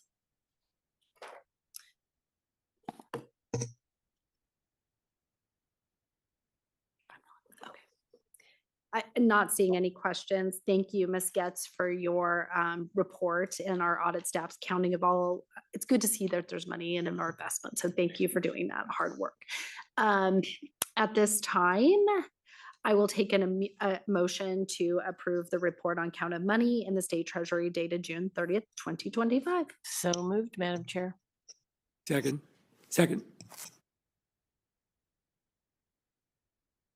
Thank you. I have a first by Senator Dondero Loop, a second by Senator Daly. Is there any discussion on the motion? Not seeing none. Those in favor say aye. Aye. Those opposed say nay. The motion passes, and the report on count of money in the state treasury is approved. We'll go ahead to our next agenda item, which is agenda item 8. We've already knocked out a few of those early on, so we're going to start with agenda item 8G. But before I do that, I'm going to turn it over to Mr. Crossman to do a presentation of 6-month reports. Thank you, Chair. For the record, Dan Crossman, Legislative Auditor. I'd like just to provide a little bit of explanation for the 6-month process, and then we'll jump right into them. The 6-month reporting process was established in NRS many years ago to help ensure that audit recommendations are implemented, and that's important to us and the legislature. I believe that it's important to acknowledge also that our follow-up process in the state of Nevada has been recognized as a best practice by the U.S. Government Accountability Office. The original audit reports, for which we will be addressing the 6-month follow-ups today, were all presented at public meetings of the Audit Subcommittee in September of 24 and January of 25. At those meetings, like today, for the reports that were presented, the auditors presented the reports and related findings and recommendations. Members of the subcommittee asked questions of our staff as well as from questions of representatives from those agencies. Following that public presentation, we enter into the audit follow-up phase. It begins with a plan of corrective action prepared by the audited agencies, which is due 60 working days after the report is made public. All agencies met this requirement. For these agencies today, statute then requires that the director of the governor's finance office and completed by the Division of Internal Audits to submit a report to the legislative auditor 6 months after the plan of corrective action, indicating the implementation status of each recommendation. The legislative auditor's office also then reviews that report and continue to work with and review those 6-month reports. And we continue to work with and monitor the agencies on the recommendations that are not fully implemented. In the packet today, under each agenda item, you'll see first a letter to the subcommittee from the legislative auditor providing our assessment of the status of these recommendations. Our work to complete this assessment includes additional communication with the agencies and a review of relevant documentation where applicable. The second item in the packet is the report from the governor's finance office, and the last item is the audit highlights page from the audit report. With that, Chair, I will turn it back over to you to introduce 8G. Thank you so much. We'll go ahead to item 8G, which is our 6-month report for the Department of Health and Human Services, Division of Healthcare Financing and Policy, Hospice Care Claims, and Fiscal Agent Contract. We will have Todd Peterson, Chief Deputy Legislative Auditor, to do our presentation. Good afternoon, Chair and members of the Audit Subcommittee. For the record, Todd Peterson, Chief Deputy Legislative Auditor. In September of 2024, we issued an audit report on the Department of Health and Human Services, Division of Healthcare Financing and Policy, related to their hospice care claims and fiscal agent contract. In July of 2025, it is of note that during the legislative session, the Office of Healthcare Finance and Policy was put within the Health Authority, Nevada Health Authority, and then is renamed the Medicaid Division. And that change became effective in July of 2025. The division filed its plan of corrective action for the audit in December of 2024, and the Governor's Office of Finance issued its 6-month report for that plan of corrective action, outlining the implementation status of the recommendations. Included in the 6-month report prepared by the Office of Finance on the status of the 10 recommendations contained in the audit report, or enclosed, is that 6-month report. As of June 2025, the Office of Finance indicated 1 recommendation was fully implemented, 7 recommendations were partially implemented, and 2 recommendations had no action taken. In the table in our letter, it shows the recommendations that were not fully implemented. In March of 2026, we discussed the status of the 9 recommendations not fully implemented with division management and reviewed relevant documentation. Our review indicated the division has now fully implemented recommendations numbers 1 through 8, and the responsibility to ensure the sustained implementation of these recommendations now resides with the division. For recommendations number 9 and 10, the division indicated it is in the process of contracting with an entity to help prepare a request for proposal to identify, document, and update specifications so it can competitively bid its fiscal agent contract. Therefore, we have 2 questions for the agency. Our first question is, has the division entered into a contract to prepare the RFP, and when does it anticipate the RFP will be completed? And then our second question is, when does the division anticipate soliciting bids for its fiscal agent contract? And that concludes my presentation. So those recommendations or those questions are directed towards the agency, if we have agency staff here to respond. Thank you so much, Mr. Peterson. It is my first time chairing the audit subcommittee, so I appreciate that little help out. I figured someone needed to answer these, so I will go ahead and invite, if we still have folks from the Nevada Health Authority there, to kind of maybe respond, and I'm happy to repeat the questions if you're able to come up to the dais. Chair, committee member Stacy Weeks, Director of Nevada Health Authority. Thank you for having us again. Also, thank you to the auditors who worked on this. I think it's been a couple years we've been working on this together.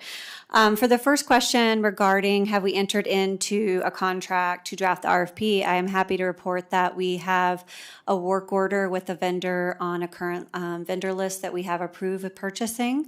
We are currently waiting for what we call APD approval, which is CMS funding approval, so we can match the cost of that vendor support, which is pretty expensive, to draft this sizable contract and RFP. But we hope to have that by the end of this month, early next, so we can move forward with actually drafting an RFP and going out to bid for the fiscal agent.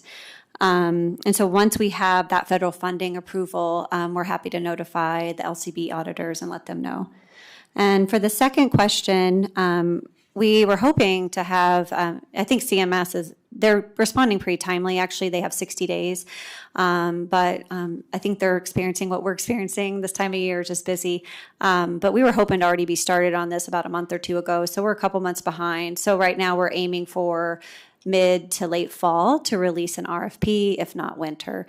We want to give ourselves at least 12 to 18 months if we have to transition to a new vendor and technology system. It's a big lift and it's a huge risk, to the state, and we need to make sure we do that right. So it's really important to us to get this out before the end of the year so we can start that process. Thank you so much for that, thorough response. Let me just ask if any of our committee members have any questions for either our audit staff or for Director Weeks. I'll go to Assemblymember Hanson. Thank you, Chair, and thank you again for being here for a long day. I wanted to just check in. This is just kind of a general question about the state of checking in on the hospice providers. This is pretty timely. We know nationally we're seeing a lot of fraud. And so is there mechanisms in place in the state? When you say in recommendation 2, it said that the division is taking action to analyze and identify providers that receive overpayments, yada, yada, which I'm glad to see that. Is there a policy already in place where you do on-site visits, to really justify that is some sort of real person at a real address providing a real service, unlike some of the stuff we've seen in the news? Chair, committee member Stacy Weeks of the record. That's a very good question. It's something we've been talking about internally. So under the Nevada Health Authority, we do have licensing now of those facilities, which is really helpful. And we also have a lever through Medicaid. So we have 2 levers we can use to really hold these providers accountable. On the Medicaid side, which is what this audit's about, we are, and we have really amped up our ability to monitor claims. I think the issues that might be happening more nationally are more on the federal Medicare side. But it doesn't mean that that's not something as a state we're not working on. Our licensing team does have a hospice team that is working on and collaborating now with our Medicaid team under one umbrella to really put together sort of like that hospice task force and to do more of these on-site visits. So I'm happy to report back to you guys about all of those activities. I just don't have that individual here with me today. Thank you, and I understand it's all a lot of new things are happening with the changes that we've seen in the last session. So we're looking forward to what will come of that legislation, and if you don't mind, would love to have some feedback on what comes of the licensing team working in coordination with Medicaid and you guys to oversee that these places are legit, and glad to hear that licensing is required. Thank you.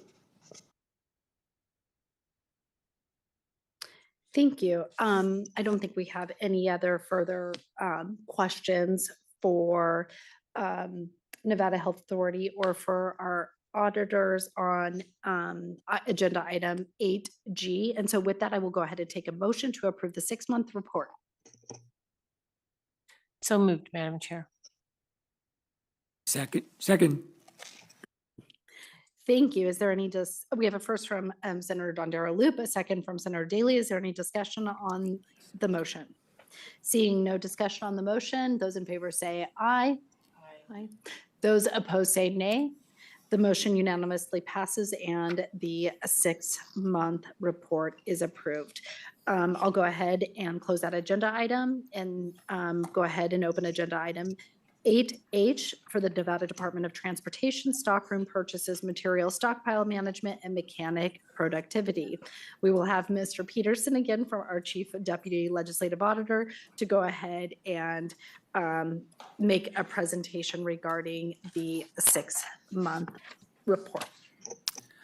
Again, for the record, Todd Peterson, Chief Deputy Legislative Auditor. And before I begin my presentation, I don't see anyone here in the north, any representatives from NDOT. Maybe there are. I don't know if they're there in the south. But as we have several questions, maybe I would recommend they come up to the dais so that we can take some of these questions in sections.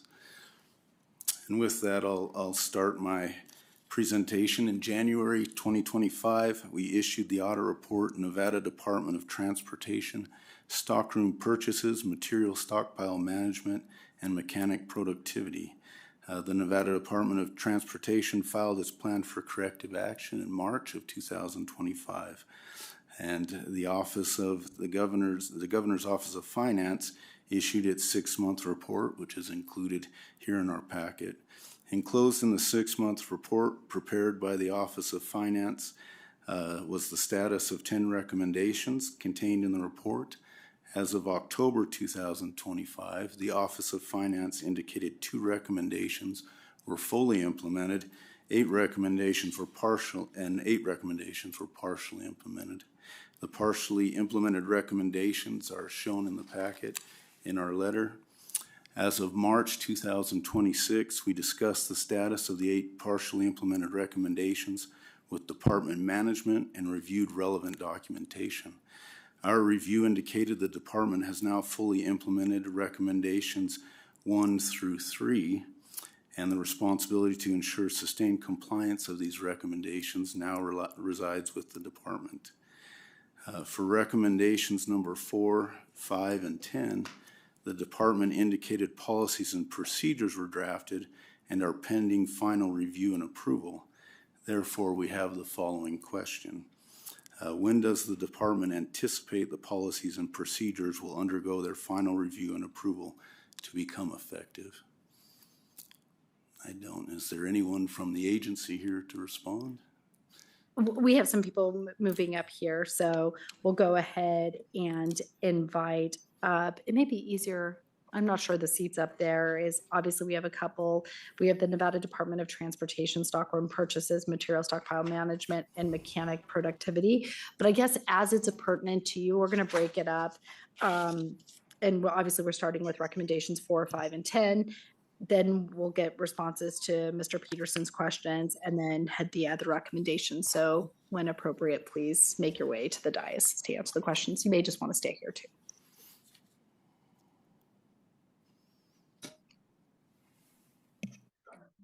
Let me repeat the question to make it easy. So on this for recommendations number 4, 5, and 10, the question that the LCB auditor staff has is, when does the department anticipate the policies and procedures will undergo their final review and approval to become effective?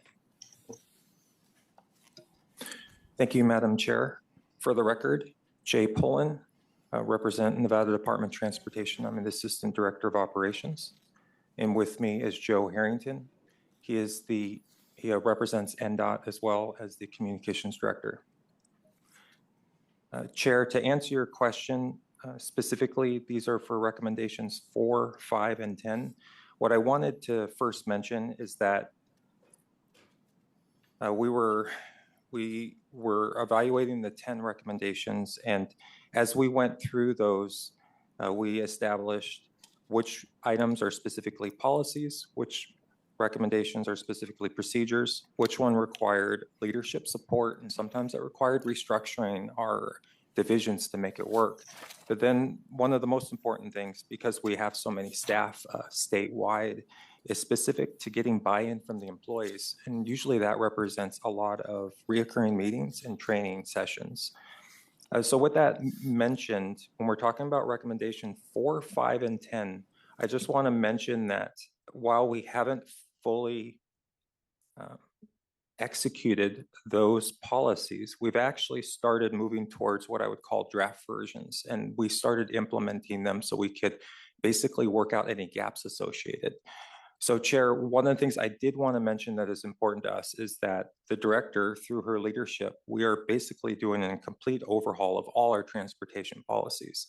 So I don't know if this is great timing or unfortunate timings, but we did have to adjust our schedule because what we're doing with this overhaul is we are reformatting all transportation policies. So when we're looking at the 89 policies, we're retiring some that are no longer applicable. We're absorbing multiple and combining multiple policies, and then we're actually adding new ones. And so we had to establish what that process would look like. And so there was some delay. And while we had diligently come up with draft versions, what we didn't want to do was confuse our teams statewide where we push out a policy, but then we'd have to come back and recycle it. And we didn't know at that time if it was going to be absorbed. So to answer your question specifically for 4, 5, and 10 for timelines. So the first one is for the purchasing policies and authorization spending limits. Like I mentioned before, we've already done a lot of things already in practice. We've changed the 51 purchase order form. And I can tell you right now that we have been working diligently with updating our electronic signature authorization folders to a point where using our standard operating procedures for all our stockroom buyers, we've actually had to push a couple 51s back and say, you didn't have the signature authority.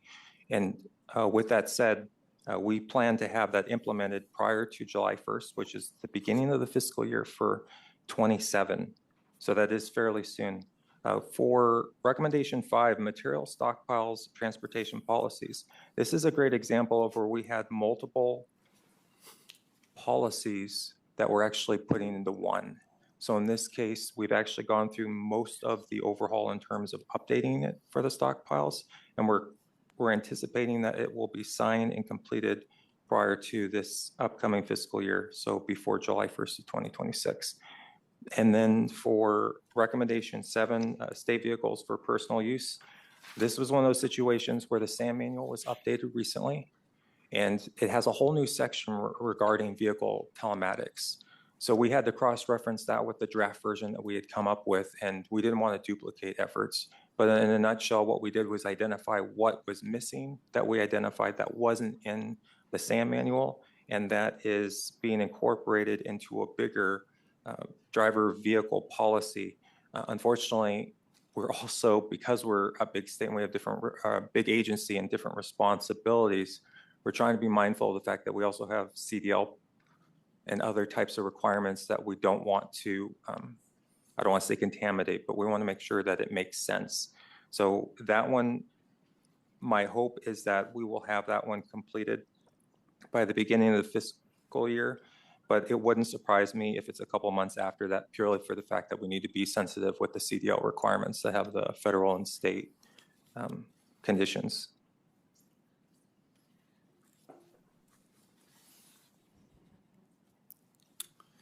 Okay, thank you. Thank you so much for that. With that, we'll turn it back to Mr. Peterson. Thank you. Once again, for the record, Todd Peterson, Chief Deputy Legislative Auditor. Our next set of questions concern recommendations 6 and 7 and the use, and these refer to the use of material and stockpiles by entities outside of the state. For recommendation number 6, the department indicated a memorandum of understanding was developed. However, it is not finalized. And then for recommendation number 7, the department stated it is awaiting the finalization of other recommendations before completing this recommendation. Therefore, we have two questions. When does the department anticipate the finalization and implementation of its memorandum of understanding with local entities? And when will the department begin quantifying and accounting for the use of assets by non-state entities?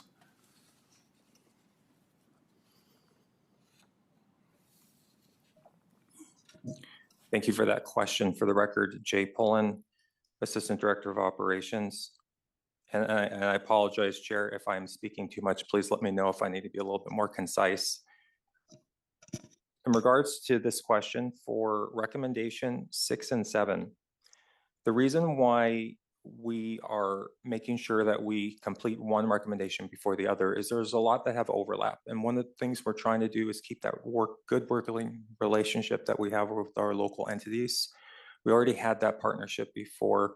And what we don't want to do is start initiating certain things with the assumptions and then have to backtrack or backpedal because we hadn't made sure that the practices, procedures that we were coming up with weren't solid. So we've been doing a really good job of basically, like I mentioned before, we were looking at policy, procedure, leadership support, and buy-in from the employees, is that we made sure that as we came up with draft versions of policies and procedures, that we were running it through the leadership chain to make sure we identified any gaps.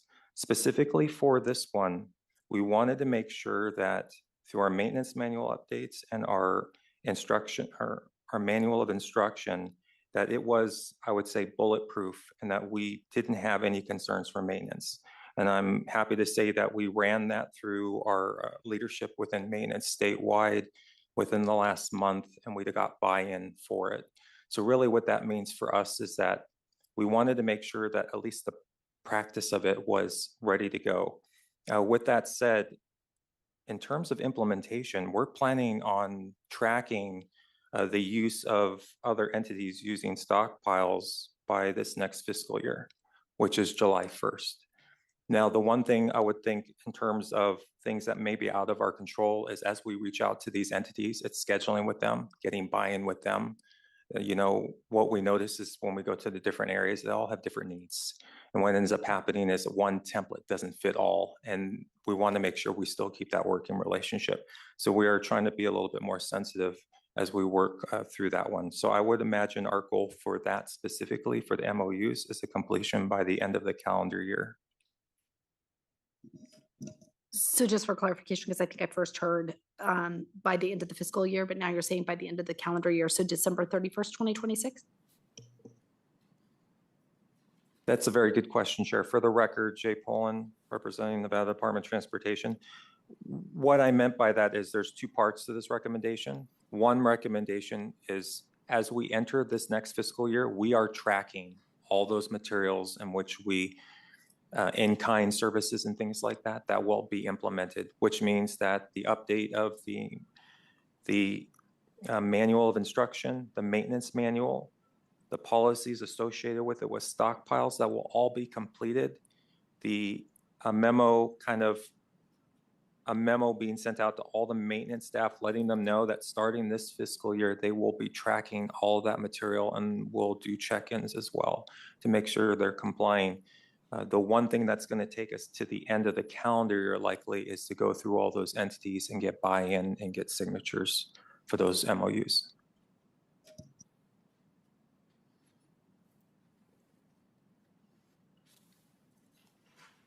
And then the next question was, when will the department begin quantifying and accounting for the use of assets by non-state entities? So like a deadline, what date?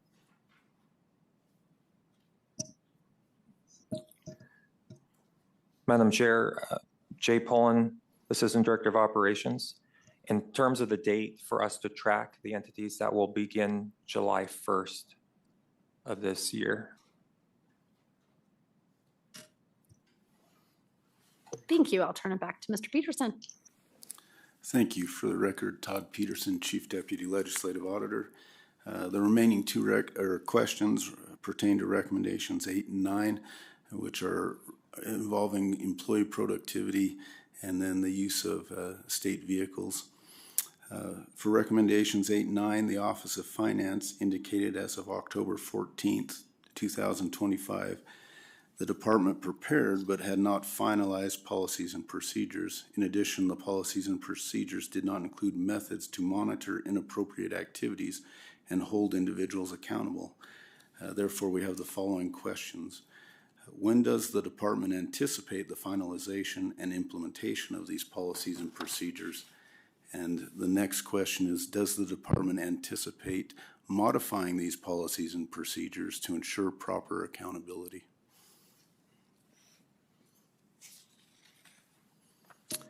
Chair, Jay Pullen for the record from NDOT. For that question, the answer is that yes, we do want to hold accountability for recommendation 8 and 9. And this may be that I just did a poor job of communication when I spoke with the audit team. So I want to apologize in advance. Is that we understand it's not enough to just put in a policy and procedures if we're not actually checking. And that's one of the things, I think it was mentioned in a prior agency, is there are a lot of vacancies, there are a lot of turnover.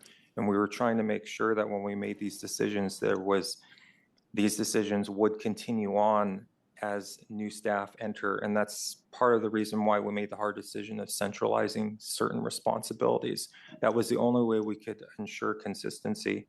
So for recommendation 8, that's the mechanic shop productivity. And it was inconsistent on how they coded their work. And so one of those things we did is we centralized all mechanic shops to report under equipment division. And all of those supervisors have reoccurring monthly meetings so that we actually address their performance. The other thing that I may have not mentioned prior is something that we are doing right now, even though that this is just partially completed. But we have been, I want to say, for at least the last 3+ months, we have been basically producing monthly 340 reports, which is tracking staff productivity. And what ends up happening, that's our check. So our equipment division audit group will perform this on a monthly basis. When they identify that there's deficiencies in the work in terms of coding or if there's errors, they send it to the direct supervisor and they send it to the operations manager. So we have 2 levels of management that are actually getting these reports. So then the intent there is they respond back about what they did to fix it. So I want to say that that is our way of keeping accountability on that process, and that is happening now.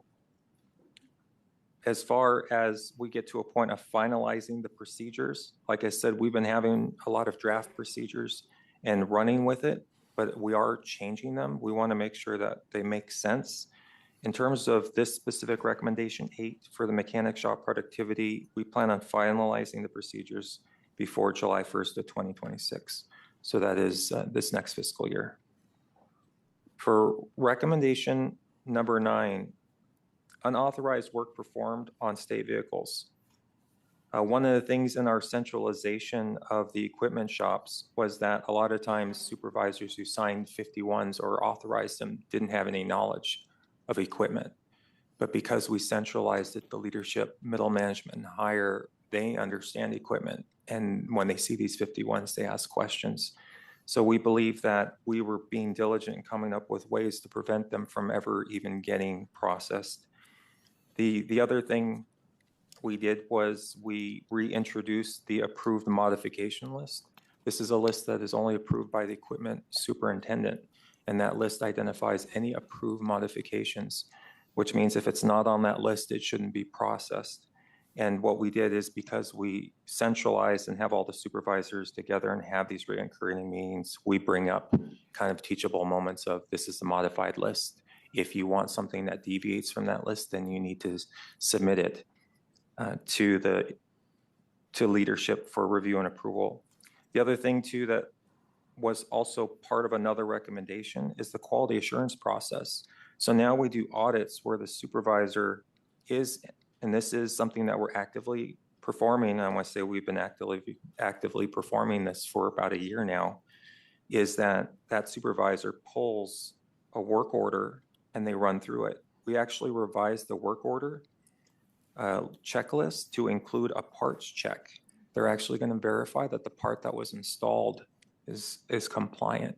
So that's a way that we have another level of check that the supervisor performs. And we plan to complete this recommendation 9 by July 1st of 2026.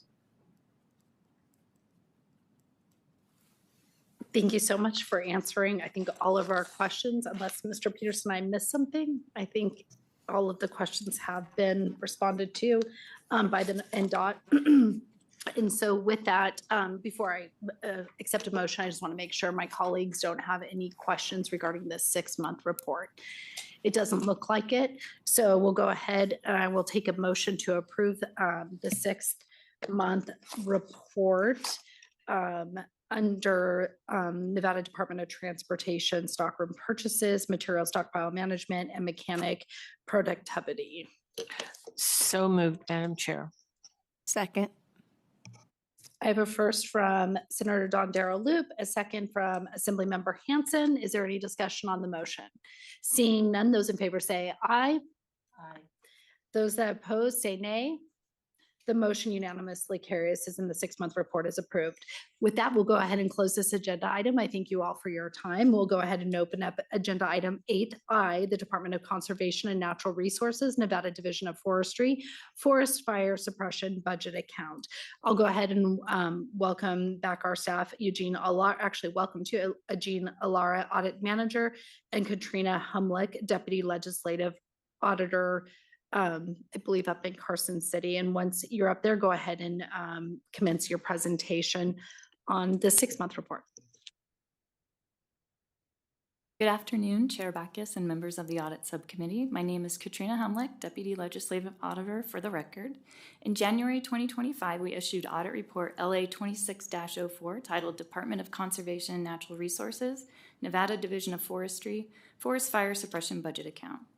The division filed its plan for corrective action in April 2025. As of October 14, 2025, the Office of Finance indicated 6 recommendations were fully implemented and 7 recommendations were partially implemented. In March 2026, we discussed the status of the 7 partially implemented recommendations with division management and reviewed relevant documentation. Our review indicated the division has now fully implemented 11 of the 13 recommendations. It is important to note that as of January 28, 2026, division management indicated it had invoiced all of the out-of-state incidents identified in the audit.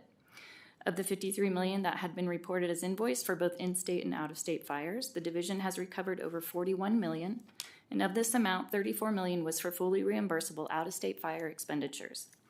Division management indicated for recommendations number 8 and number 9 that the division is working with the Office of Finance and the Legislative Council Bureau's Fiscal Division staff to develop a funding formula for the Forest Fire Suppression Budget Account 4196. Therefore, we have the following question. When does the division anticipate having agreed upon funding formula for the in-state Forest Fire Suppression Budget Account 4196 finalized? Thank you so much. I'm trying to determine if we have someone from Division of Forestry or someone from DCNR, probably in Carson City, who can hopefully answer your one question.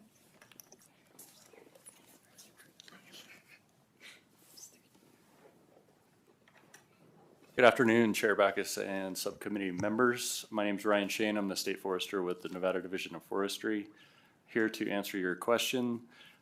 We are anticipating a deadline of mid-August to submit a fully approved and mutually agreeable formula for our budget build.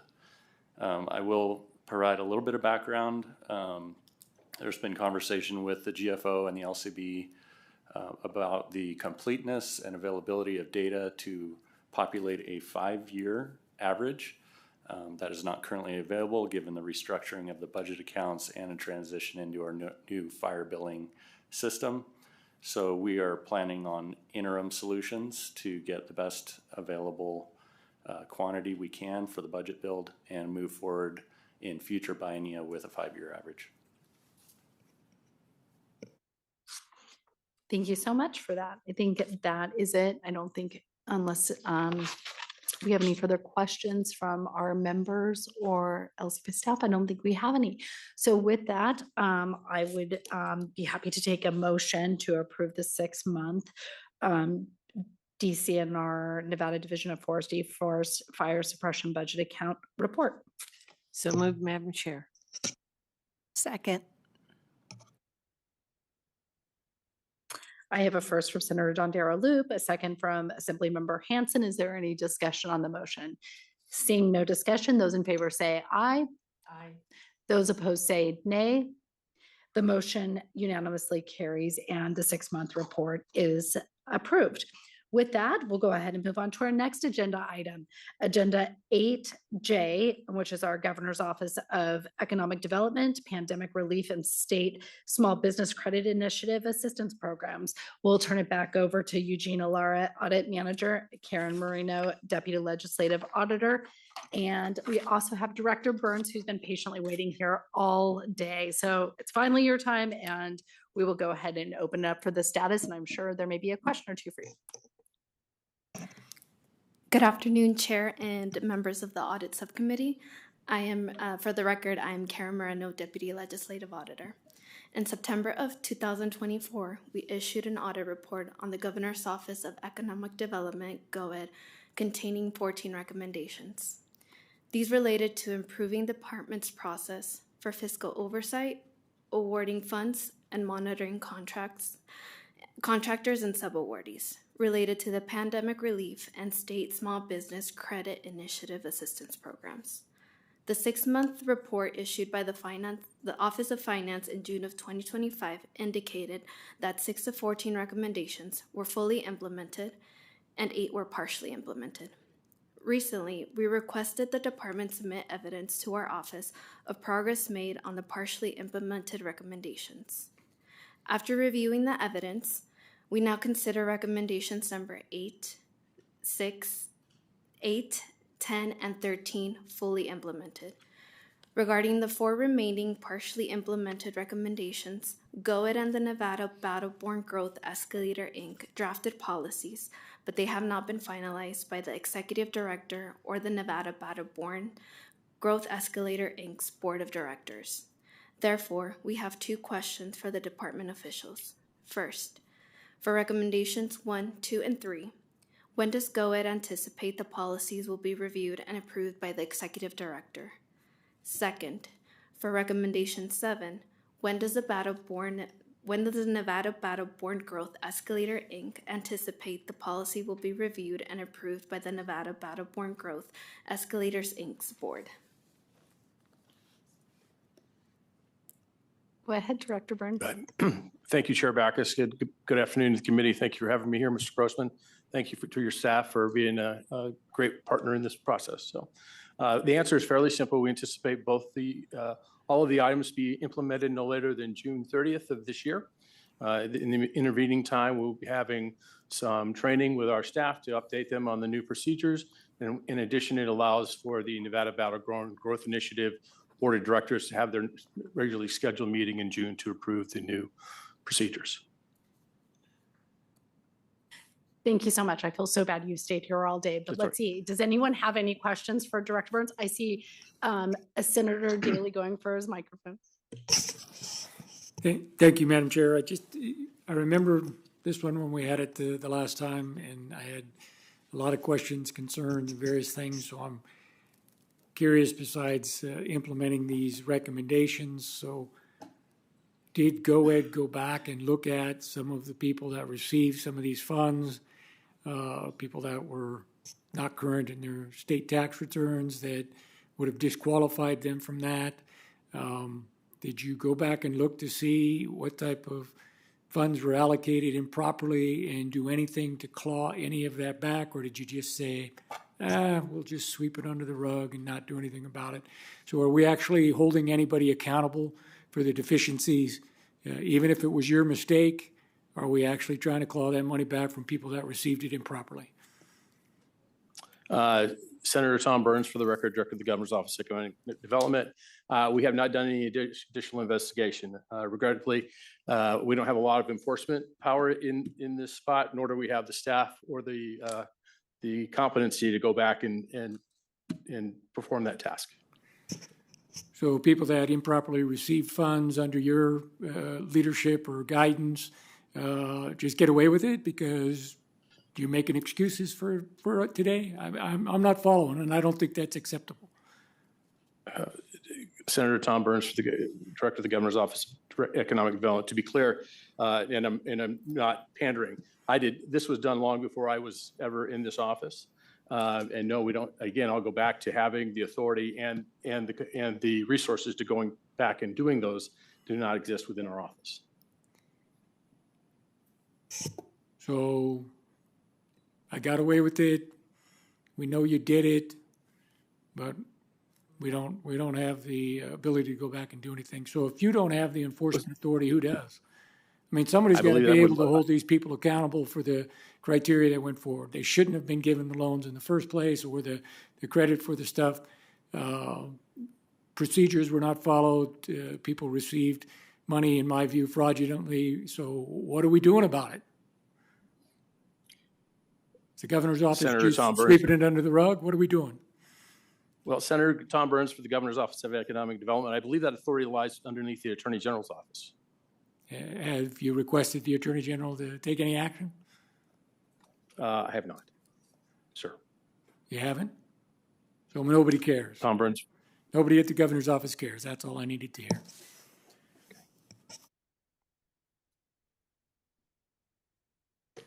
Okay. Members, do we have any other further questions for Goen? Okay. With that, I will go ahead and take a motion to approve the 6-month report for the Governor's Office of Economic Development, Pandemic Relief, and State Small Business Credit Initiative Assistant Programs. So moved, Madam Chair. Second. Okay, I have a first from Senator Dondera Loop, a second from Assembly Member Hansen. Is there any discussion on the motion? Okay, those in favor say aye. Aye. Those opposed say nay. The motion passes. The 6-month report is approved. So I thank you, Director Burns. I thank you, our audit staff, for presenting that 6-month report and answering our questions today. We'll move to the next agenda item, 8K, the Silver State Health Insurance Exchange, Information Security. Sorry about that. I'll go ahead and welcome Shirley Idle Bingham, Audit Manager, Information Security, for our presentation. And if there's anyone's, and I feel bad, probably Director Weeks is probably still up there for the Silver State Health Insurance Exchange, also can come forward to probably answer some questions.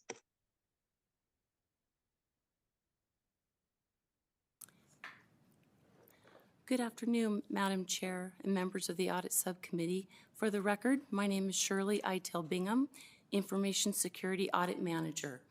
I am here today to present the 6-month letter on the Silver State Health Insurance Exchange Information Security Audit. In September of 2024, we issued the audit report and the exchange filed its plan for corrective action in December 2024. Nevada revised statutes requires the Office of Finance to issue a report within 6 months after the plan for corrective action is due, outlining the implementation status of the audit recommendations.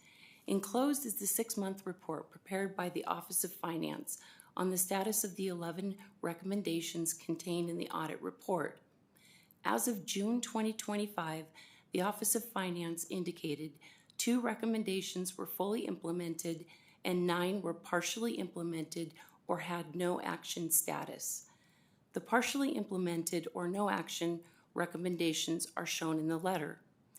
For the 9 recommendations in the status report that were either partially implemented or had no action taken, significant documentation was needed to confirm the measures taken by the exchange to implement our recommendations.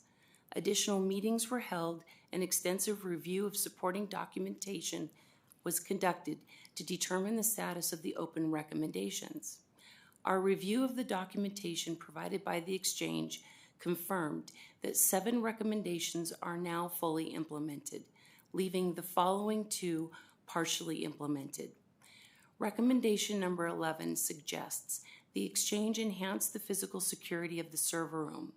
Exchange management provided the following update. Since the completion of the audit of the Silver State Health Insurance Exchange has been integrated into the Nevada Health Authority, and plans are underway to relocate to a new facility within approximately 8 months. Because the current location will be vacated in the near term, replacing the server room door in the existing facility would not represent a prudent or cost-effective use of state resources. Instead, the recommended structural improvements will be addressed as part of the design and build-out of the server room at the new facility. For this recommendation, we will continue to be in communication with the exchange and monitor their progress. Recommendation 4 indicates the exchange develop a process to ensure acceptable use agreements are completed and documented for all personnel accessing the state-based exchange platform. We have reviewed the exchange's policy on acceptable use agreements and their manual on HIPAA security, and we have determined the agency's response has partially complied with the intent of our recommendation. We are unable to verify that there is a documented process to ensure that acceptable use agreements are completed and documented at the exchange. Therefore, the partially implemented recommendation is unchanged. We therefore have one follow-up question. When will the exchange develop a documented process to ensure acceptable use agreements are completed for all personnel accessing the state-based exchange platform?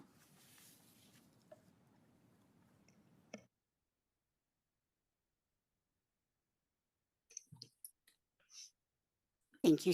I'm not sure if is someone from the Silver State Exchange or Nevada Health Authority still in the room to maybe answer the questions? Yes, good afternoon. I'm Jennifer Krupp for the record. I am the Division Administrator of Consumer Health Services, which is the division created under the Nevada Health Authority, and the Silver State Health Insurance Exchange is now one of the entities that fall under the Division of Consumer Health Services. As many of you here know, in July, the Nevada Health Authority was created, and that does serve as the umbrella authority for the divisions and the functions that were previously held through the Division of Healthcare Financing and Policy, as well as some of our functions through the Division of what is now Health and Human Services.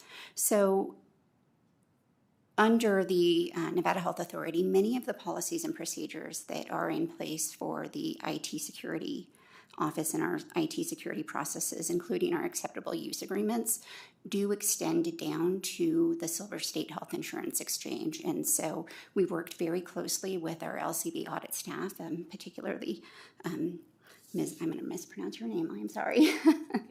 But Shirley, as I've come to know her, we've provided many of these documents and these policies. They have been updated to reflect the exchange as one of the components into them. And then they were all supplied to our LCB auditors in March of 2026.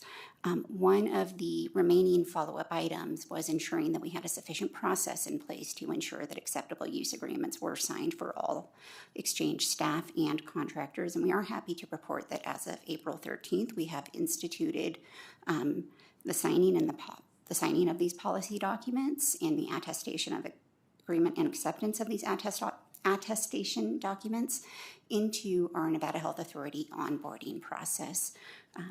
We're happy to supply, a formal letter or any formal information that may be needed to update this information, but we certainly appreciate the collaboration and the feedback from our partners at LCB, and welcome any questions you may have.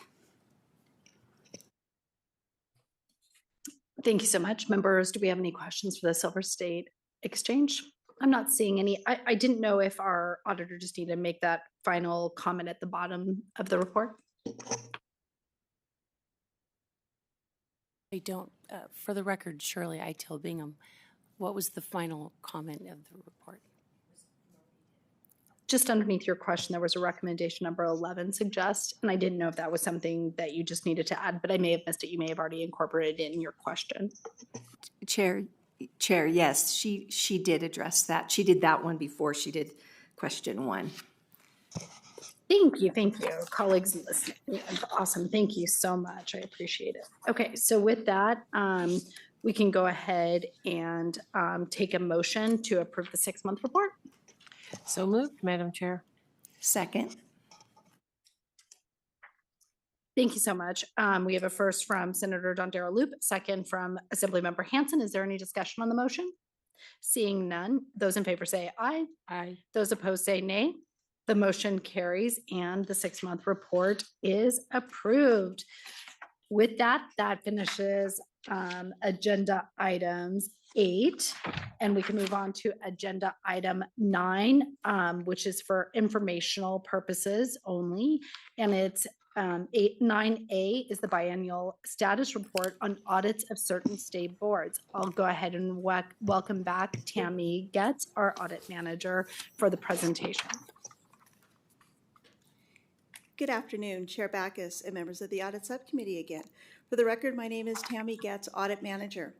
I would like to take the opportunity to provide you a high-level overview of the Audit Division's oversight of state professional licensing boards. NRS 218G.400 requires certain boards to be audited annually or biannually by contract auditors. The audit report must be submitted to us by the board on or before December 1st of the year in which the audit is conducted. Boards with revenue less than $200,000 for any fiscal year must complete a self-reported balance sheet and submit it to the legislative auditor and the chief of the budget division. The audit division receives and reviews 3 types of financial reports from the boards. In addition to reviewing the financial information submitted, we communicate frequently with some boards, mostly the balance sheet reporters, to assist them in understanding how to submit complete and accurate financial records. These efforts have grown in recent years due to turnover and a lack of experienced accounting staff at certain boards. Based on our reviews of boards' financial information, we report areas of concern in our biennial status report letters issued in January and July of each year. These letters are available on the Audit Division website. Included in our analysis are the professional licensing boards. Our review does not include boards whose budgets fall under the executive budget, as they have oversight through that process. Our most recent January biennial status report letter is included in your packet under agenda item 9A. Each year in July, we provide updates on the outstanding issues we have identified in our January letter. Typically, the issues reported in January are resolved by the time we issue our July letter. Chair Backus and members of the Audit Subcommittee, that completes my presentation. I'd be happy to answer any questions. Thank you so much for your presentation. We've had the privilege of looking at some of these financial statements and audit reports in Sunset Committee, but I would ask if our members have any questions regarding Ms. Getz's report. Seeing none, this was just an informational item, so thank you so much for that update. We'll go ahead and move on to our last agenda item, actually second to last, agenda item 10, which is public comment. We will now go ahead and do public comment here in Las Vegas. Is there anyone in Las Vegas willing to give public comment? Seeing none, I'll go to Carson City. Is there anyone in Carson City wishing to give public comment this afternoon? There is not. Thank you so much. With that, we'll go to the phone lines. AVH, is there anyone on the phone lines wishing to give public comment this afternoon? Thank you, Chair. The public line is open and working. However, there are no callers at this time. Thank you. And with that, we will go to our last item, which is agenda item 11, which is adjournment. So thank you all for your time today.